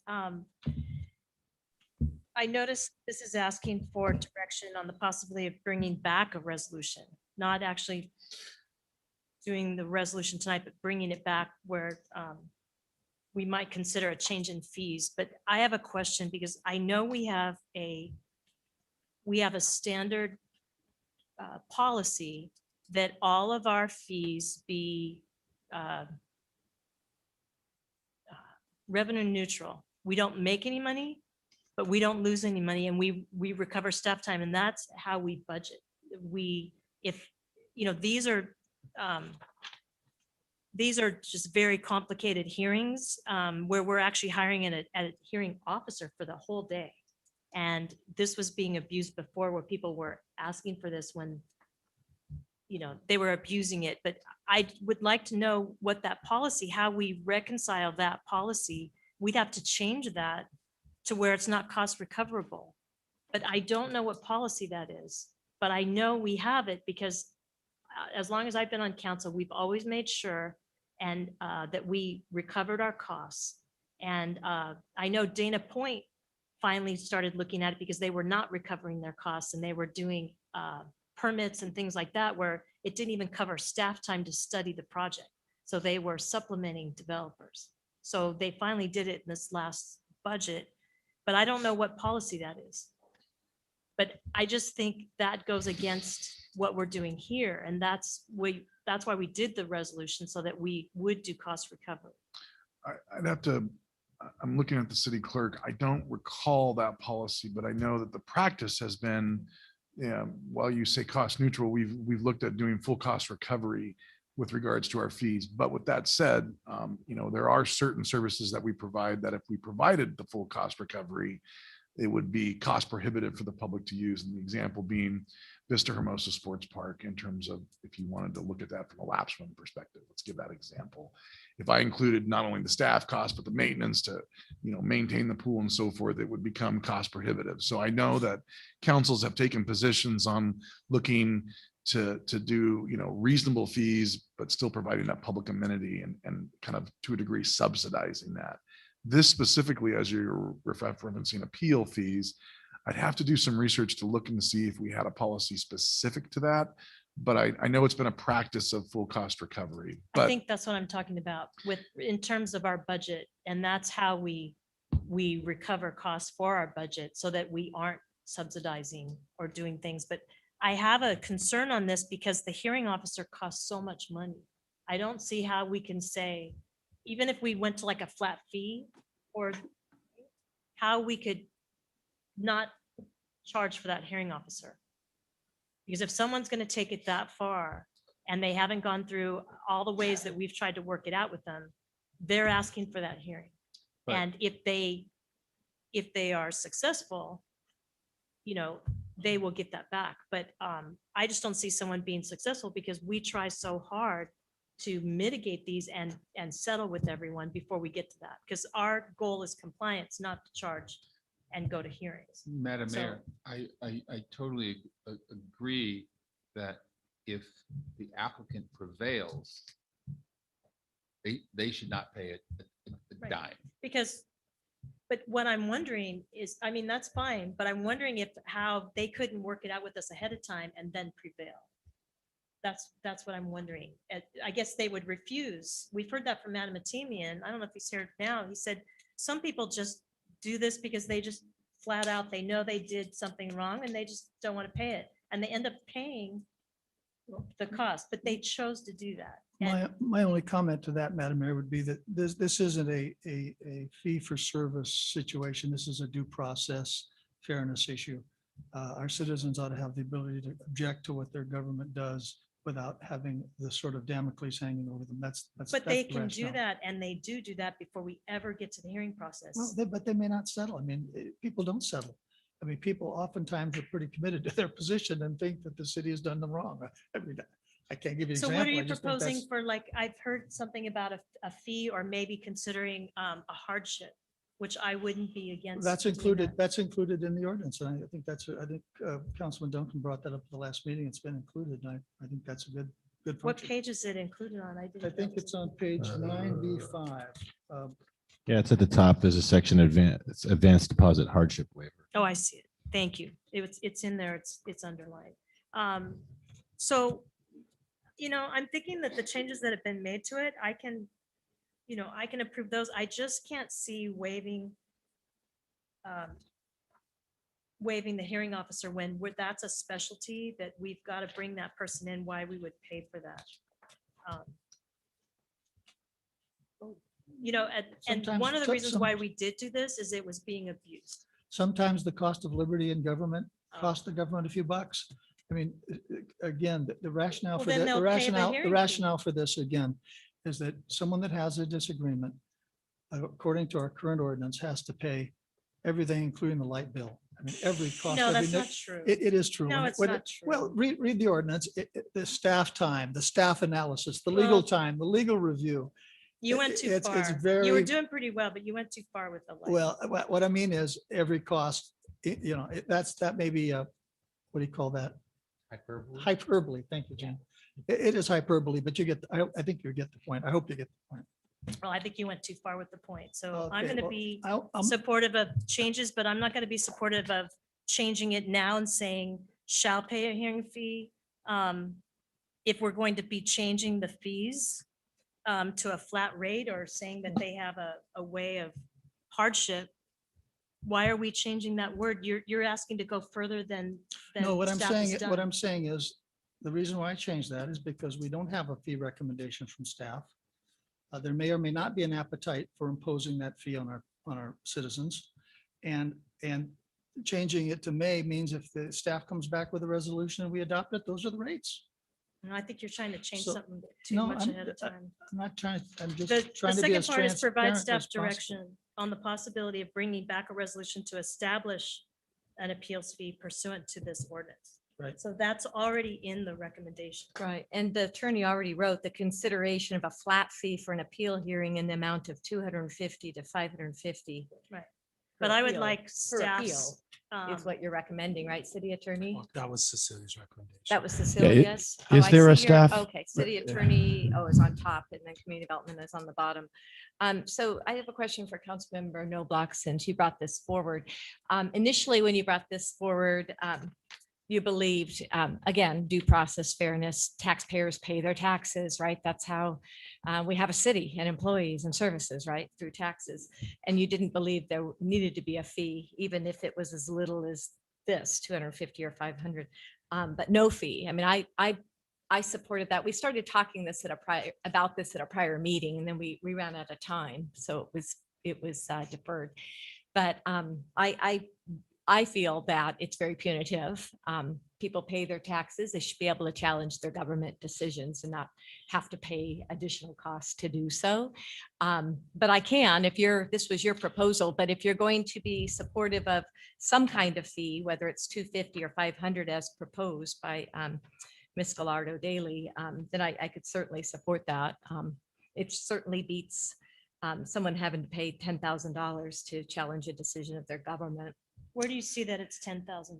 On page 9B2, says the last budget amount for hearings to cover costs of administrative. That's to hearing cover officer our was costs. That was years 10,000. ago. That was years ago. Doesn't say that. We need to fill those holes. So in these let's go reports past 'cause the they're last lacking.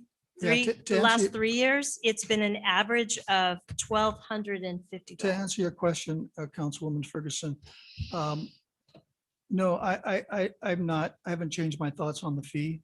I'm getting the sense that there may be an appetite for some sort of a fee. The council is going to have to look at that specifically. I don't think we need to do that tonight.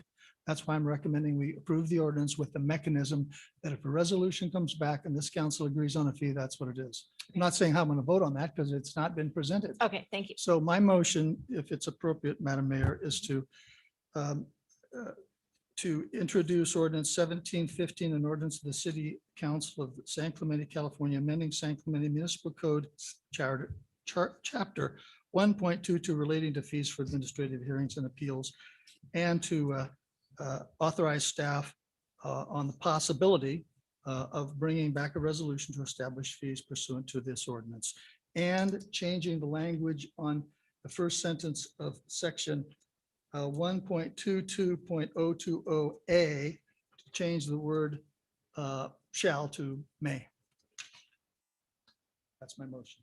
So, I'm not an attorney, but we have some on the council, and I would think that changing that word is going to be problematic when you have a fee schedule, even if it could, comes back at 250 or 500. Someone's going to argue that they don't have to pay any fee. And Let then me- we're going to get into this big argument. of the whole Madam Mayor, hearing would process. you support it if I took out the word may? If it says shall and this council never approves the resolution, then it's superfluous language, but I can go either way because ultimately this council is going to decide if there's a fee or not. Well, what is tonight is consider introducing this, the ordinance as it's written, and, the ordinance- providing staff with direction of the fee, and then they will bring back a resolution because there's no resolution for that tonight. Correct. So it's only bringing that back. I would like to get some things done and not have this just kicked, punted, that we should talk about whether the fee should be looked at or not. I'm seeing staff and I need to know how we came up with the 250 or 500 fee. Because I want to know if that's just woefully inadequate or is going to require, There's a we'll motion know on- that we're there's a- supplementing. I'm just asking a question. I know the motions. Well, I'm just going to say if there's no second, we can move on to other matters, but there's a. No, we motion on don't. the floor. We need to deal with this matter. It's agendized. We need to deal with it. We Well, can't. we punt can't it discuss a anymore. motion if the one hasn't been formally made and there's a motion, but there's no second. I'll second your motion. Mayor, I don't, Make a if I could motion. just weigh in on that text, do you mind, Councilmember Noblock? I think that you offered this up as a possibility, and I think I know your intent. We wouldn't want that line to suggest that if there's a fee, the appellant gets to decide whether they may pay it. I think they have to pay a fee, right? But I did like your text that said if such a fee is established by the council. So I would recommend it's your motion, but I would recommend that it say shall pay the fee if such a fee is established by the council. I think that got to your Okay, intent. That's exactly what my intent was. That's what I thought. So I'll Okay. amend my motion to include that language. Okay, removing the may. Moving the may Okay. to add the language that. If the adopted. All right. city So attorney just- are you not moving to act on part 2? Directing staff That was to, part of my motion. I included that in my motion. yes, I you made said it as something part about of a my fee. motion. Yeah. Authorize staff to authorize staff to on the possibility of bringing back a resolution to establish an appeals fee pursuant to the ordinance. That was So, included in my language. okay, so I would just ask for a friendly change to that, the possibility of bringing back a resolution, just instruct them to bring back a resolution with a fee, It's fine. just not the possibility. So then we get to That's this. fine. Okay. I'm not saying I'll support it, but I have no Right. problem with that. We just need to get it where we're taking some Okay, action. I'll second that motion. And we still need to open it for public. I New don't have any business, I don't speaker need public cards. comments, no cards. Okay. No. So- To clarify, are we directing staff to bring back a recommendation on a resolution establishing a fee at the next meeting? Whenever the staff is convenient. No, I don't know needs that be it the needs to be next- at the next meeting, whatever. I know they've. but we Well, have- the we next have a meeting is not break. for a month and a half, so. Right, that's Or- why I'm saying I don't want to punt this. If we're going to We do could ask something, it- we should well, talk. about well, I- I City think it- manager, can you come back at the next meeting with a resolution? I would ask Cecilia Gardo Daly, do you feel comfortable that that's enough time to come back at the meeting in July for a fee resolution? Yes, that was our thought, that when the ordinance came back for second reading, that we would be bringing back a resolution with some fee recommendations in it. Is it- And then the council can deliberate at that time about those fees. Is that correct? Yes, that's correct. Is that friendly amendment okay? With the, It's kind of what you said, but The it's to come amendment back to- with a fee. the amendment to the recommendation, we're directing staff to bring back a recommendation on a resolution establishing a fee at the next meeting. Yes, that's fine. So that was seconded by Councilmember fine. Ferguson. Okay. Okay. Councilmember Duncan, Aye. Councilmember Ferguson. Aye. Councilmember Noblock, Aye. Mayor Pro Tem James. Aye. And Mayor Ward. Aye. Carries 5-0. And okay, I got nervous about public comments. You said there was no cards, correct? The next item is a report from the Community Development Director concerning parking enforcement methods around Maxburg Park. I do have a card on this one. Okay. Let's hear from the public before we talk to staff. Amanda Kitney.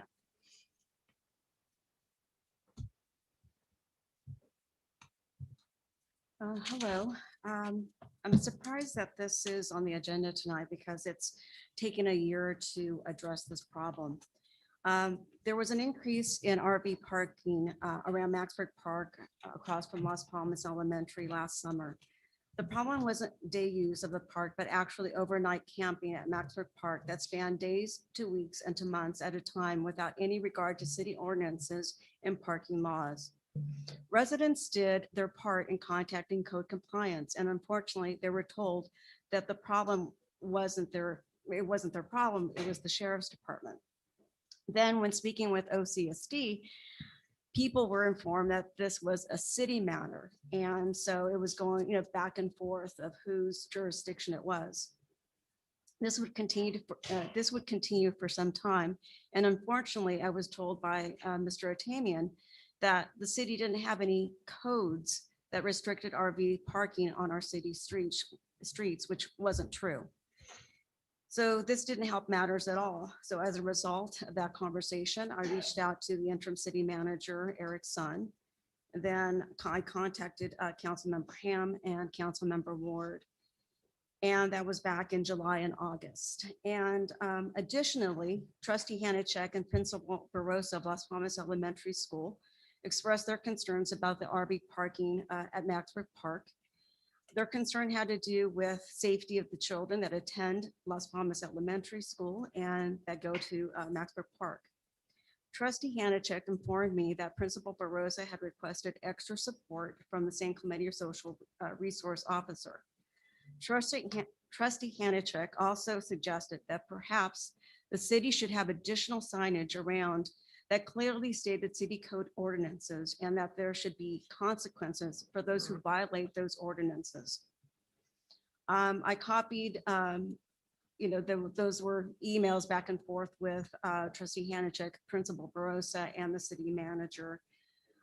Finally, I spoke with Councilmember Gene James at that time, and he brought it up to the attention of our city council at the November 17th, 2020 meeting. At that meeting, Councilmember Ham stated that the issue that we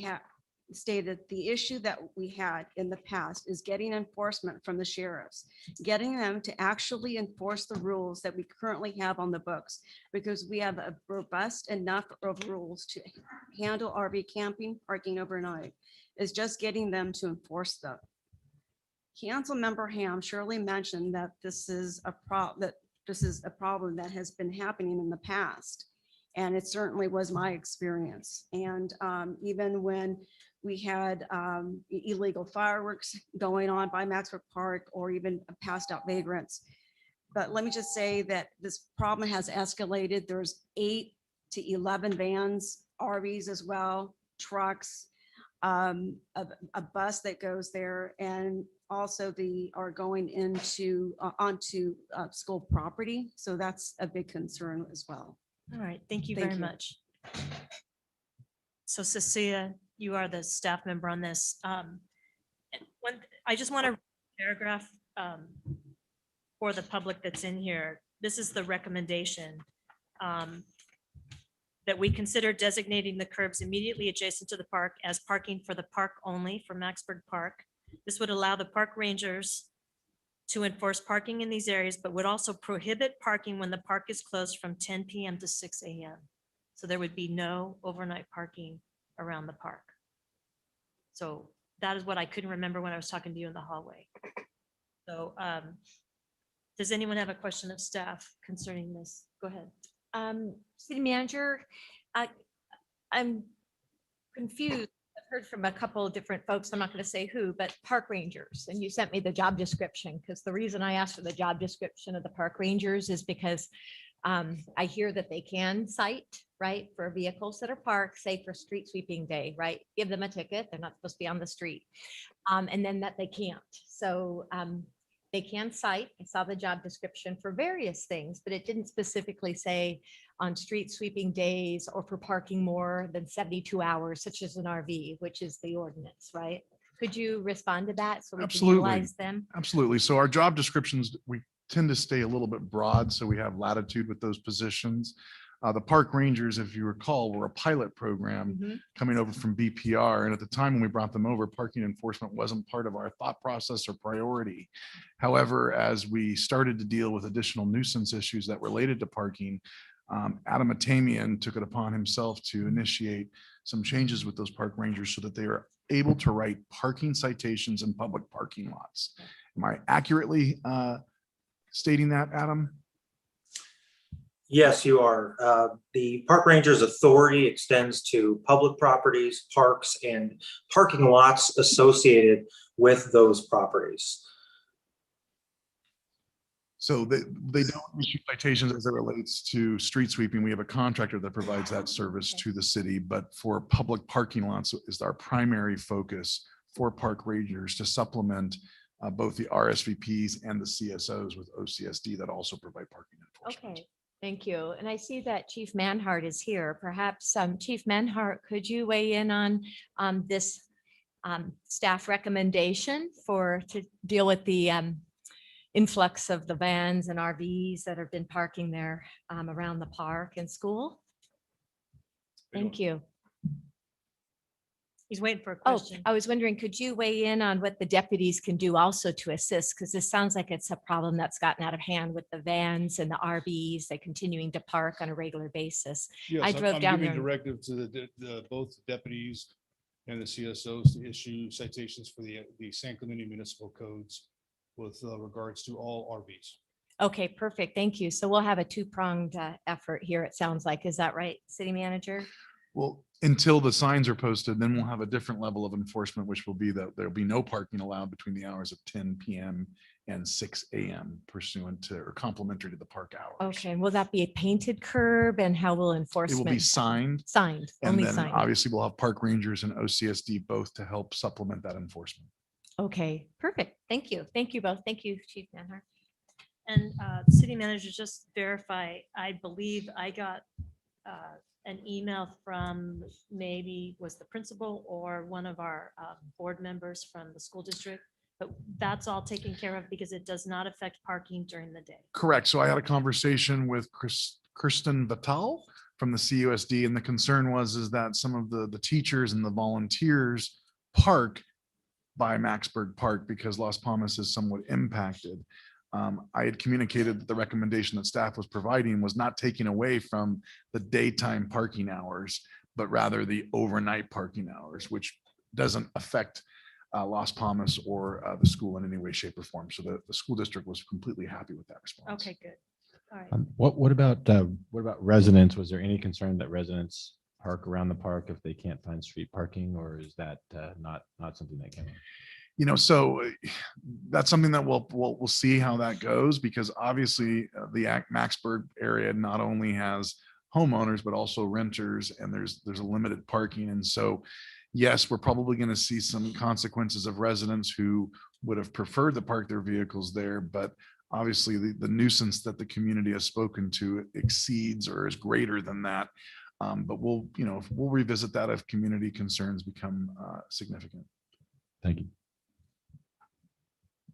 Okay, so I'd like to make a motion to approve staff recommendation to designate the curbs immediately adjacent to Maxburg Park as parking for the park. Number 2, direct staff to install the appropriate signage. Number 3, direct staff to mail notices to property owners and residents surrounding Maxburg Park to inform them of the proposed change prior to implementation. Second. Second by Mayor Pro Tem.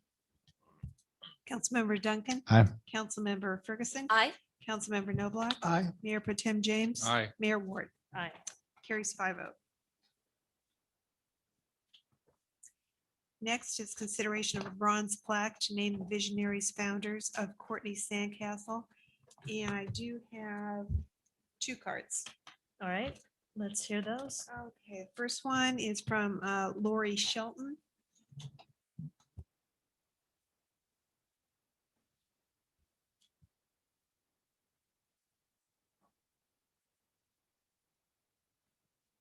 Good evening, Honorable Mayor Ward, Mayor Pro Tem, City Council. My name is Lori Shelton.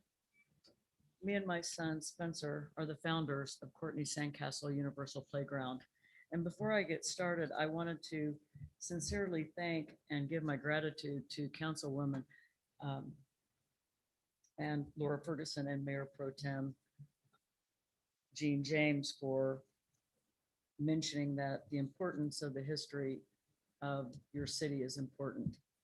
I feel the same way, and that's why I'm standing here before you this evening. I come here this evening to ask the council to recognize me and my son Spencer as at the entrance of the plaque as founders. We named, we designed, and we worked for 10 solid years to get this park, a park, into a playground. And tonight I've got notes. I don't know if I provided packets for each of you before tonight, and hopefully you had the chance to review them and look them over. I had to watch my son from 2000 to 2009, where we got a yes to get the city to vote. And we did get our playground, Courtney Sandcastle, in this $30 million park, which was a big victory because we looked at several other sites years before. So in 2000, I actually started looking at a playground location and started actually in San Juan Capistrano, because I thought it would be ideal to have a park where children from all of Santa Ana all the way down towards San Diego to be able to come up on the train and have the ability to come and play in a universal playground. San Juan Capistrano said, go to your hometown. I went to San Clemente. I was in front of the Honorable late Mayor Stephanie Dory, who founded and approved my name, Courtney Sandcastle. Many city councils helped me get to here. In 2009, so from 2000 to 2009, this is what I did with my son. The problem was when the park was built and my son would apply for job applications, college applications, but we were erased from history. You could go on the park, you could go in the playground, you could go on the website. We were nowhere to be found. It became humiliating. Nothing a parent ever wants to have done. But what I did was I wanted to make sure that my child knew the importance of what it was to give to your community, give of yourself to those who are not as fortunate. But it turned out that my son was embarrassed, and this is where I am tonight.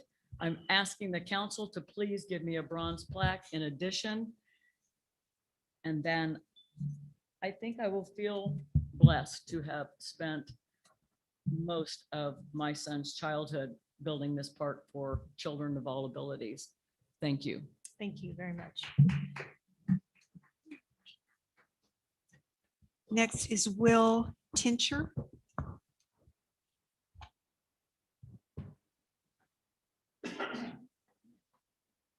Good evening.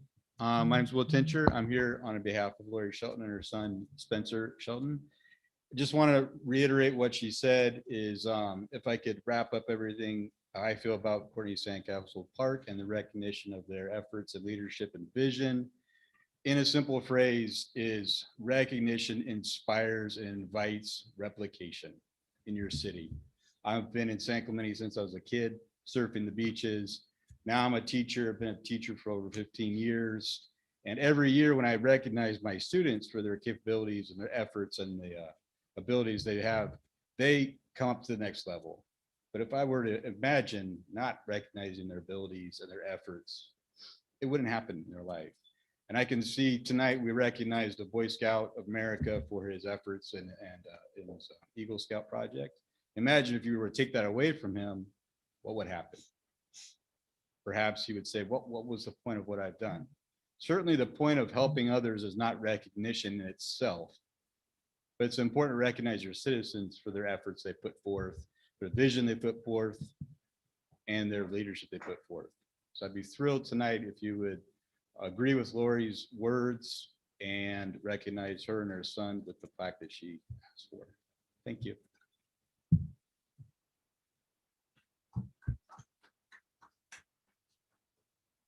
Is that it for the speakers? Yes. Okay.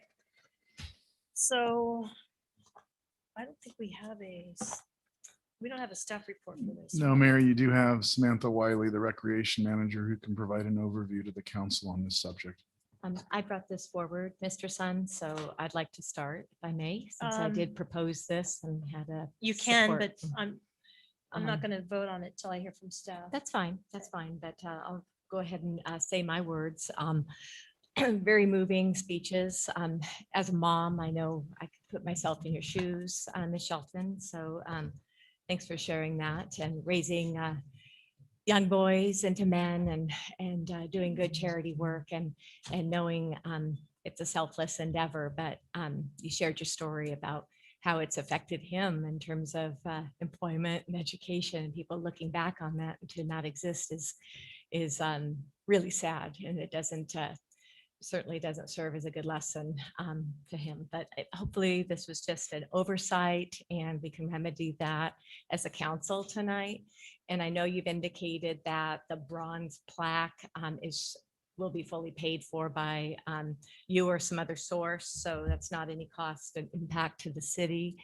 I happened to be here at the city at the time. I know this whole story. I even served on the Courtney Sandcastle board of directors at a time.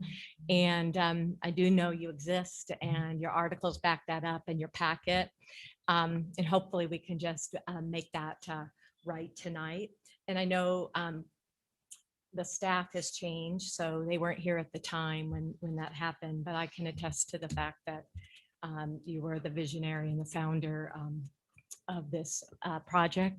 And there were so many other volunteers that came forward. So it was a unified, coordinated effort to make this happen. And the nonprofit was amazing, and the fundraising, et cetera. So they certainly deserve credit. That I just wanted to read tonight. I got a text from your son, and my phone number is on the website. So he texted me, and I just wanted to read it into the record. This is from Spencer.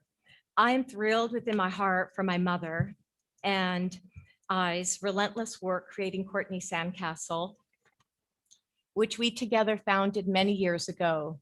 But that is only within my heart, an accomplishment no other person can dilute. I remember as a young boy, the lack of support me and Lori, my mom, received when starting this project. What makes me overjoyed to feel is the fact that two people can create a spectacular life-changing project that so many people will jump on board. Assisting and creating are two different things. Yes, we all played a part, an equal part in this project, but let's never forget who created and who assisted. Those, as a young girl who slept through the night, through the mornings with only a name to show, Courtney Sandcastle, and a mother and a son who woke up early and ensured the vision came true. Thank you. Councilmember Person, can I ask you, did you reach out to anyone on the Courtney Sandcastle committee and talk to them recently? Like I said, I served on the board and I was No. here as an employee. Have you gotten so- any input from anyone from Courtney No, but I Sandcastle? did from Mr. Sund and Samantha, who were not here at the time. They did write me back. Okay, that answers my question. But I do know the history. Samantha? and There you go. Could you give us some background? Because I'm having some trouble with the history. Sure. Good evening, Mayor, Council members, Samantha Wiley, Recreation Manager. So for some background, the playground opened in 2012, and as Lori and Councilmember Ferguson have shared, this was a very long coming project. It's very exciting to see it come together when it finally did arrive at full build out and opening.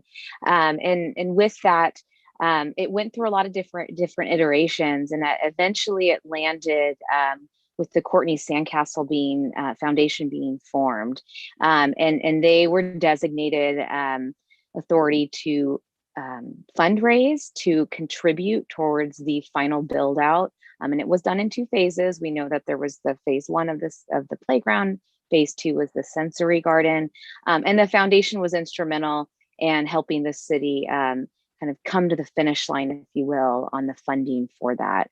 The foundation certainly had a ton of its own sponsors, and the plaques as they read today, from the history and understanding, on my end and my research, is that they really are there to represent individuals and groups or organizations who represented the final build out of the playground, which is why you see reference to the landscape architecture firm and the design firms involved. You see reference to those. The Junior Women's Club is on the plaque as well. Those are the groups that were recognized, and there does obviously give recognition to the namesake, which is Courtney. The plaques were determined by a combination of the foundation and the city staff at the time, and the council authority at that time just really designated direction to install a plaque that recognizes the story of Courtney Sandcastle and how it finally came to be built. There is another plaque there that recognizes donors, but that was solely managed by the Courtney Sandcastle Foundation, and all of the entities listed on that met certain criteria within the foundation. I have communicated with the foundation, the current board, and there are existing members of the board that still serve today on that foundation board. At this time, they're not interested in providing additional funding for another plaque or a change in the plaque. I do want to note, though, Lori does have a bench in the Courtney Sandcastle playground area that came to in about 2018 through the CARE program. So she was able to fund a bench that does recognize her and Spencer's efforts affiliated with the playground. I believe it is called the Founders Bench, and she worked on some very special and unique verbiage that meant a lot to her and Spencer through this process. So that's kind of where we stand at this point. Okay. And if I could, please, could I You can't- interrupt? No, you can't. Because I didn't get to You had finish. 3 minutes. You can't provide any more public comment. We have what you gave us. We have it. But Mayor Ward, I'm going to make a clarifying point of Miss Samantha. It's not, they're not asking for funding. It's funded. And it's just to recognize the visionaries and founders of this park and add a plaque. But you mentioned the Courtney Sandcastle board or the city is not interested in funding. It's already self-funded, the plaque, and people need to be recognized for their efforts. So and let me not ask erase Samantha, history. one question that I had.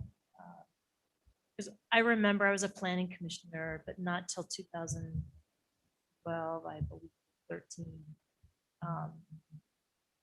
But I remember the foundation, and I want to know what the city's,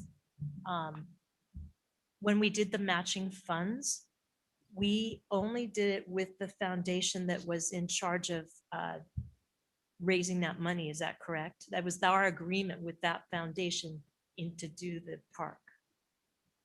That is correct. It's with the Courtney Sandcastle Foundation. They originally started out actually under the Friends of the Beaches, Parks and Recreation Foundation, and eventually were able to establish their own 501c3. But the agreement existed with that foundation. You need to sit down. Okay. Thank you. I appreciate it. Okay, that's what I'm remembering. And so that's the point I would make to the council, is that the agreement on this park was with a certain foundation who raised the money, and that's who we had our agreement with to do it. I don't understand coming back now and asking for a plaque. I don't have enough info, but the info I have just tells me that that we shouldn't. No, this isn't up for argument. But it's not something that I'm going to be for adding a plaque after 2009, when they said that, she was in it up until 2009, because our agreement was with the foundation, and I'm going to honor that and what the park was built for. I can't go back and rewrite history. Mayor Ward, I have a question. Go ahead. Samantha or city manager, the installing an additional small plaque recognizing the founders, the visionaries, however you want to, however it would be worded, would that violate any agreement we have with that nonprofit? Not to my knowledge, no.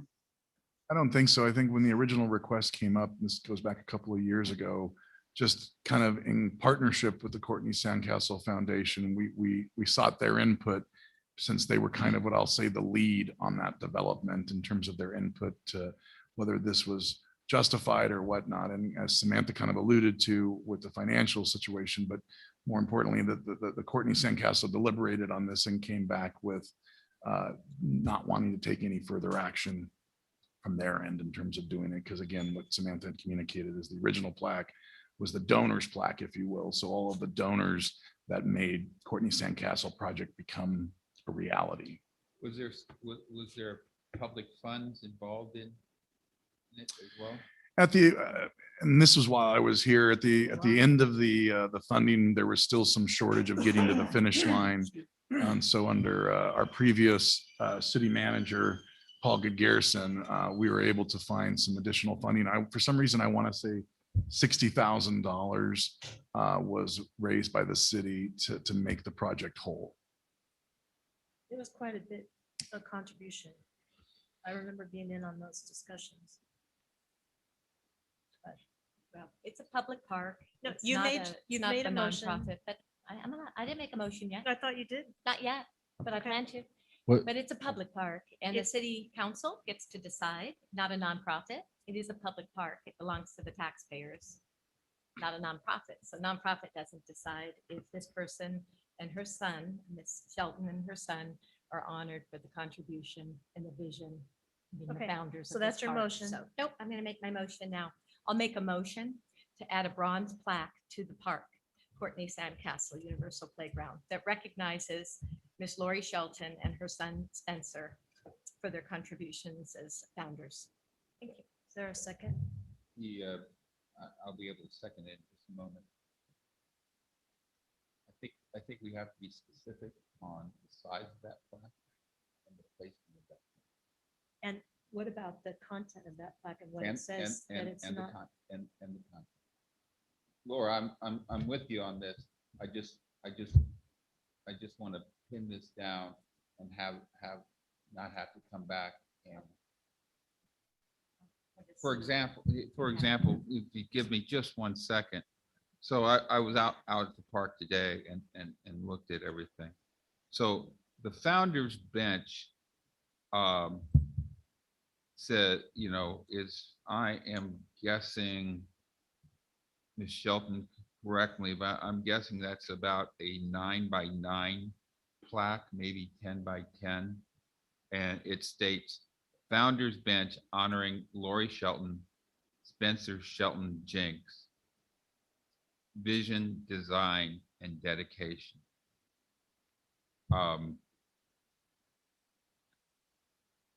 If we had wording of that nature, would that be acceptable for you, council member? Yes, it would be. Thank you.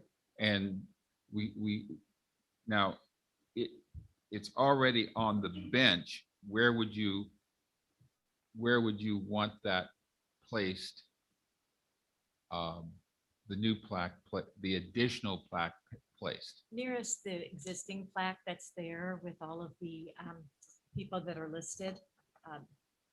A list of all of the people that are recognized now was given and put in my mailbox, I believe from Ms. Shelton. And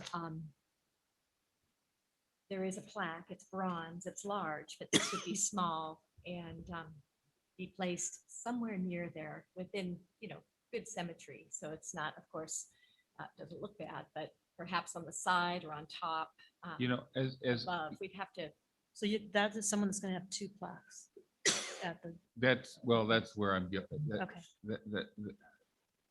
But that way people can see that it's, it's where the original, where all the people, where the original plaque was, somewhere near there where people would look to see the contributions to that park in making it a reality. Okay.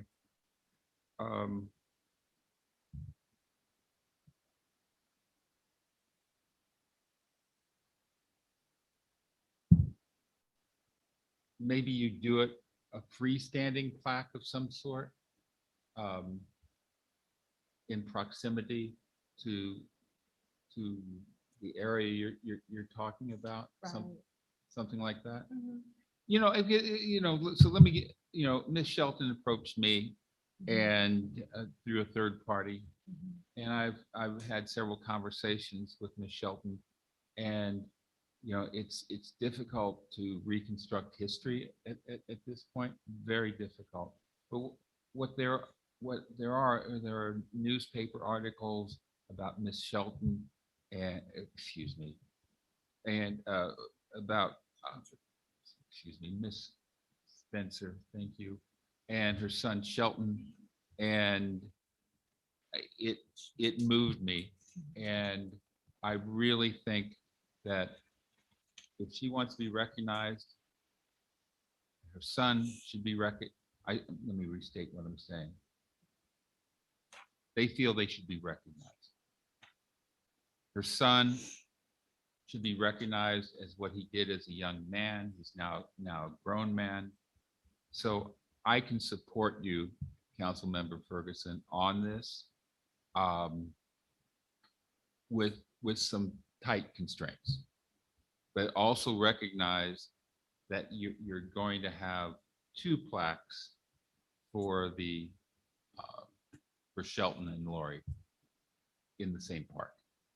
Right, the bench, I believe the bench was self-funded. Am I correct on that, city manager? You're correct, for the Yeah. CARE program. Right, the CARE program, so they self-funded that.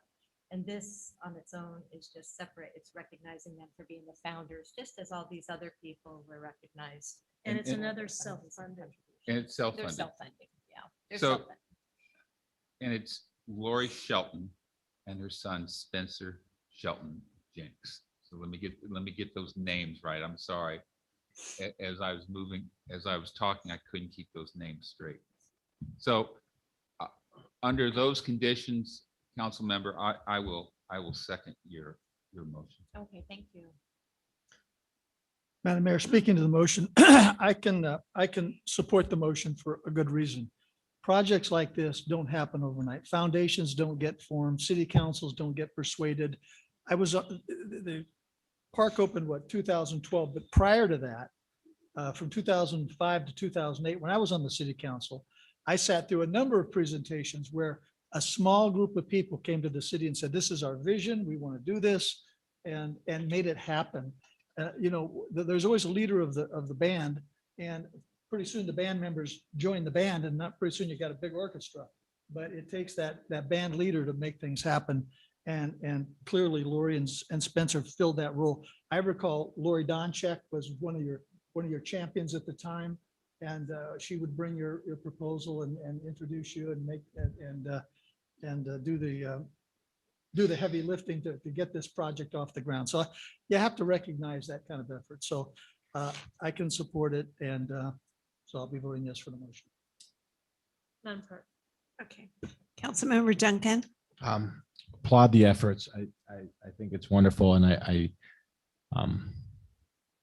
mean, obviously the bench there, I think, sums it up. Maybe it's that I wasn't around. I don't have enough information to vote for this because I just, I see that there was recognition already there to Councilmember Knobloch's point. So I'm not seeing the big purpose for this new second recognition, but I do applaud the efforts. So I'm going to vote no. Councilmember Ferguson, Yes. Councilmember Knobloch, Yes. Mayor Pro Tem James, Aye. Mayor Ward, No. carries 3-2. And just, if I can, council, I want to manage expectations, especially with Ms. Shelton. I think, the council's already articulated the wording is the same what's on the bench. Just want to make sure in regards to that. The second takeaway was somewhere freestanding in the general vicinity of the existing founders plaque. Number 2, Mayor Pro Tem, you alluded to size, but we didn't get any direction on that. And so I just, again, want to manage expectations with Ms. Shelton. Is there a preference on the size, or? Same size as the existing plaque on the bench. Okay, so same size as on the plaque on the bench, with the same wording on the bench, and then individually or independently mounted near the vicinity of the existing founders plaque. And take the word bench out of Yes, of that course. plan. Of course. Understood. Thank you for the clarity. If I may, really quickly, I just want to put it out there that because this is a playground, we do want to be mindful of additional structures being added. So I can't guarantee that a freestanding plaque is going to be in that vicinity. Just cognizant of children running and they don't always pay attention. So we want to be mindful of safety first.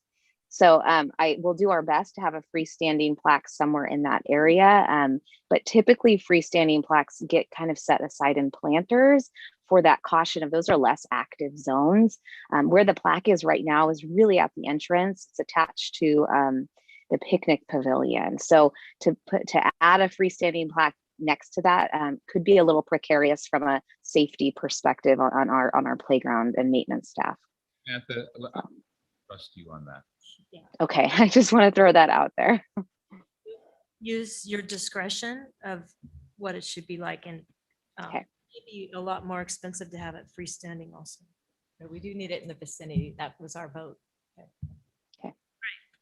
Madam Clerk, We thank you, did get Samantha. Item E. Okay, we got a late card on that item from Donna the Dream. Do you want to carry that to oral? Yes, not on item D. Okay. Next item is a report from the Beaches, Parks and Recreation Department concerning consideration of authorizing the purchase of a memorial bench for Bill Hart to be placed on the beach trail. And I have a few cards on this one. Let's hear from those. First is Daryl McFan. Not here. He's gone, okay. Dirk Merced.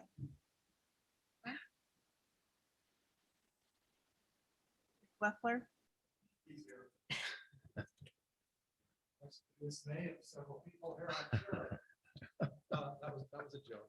Don't laugh at that. We appreciate you telling us that they're not here. Yeah. We would have glad to look around for a while. There you go. Yeah, thank you. Constructive. They left together. I saw that. They did. Yeah, speaking on this, I think this is a no-brainer, but I'm happy to speak on this.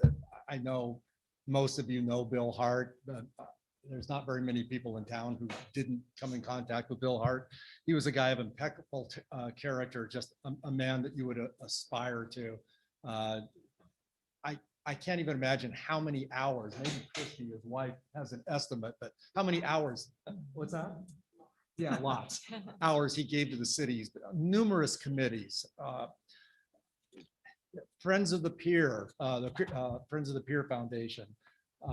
He ran for city council just recently and campaigning for him, which I did actively. I was amazed at the demographic that he crossed. It was incredible. The people he touched from all walks of life, all political feelings. He was just an amazing guy. He never had a bad word to say about anybody. Like I say, he was just the kind of guy you aspired to be. And the bench on the beach trail is the perfect spot. I mean, he had a great love for the beach trail, worked very hard when it was from the planning to the implementation of it. He spoke about sand reclamation to me. I had no idea exactly what he was talking about, but I knew because Bill was saying it, he knew what he was talking about. And like I say, the pure pride, it's just the beach, San Clemente was what he adored. He was a treasure to this community. And I just think, like I say, it's a no-brainer that we honor a guy. I think if you figured out that, gee, if you gave back on the bench at maybe 5 cents an hour of the time he put in, it still wouldn't even, come close to covering the service that he did. So I just look forward to you guys voting on this, being unanimous, and let's get her done. Thank you very much. Is that it for public comment? Yes. Okay. So Christy, you lasted through the entire meeting. I think you've been here. So, I'm going to be for it. I'm just waiting for someone to make a motion. Well, I'll make that motion. But first, I want to just say a few things about Bill Hart. The word gentleman personifies who Bill Hart was. A friend, an ally, and probably the most decent human being I've ever met. And he worked tirelessly for this city. For that, I'm going to make a motion to approve the installation of a memorial bench on the beach trail. Well,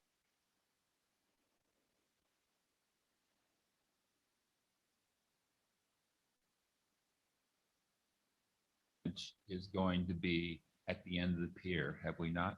I would defer to Samantha Wiley to give an update to the council. And Yeah. yeah, Yeah, thank you, Mayor Pro Tem. Mayor, go ahead. 1 second. And Mhm.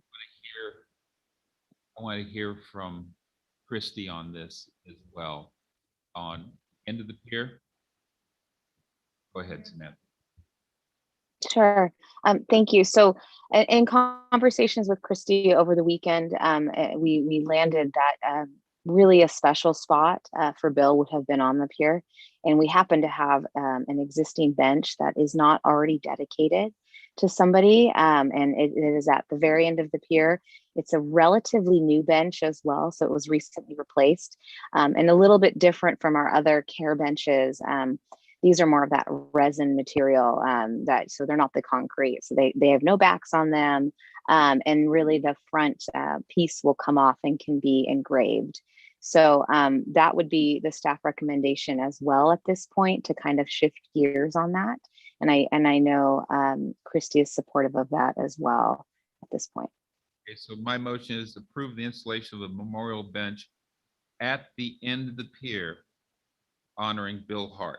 2, approve a supplemental appropriation from the unassigned fund balance account 001-234-300-000-000 Okay.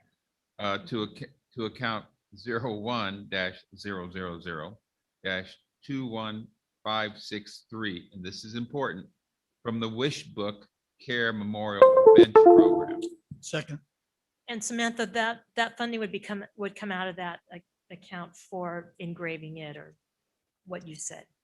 That's correct. So the public is aware. We have an account. It's called Wishbook. It's an account that folks can make donations to, and there's some existing monies available, and then there's a balance from previous donations to go towards memorial benches, and the funding in there will cover this improvement and dedication.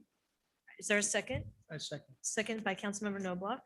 Councilmember Duncan, Absolutely, yes. Councilmember Ferguson, Aye. Councilmember Noblock. Aye. Mayor Pro Tem James. Aye. Mayor Ward. Aye. Carries 5-0.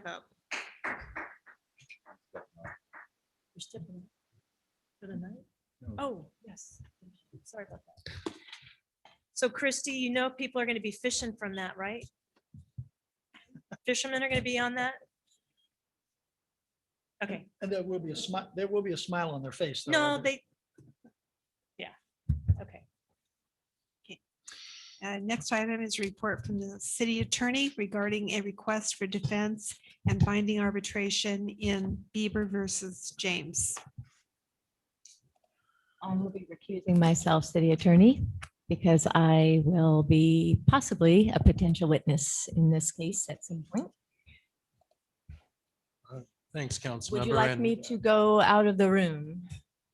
Just go into the, is there a room over there? Close Okay. session. Yeah, and we should note for the record that Councilmember James has also recused himself.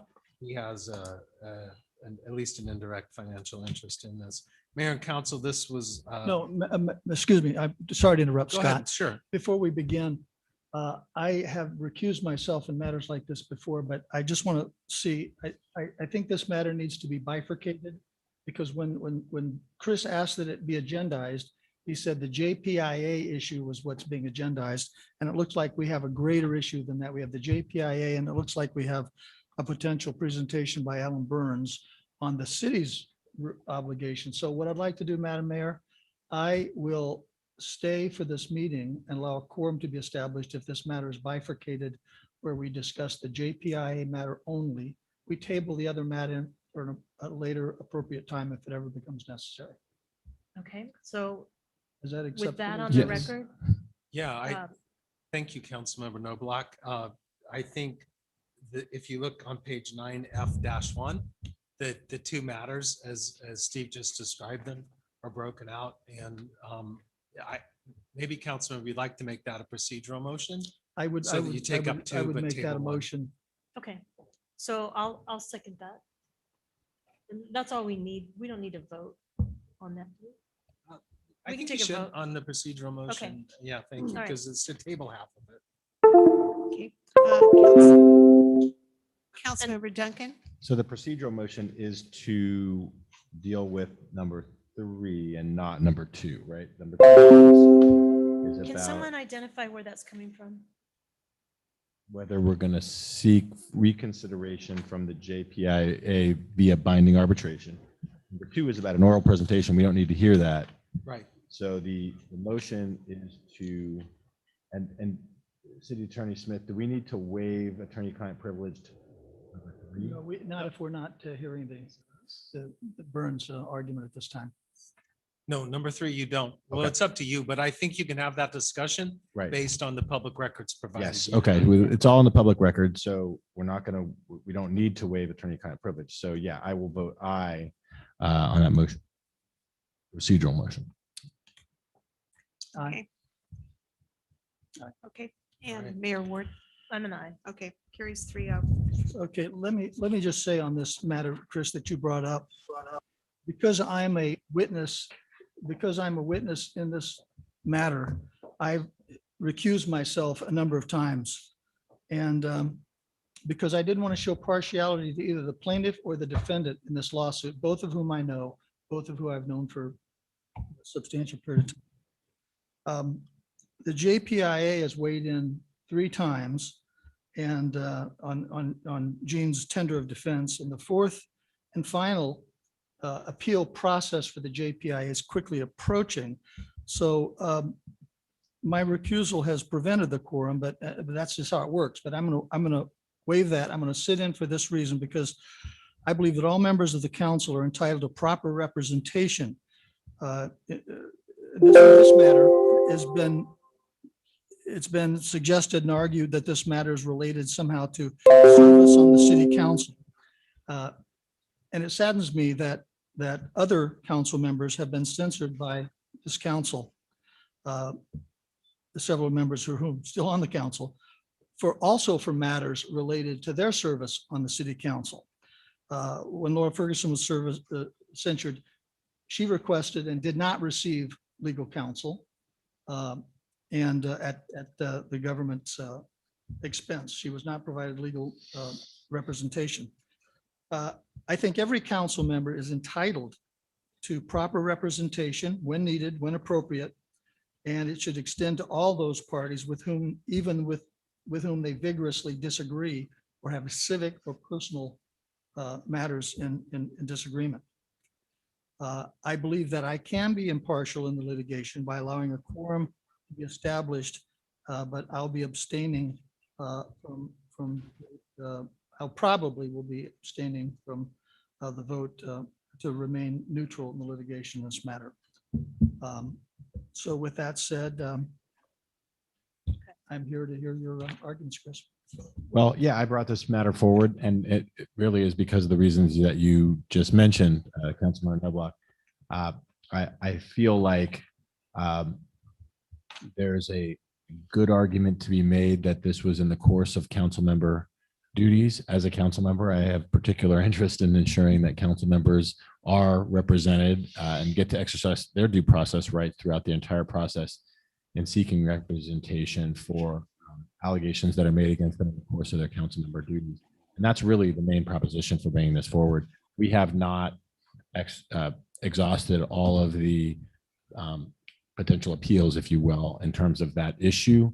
It really has only been the JPIA who's weighed in. Now there's an opportunity to have an independent arbitrator give an opinion and make those decisions, and then we see where we go from there. So I was seeking to have a quorum just for that limited purpose. Thank you for allowing us to be able to have a quorum and be able to vote on that. So with that, I would like to make a motion that that the council seek reconsideration and/or binding arbitration of the JPIA's decision regarding representation thus far. And I'll second that motion for all the same argument. Madam Clerk. Okay. Councilmember Duncan. Aye. Mayor Ward, Aye. Councilmember Noblock. I abstain from the vote. Motion carries 2 with 1 abstention.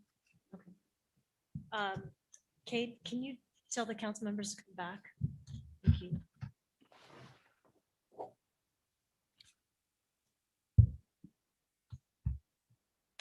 And we don't know what that interference is yet. It's actually, it's the Brian laptop that's trying to do an update. I think we have it under control.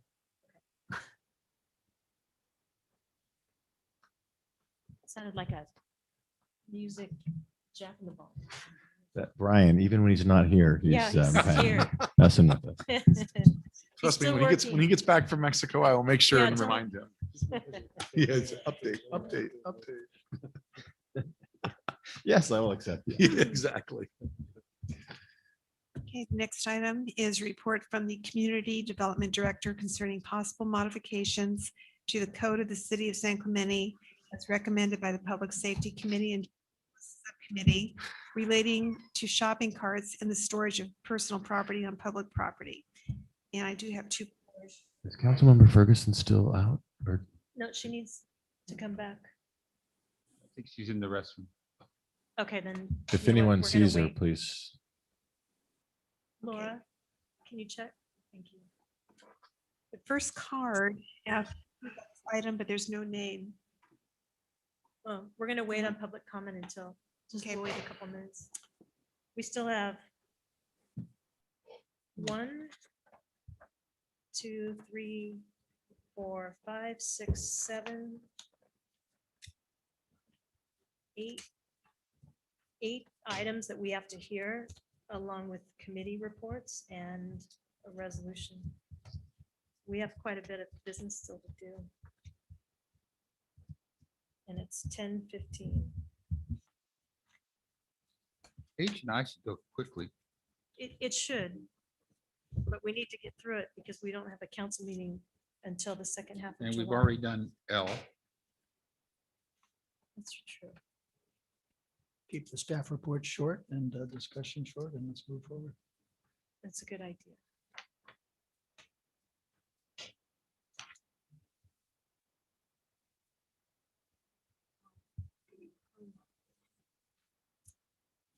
Councilmember Ferguson has to take her son to the hospital, so she's leaving. Maybe.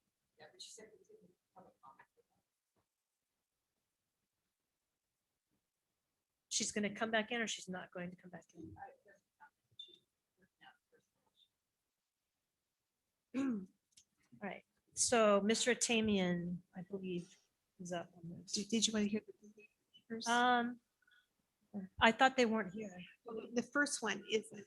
Okay. Respond, but Rick left the other one.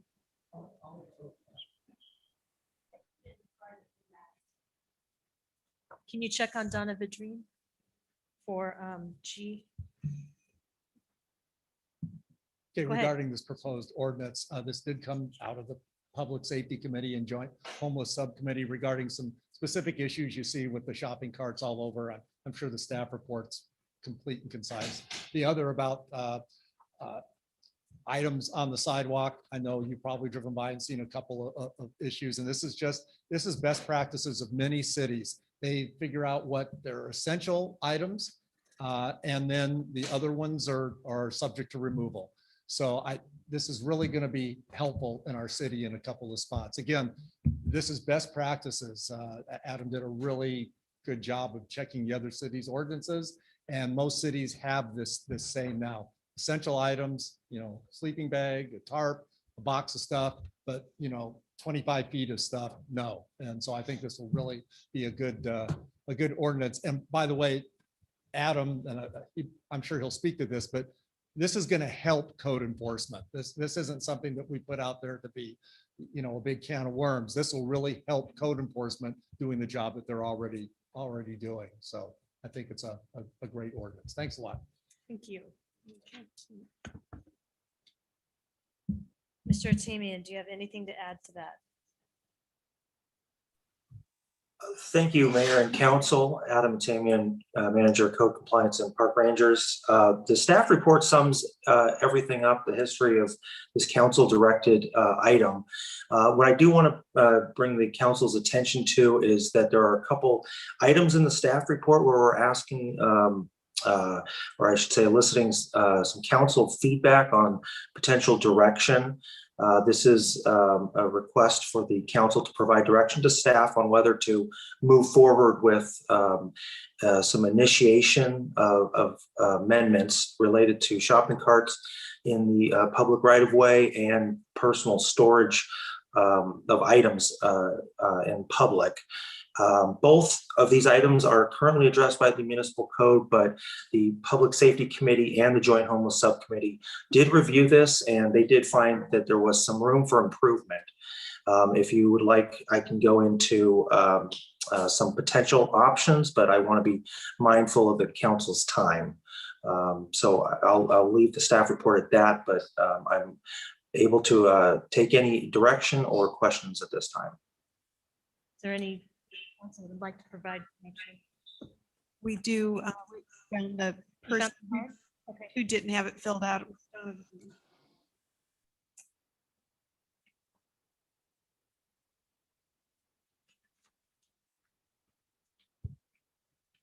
I would not support going forth on agenda item 9G, and I'll tell you why. This agenda item declares that amendments are required on shopping carts and storage of personal property due to exigent circumstances. Exigent circumstances means that immediate action is required because of imminent danger. Where is the danger? Where is the property loss? The only danger is the homeless losing their few pitiful belongings without recourse. At a church dinner, a homeless man told me that the single thing he needed the most was a locker, a safe place to keep his valuables. He was mourning the loss of his family pictures, the documents he needed to find work, his cell charger, and the heavy coat he needed for the cold nights. For carts owned by individuals or without current business placards, this amendment would result in impoundment and the payment of various fees, resulting in harm to the owner of the cart. Item 9G is the latest in a series of actions which seems designed to torment homeless people, rousting or harassment of people sleeping in public in spite of illegal injunctions now in place, locking public bathrooms, which causes problems for our homeless and elderly citizens, placing bars on benches which impede people sitting together or laying down on the bench, placing a locked cover over an exterior library outlet to prevent phone charging by those people, and now seizing and holding for ransom property which may well be personal property. These actions are mean, petty, and ineffective. Our homeless don't need extra problems, and many of them are residents who know our streets and hiding places better than we do. Our city is playing whack-a-mole with human beings. Yes, the homeless on our street are impeding tourism, causing messes, and shaming the citizens who claim to have Christian values. And there are solutions. There is government funding. There is professional help available. Our leadership only lacks the fortitude to leverage these.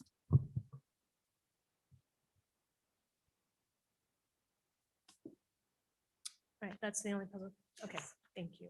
So, Mr. Tamian, the issue on the shopping carts, I can remember as, I think it was city council, I don't know, I don't think it was planning commission, where we discussed that if, that the shopping carts, we'd have to go pick them up.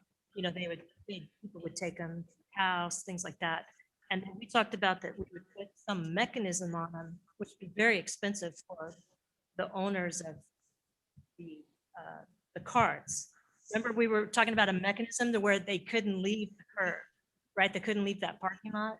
So to go back and change all those, we'd be punishing the actual owner, of the center, because they'd have to do that. But we talked about that we were willing to do that if it came time to, we couldn't enforce carts. I do appreciate that other cities have these ordinances these ordinances, and that if ours is silent on this, where we talk about shopping carts that are being used in public property, that we don't have a mechanism. So I appreciate that, that, the recommendation of the Public Safety Committee, that we look at that. So I'm not against adding that. And it's because we really, I can remember staff having to go and retrieve these, and the council's direction was that we were gonna do something about the carts and enforcement of those. So I'm not against that. I think if other cities have that, that we should do that, because they are private property. And we end up having to store them and try to find out who owns them. And, that's a problem for the city. So I'm going to be for following what other cities have done in their ordinances. The shopping cart's just a personal thing with me, because we worked so hard on it before. I think it was the Sprouts. This is the news center where we talked about carts, and we said if they didn't go and get them and clear them off the public sidewalk, that we would put those attachments to them. We didn't make them do it at the time, but I think it was a requirement if it kept happening. Like a condition of approval. Adam, do you remember that on Sprouts? I don't remember Sprouts specifically. What I can speak to is what came out of the Joint Homeless Subcommittee and Public Safety Committee on this item. The code right now does provide for cart retrieval. The city does, in some instances, collect those carts. However, there are cart retrieval services that most of these shopping centers employ.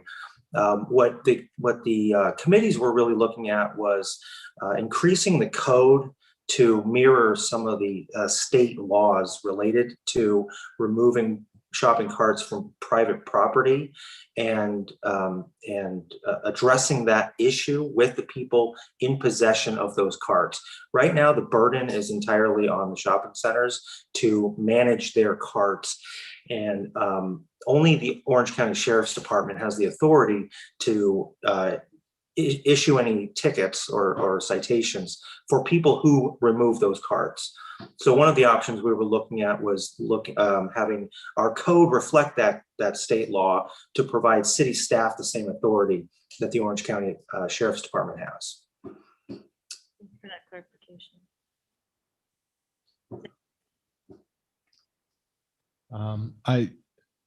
I see the logic with the shopping carts, because you're taking the business's property away. I mean, you don't just get to do that. I'm sorry. And so I think it makes sense to have some city resources devoted to controlling that. The personal property, I think, is a little more problematic. There's a lot of problems that the city could get into in taking people's personal property, and changing the definition of exigent circumstances sounds a little suspicious to me as an attorney. Exigent is exigent. You start watering it down, it's not really exigent anymore. Then identifying particular areas where you can't have it, that's a kind of a rabbit hole too. I don't know where that ends or how you define that.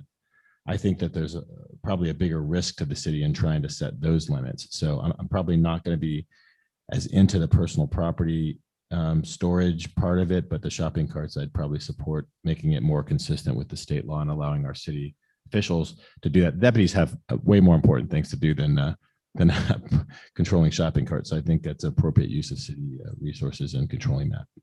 I would like to mention that when it talks about storage of personal property, it talks about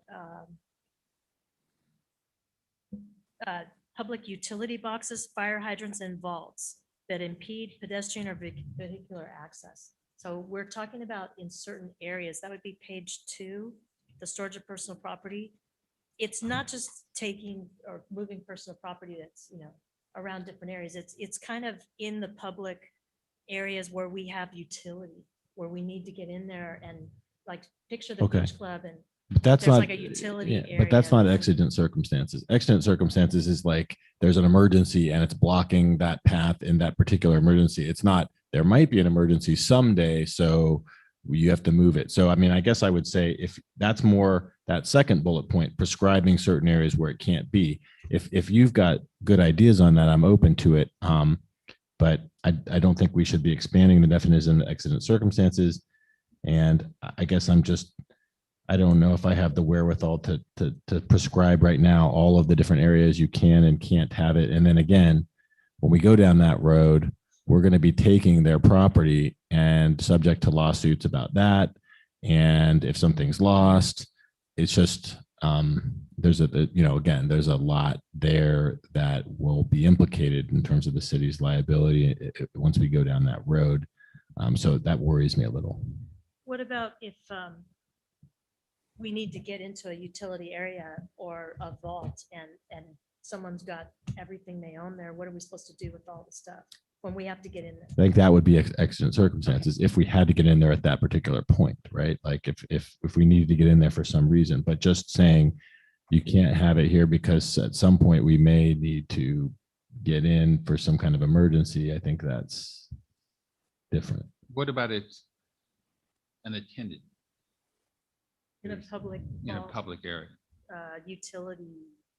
May- Go ahead. If I could just interject, maybe this is my cue.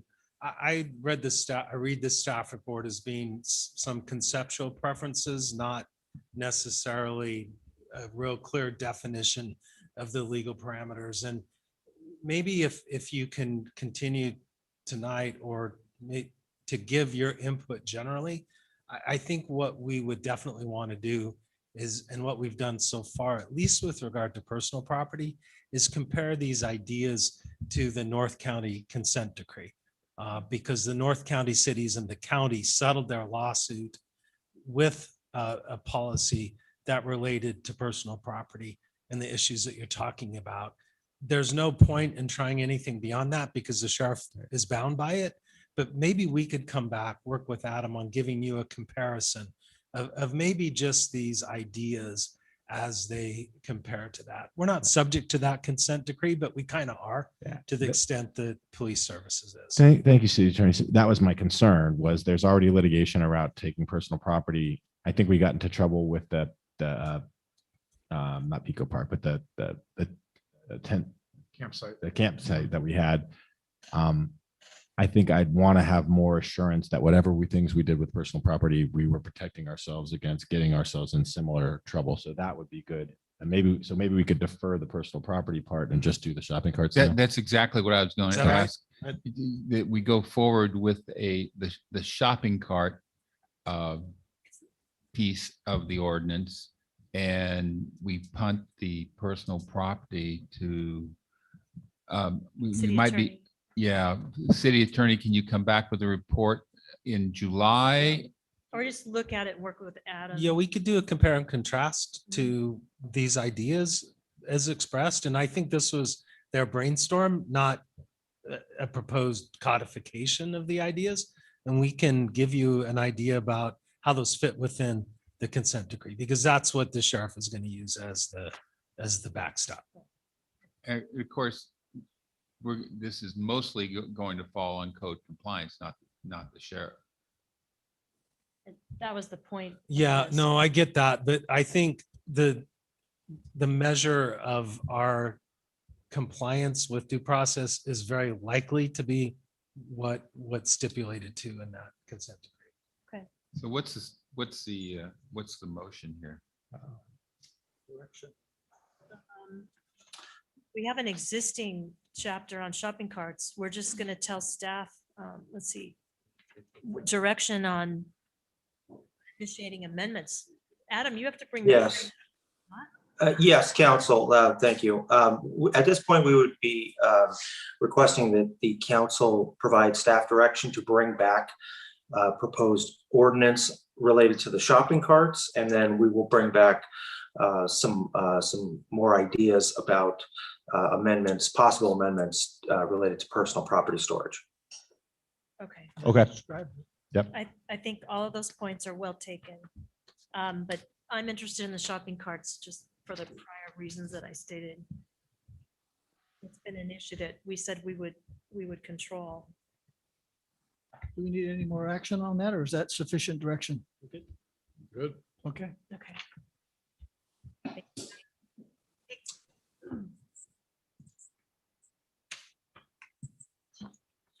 Next is a report from the city manager concerning establishment of an appropriations limit for fiscal year 2021-22.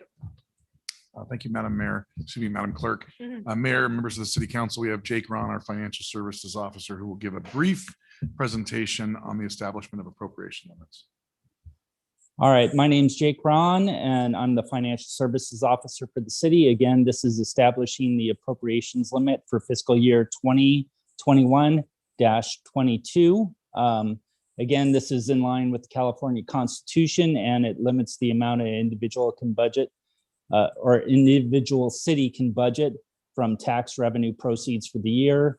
The amount for 2022 is $101,765,850. We're in compliance with that, and staff's recommendation is to approve or adopt the resolution before you. So move. Second. Madam Clerk, do we need to read it? Resolution title, you do. Yeah. I move we adopt resolution 21-24 entitled Resolution of the City Council of the City of San Clemente, California, establishing an appropriations limit pursuant to Article looks like 13B of the California Constitution. Second. Second by, was that the Mayor Pro Tem? No. Oh, okay. It was me. Councilmember Duncan. Councilmember Duncan. Aye.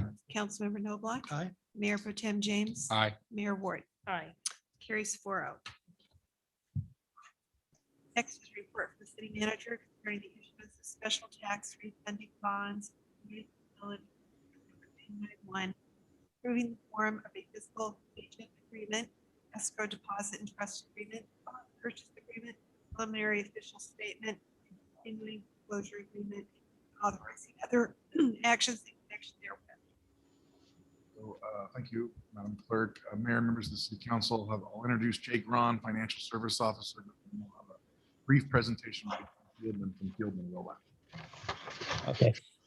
Again, this is just a refunding of an already existing community facilities district, and it's being done to provide ongoing annual savings to the property owners as part of the debt refunding. Basically, it's just, this is the last step before we go out and issue the bonds.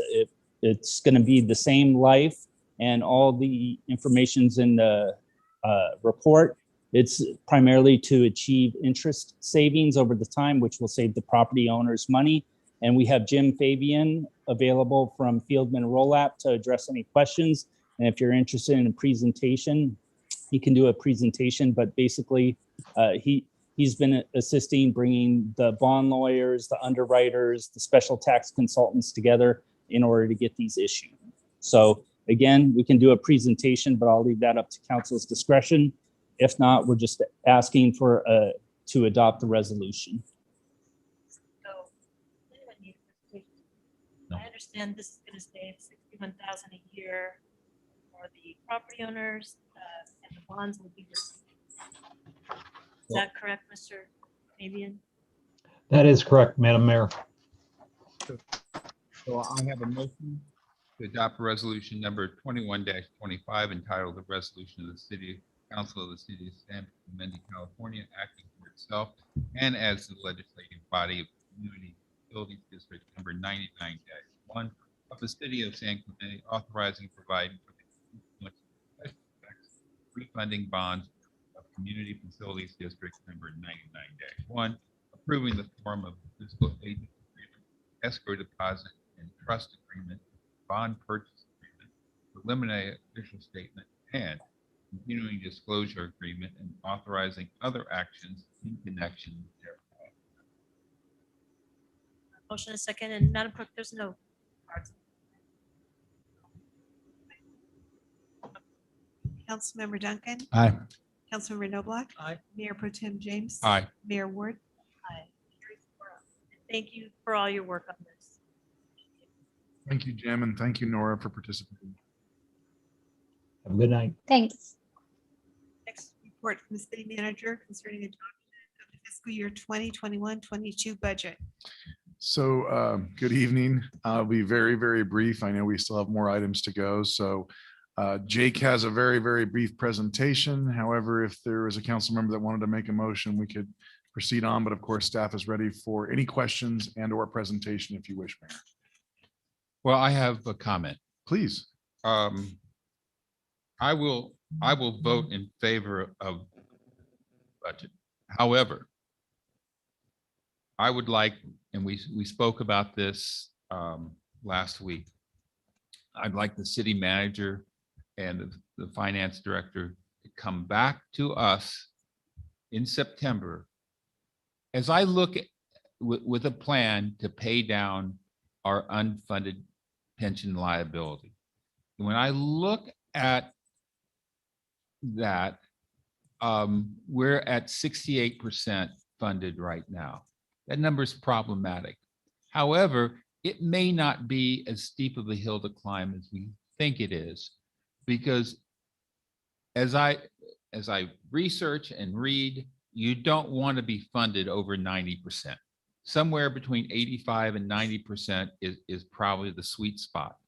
So in September, we need to know what that number is, recognizing that every time the people at CalPERS go into their politically correct investment policy, they'll probably come and want more money from us at some point in time. However, the stock market is doing so well, I don't even think they can screw it up.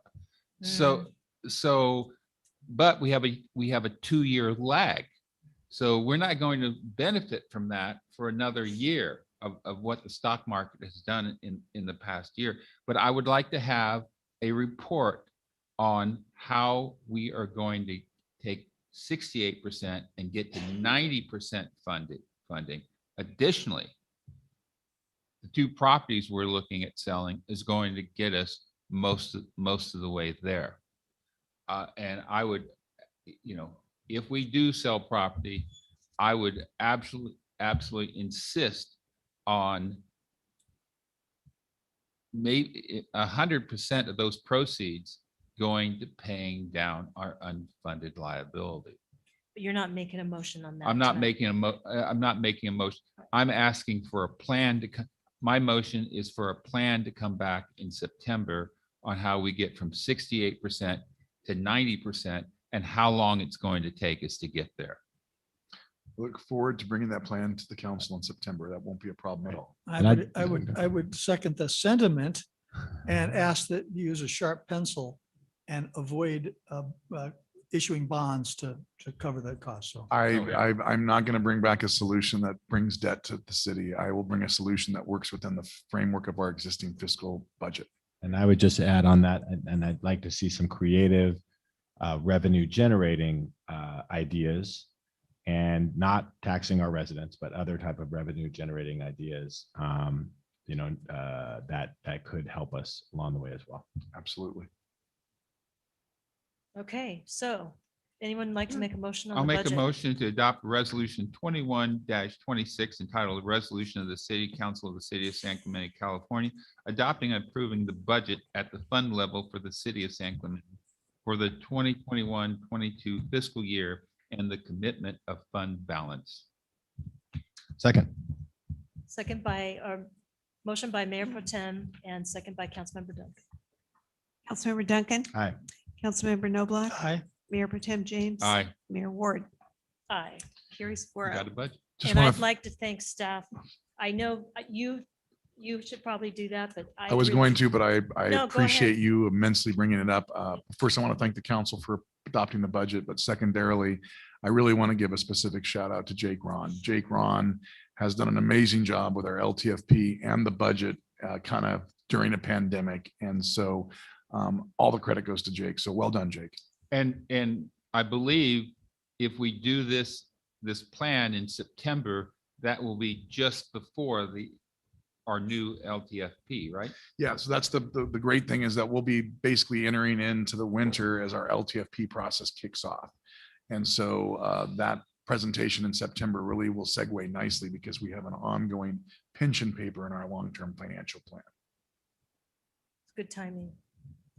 Okay, Item K. Next is a report from the city manager concerning the possibility of approving the fiscal year 2021-22 police services contract.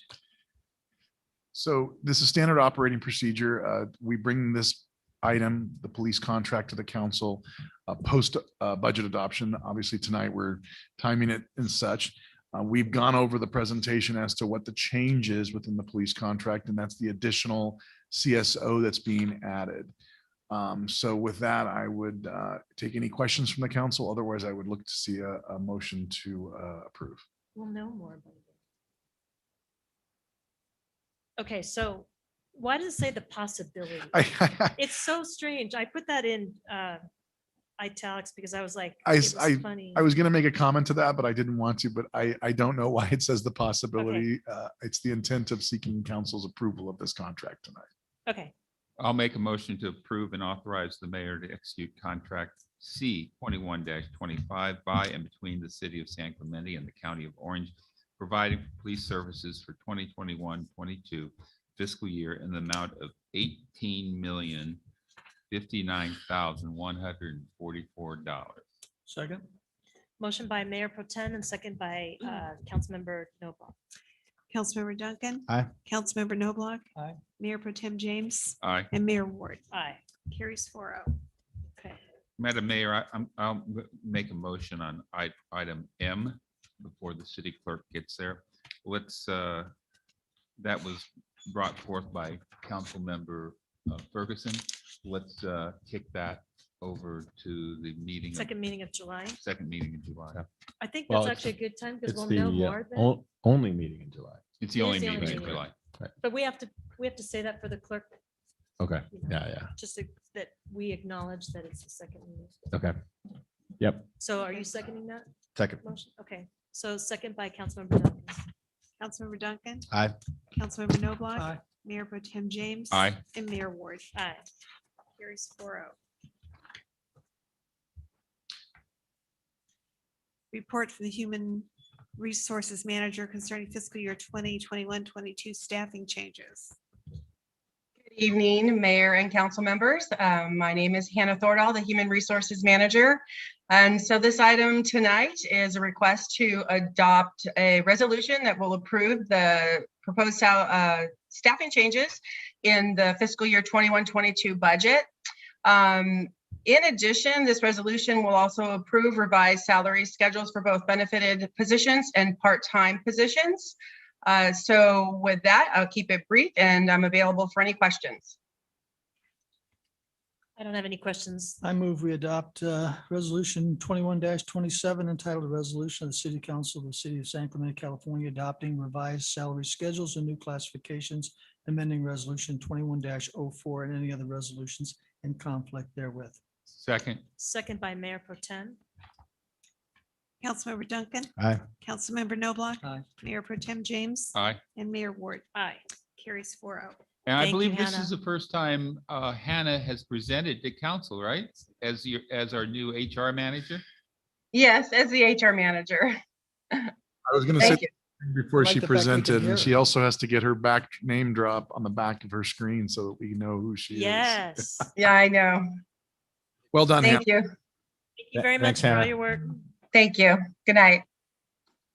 Oral Communications Part 2, we have 2 cards. First is Rick Leffler. Rick, the card's Again? still in your hand. You're lucky because out of respect to your time, I'm going to pare this down to a fraction of what it was. There were a lot of passionate speeches earlier on the elimination of some committees. I want to tell you that I agree with what most everybody said. I'm not going to talk any further on that particular thing, but I do retain the option when you come back in July that I might be back to talk about it.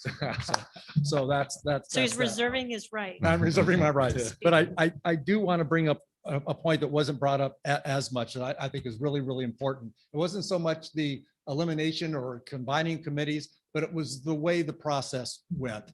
And I was really, really disappointed in how that happened. I found out that the joint hold of subcommittee was going to be eliminated because I got a text from a citizen over the weekend before that council meeting.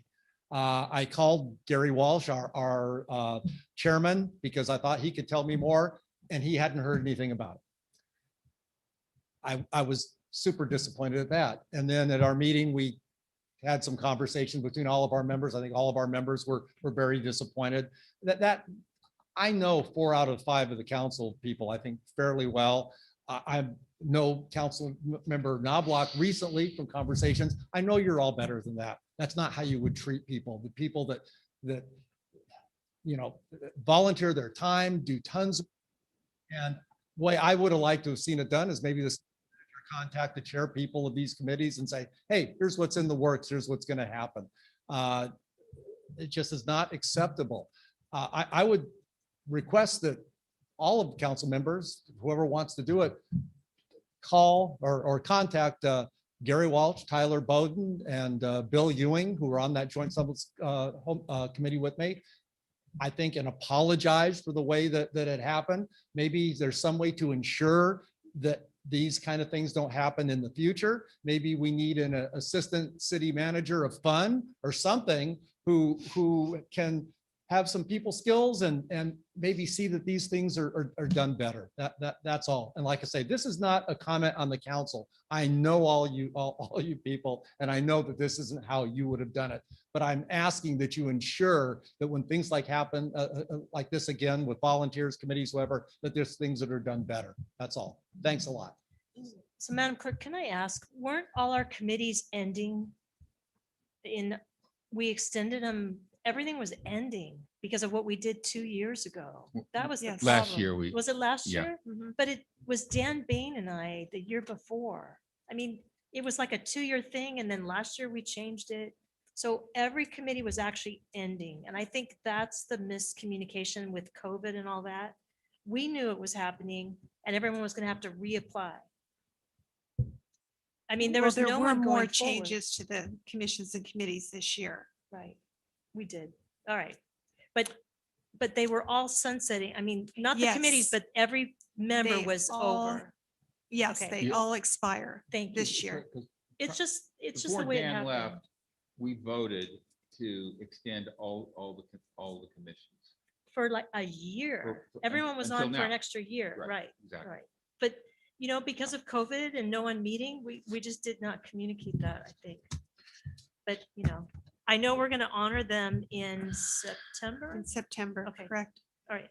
And Mayor, just to Mr. Loeffler's point, it's a completely fair point. And I think one of the things that we can do better for all of our committee members in terms of an effort to be transparent is to ensure, first and foremost, that every agenda that's posted is distributed to every committee and commission member so that they get it as real time. I also recognize the personal touch of reaching out to the chairs to let them know. And so staff takes that, understands, and will move forward in a better direction. It's just a strange year. Normally we see each other and we talk, but this year, we haven't been able to do that. So, but I understand. City manager, I would recommend that you take Mr. Loeffler out for coffee, but unfortunately he doesn't get up until about noon. Is that true? That's very true. I can take him out for a late coffee. Take him out for a late coffee. Or an early coffee. Brunch. Brunch. Okay, the next speaker is Donna Vidrine. Pass. Okay. All right. The next item is a report from me asking you to authorize me to recruit applicants for the Beaches, Parks, Recreation Commission, Golf Course Committee, Human Affairs Committee, Public Safety Committee, and the Investment Advisory Committee, and to also establish dates and times for interviews and appointments. I think that probably you would need 2 meetings for this. Well, we have an issue And- because we're off the first 2 weeks of August. We don't come back until August 15th, 17th. We can have a special meeting during that time. No? No, because it's vacation. We take those so that staff can have vacation too, and we can leave. We don't put stuff during those. That's why we took them off. You could do it in the later part of the month. The current terms run through August 30th. And you need time to recruit, so we can't do it in the second half of July because it's not enough time. But you Doesn't can the open public need more recruitment time? now, Right? Say that again? You can open the recruitment now. Join, can you open the recruitment Mhm, now? That's what I intend to do. No, only talk to them after the second week in August. Yeah. Oh. The 17th is the meeting, I think. Or Is that right? Yeah, that's when we come back. Okay, so the So- 17th, so we So could, in effect, Okay, I'm we are confused. back on as of the Thursday when it's agendized, the meeting before. I'm confused. 17th. We come back on what? in July? 17th, August. Oh, July? August. We come back in July, don't we? We Oh. do, but Joanne, that's not very much time to recruit. Well, people. legally, I only, let's see, I would need about 3 weeks. So Is that So you could do it late July. with publicizing it in the paper and all of that? Yeah. You've got to, I have it written, so it's ready to go to the newspaper. So let's see if I get it in tomorrow. that's usually the issue. It'll We probably try to get give you some- published, I think, on June 24th, then we need 2 weeks after that. So you're okay with the latter part of July. I will say that the community center is available any Tuesday, Friday, or Saturday. If you pick a Monday, Wednesday, or Thursday, we can accommodate that, but Beaches, Parks and Recreation will have to cancel a class and give people a refund. So I don't want to do that. if you I don't don't want to wanna do make that that, then you're complicated. looking at Tuesdays, Friday, or Saturday. So the 27th of July? but that's when we have our meeting, right? Oh, no, it's the No, 17th. meeting is the 20th. 20th. July Sorry, 20th. I'm Oh. saying the the wrong date. 27th. So July, interview on the 27th, is that what you're suggesting? That Um, would work. if you- Okay. Or Does that the work for you? 29th, which is a Thursday, or the 28th. But It we could be need- any- She said no Thursday. Oh, I'm sorry. So Tuesday or Wednesday? Tuesday, Friday, or Saturday, I think is. Any of those days work for you? Yeah, I'm fine. You're fine on Tuesday? Let's do Tuesday, the Okay. 27th. Put it in. But we want 2 meetings, right? We need 2 meetings. You would have to move pretty quick with all these because I'm expecting a lot of people. Yeah, we haven't recruited for a long time. Just like with the planning commission. I mean, that took, what, Can we do 3 two hours committees? for 12 people. Is there ability to do 2 committees or is that just too many people? Depends on time. When we did the planning commission, I was keeping time. We averaged about 20 minutes a person. Yeah, that was a lot. But there was the planning I commission. know. I'm Yeah, just saying we it's could- probably we harder. could move a lot quicker, but Yeah, probably But we 10 can do minutes. it Tuesday and Wednesday night, right? We can't do it Wednesday. When- Wednesday, she said she would have to I'm cancel a sorry. class in here. So Tuesday, Tuesday and Friday. this is what we do. I'm okay with July 30th. That Friday. It's probably difficult. I might have a wedding to go to. I'm looking on Oh. my calendar, not mine. So then if we didn't do that, we would then come back August 17th. And we could do it any of those, that next 2 Tuesdays, the 24th and the 31st are open, right? We could do But this, it's too late. but we're talking I about. think doing- between the two, probably the 24th would be better because the terms actually expire August 30th, So we'll do it on the 24th, 24th of what? the August. 24th of August. No, I can't. You can't? Nope. when Let's- is- let's- when is let's- Labor Day? That's September. The third, everybody else can do the Sixth. 30th of July. Would be nice to The just wrap 6th it of, up all that 6th of week. September. It would be nice, but it also gives time for more people to apply. for So all you have a this. 24, 25 of August. Works for me.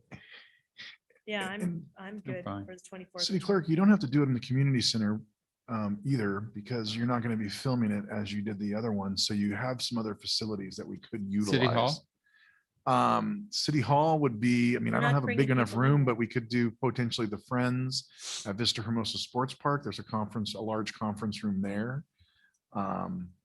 We don't And need Oh, like. you could do the tables and fireside. Everything you- we're we We doing. could do the fireside.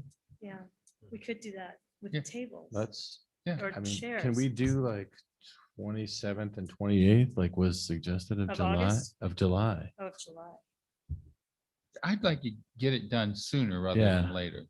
I mean, if there's enough time and, Those days work for me. All right. okay. Okay, Thank you, so Chris. it's So the are we Tuesday, doing the both? 27th and Wednesday, the 28th. at 6 o'clock? I mean, is that something we have to do for people so that they can make it?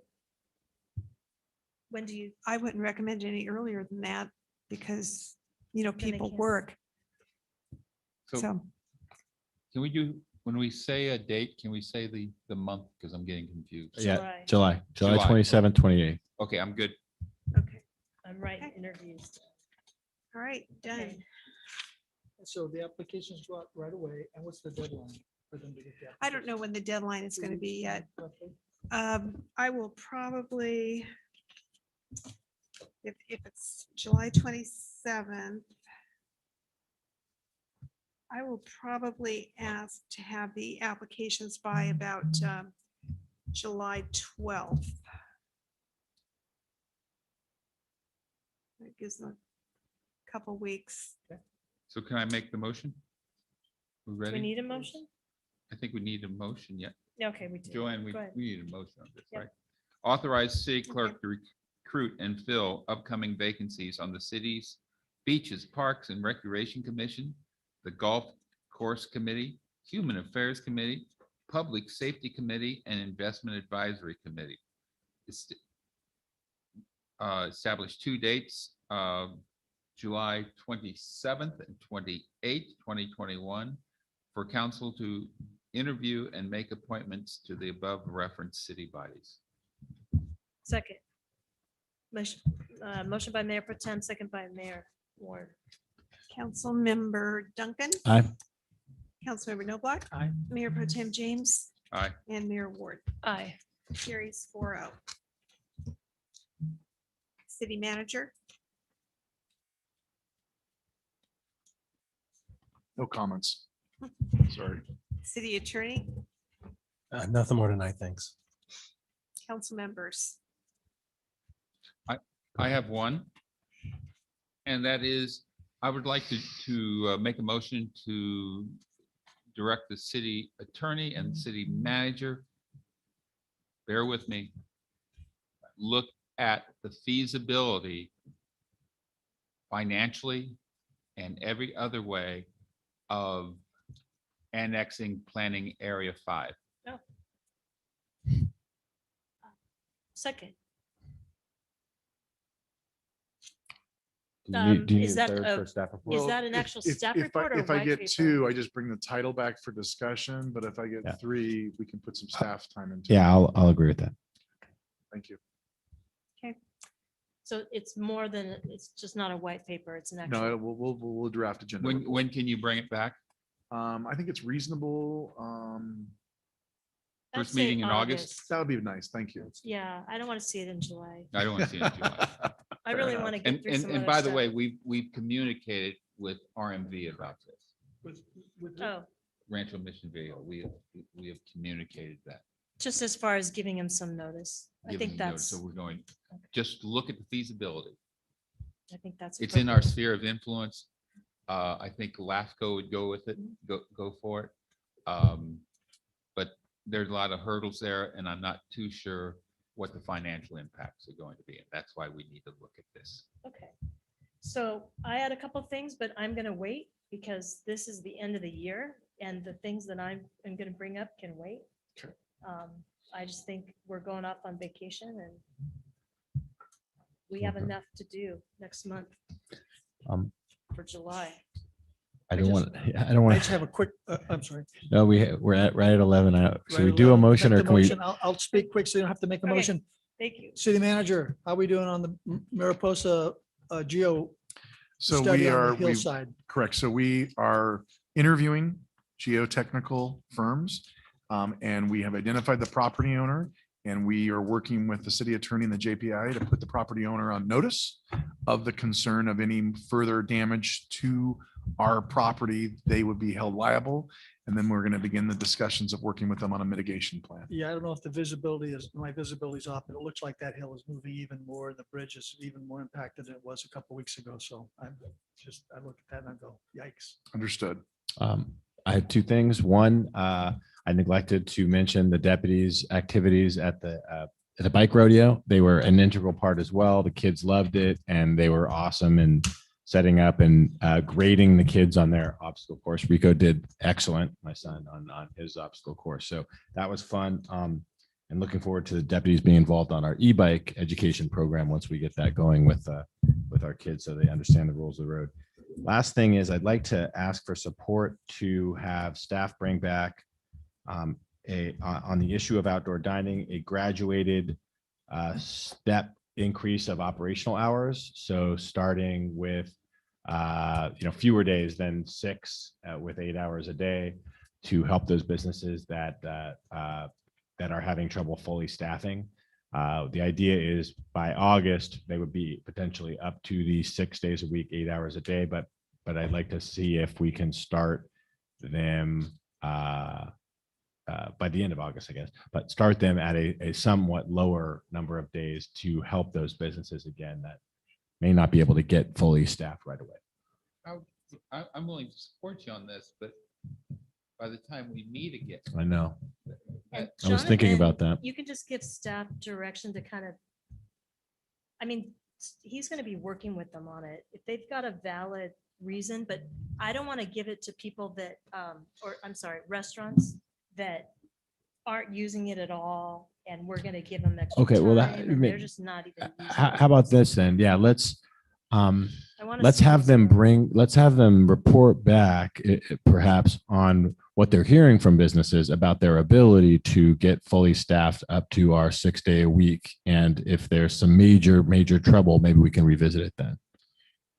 That's completely reasonable. And Jonathan is working with those businesses who are voicing those concerns, and we are requiring them to provide justification to those concerns so that we're being, fair and objective to all players. So, Okay, no yeah, problem. just so let's just maybe have it as an agenda item so that we can Absolutely. discuss if there are issues in those discussions. Chris, Absolutely. does that meet your needs? Yeah, that's fine. Yeah, I think that would work. And before you read the last resolution, I'd just like to mention that the city was thanked for the Welcome Back Barbecue honoring the 2nd Battalion, 4th Marine Regiment. And I believe Councilmember Noblock, Mayor Pro Tem was there, and Councilmember Duncan, were you also there? Yeah.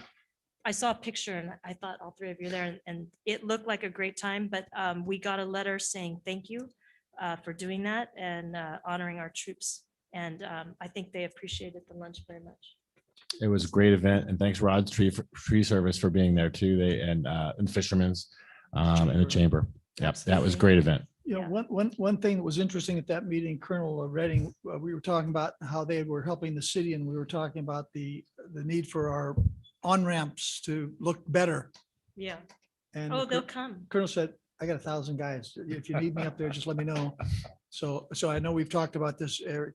Is the city, where are we with Caltrans on that? I have not been updated on that issue or that inquiry from the Public Works, and so I'll follow up with them tomorrow morning, sir. Okay. And keep the Marines in mind. I hate to put them to such Absolutely. menial labor, but he said, I got 1,000 guys. we can They've keep gone, busy. I like they've free gone up labor. and down Yeah, El I Camino know, Real I and know. pulled weeds. I know they You did the they- drains and so they- anyway, just a Great. thought. We just have to feed them, All right. Just a housekeeping. I didn't hear Okay. a second to you. Councilmember Duncan's. I believe you wanted agendized about No, what staff is hearing, or did you just want to report? I think we settled on a report. Well, if I As can It's get- already I didn't doing know that. if it's a verbal report at a meeting or, I just want to make sure it's on the agenda. Okay, so I'll second that. okay, got We'll, it. we'll It'll be be able to agenda. speak to that at the July meeting with any issues that we're encountering Okay. from restaurants. I don't think we need a full report yet. Okay. I'm going to read the resolution to adopt staff recommendation, the second reading of ordinance number 1714 entitled an ordinance of the City Council of the City of San Clemente, California, amending chapters 2.28, 2.36, 2.40, and 2.43 of the Code of the City of San Clemente relating to the Beaches, Parks and Recreation Commission, Golf Course Committee, Human Affairs Committee, and Investment Advisory Committee respectively, and the repealing chapter 2.42 relating to the Coastal Advisory Committee. Second. Motion by Mayor Ward, second by Mayor Pro Tem James. Councilmember Duncan, Aye. Councilmember Noblock, Aye. Mayor Pro Tem James, Aye. and Mayor Ward. Aye. Carries 4-0. Okay, next regular council meeting is scheduled to take place on July 20th, 2021.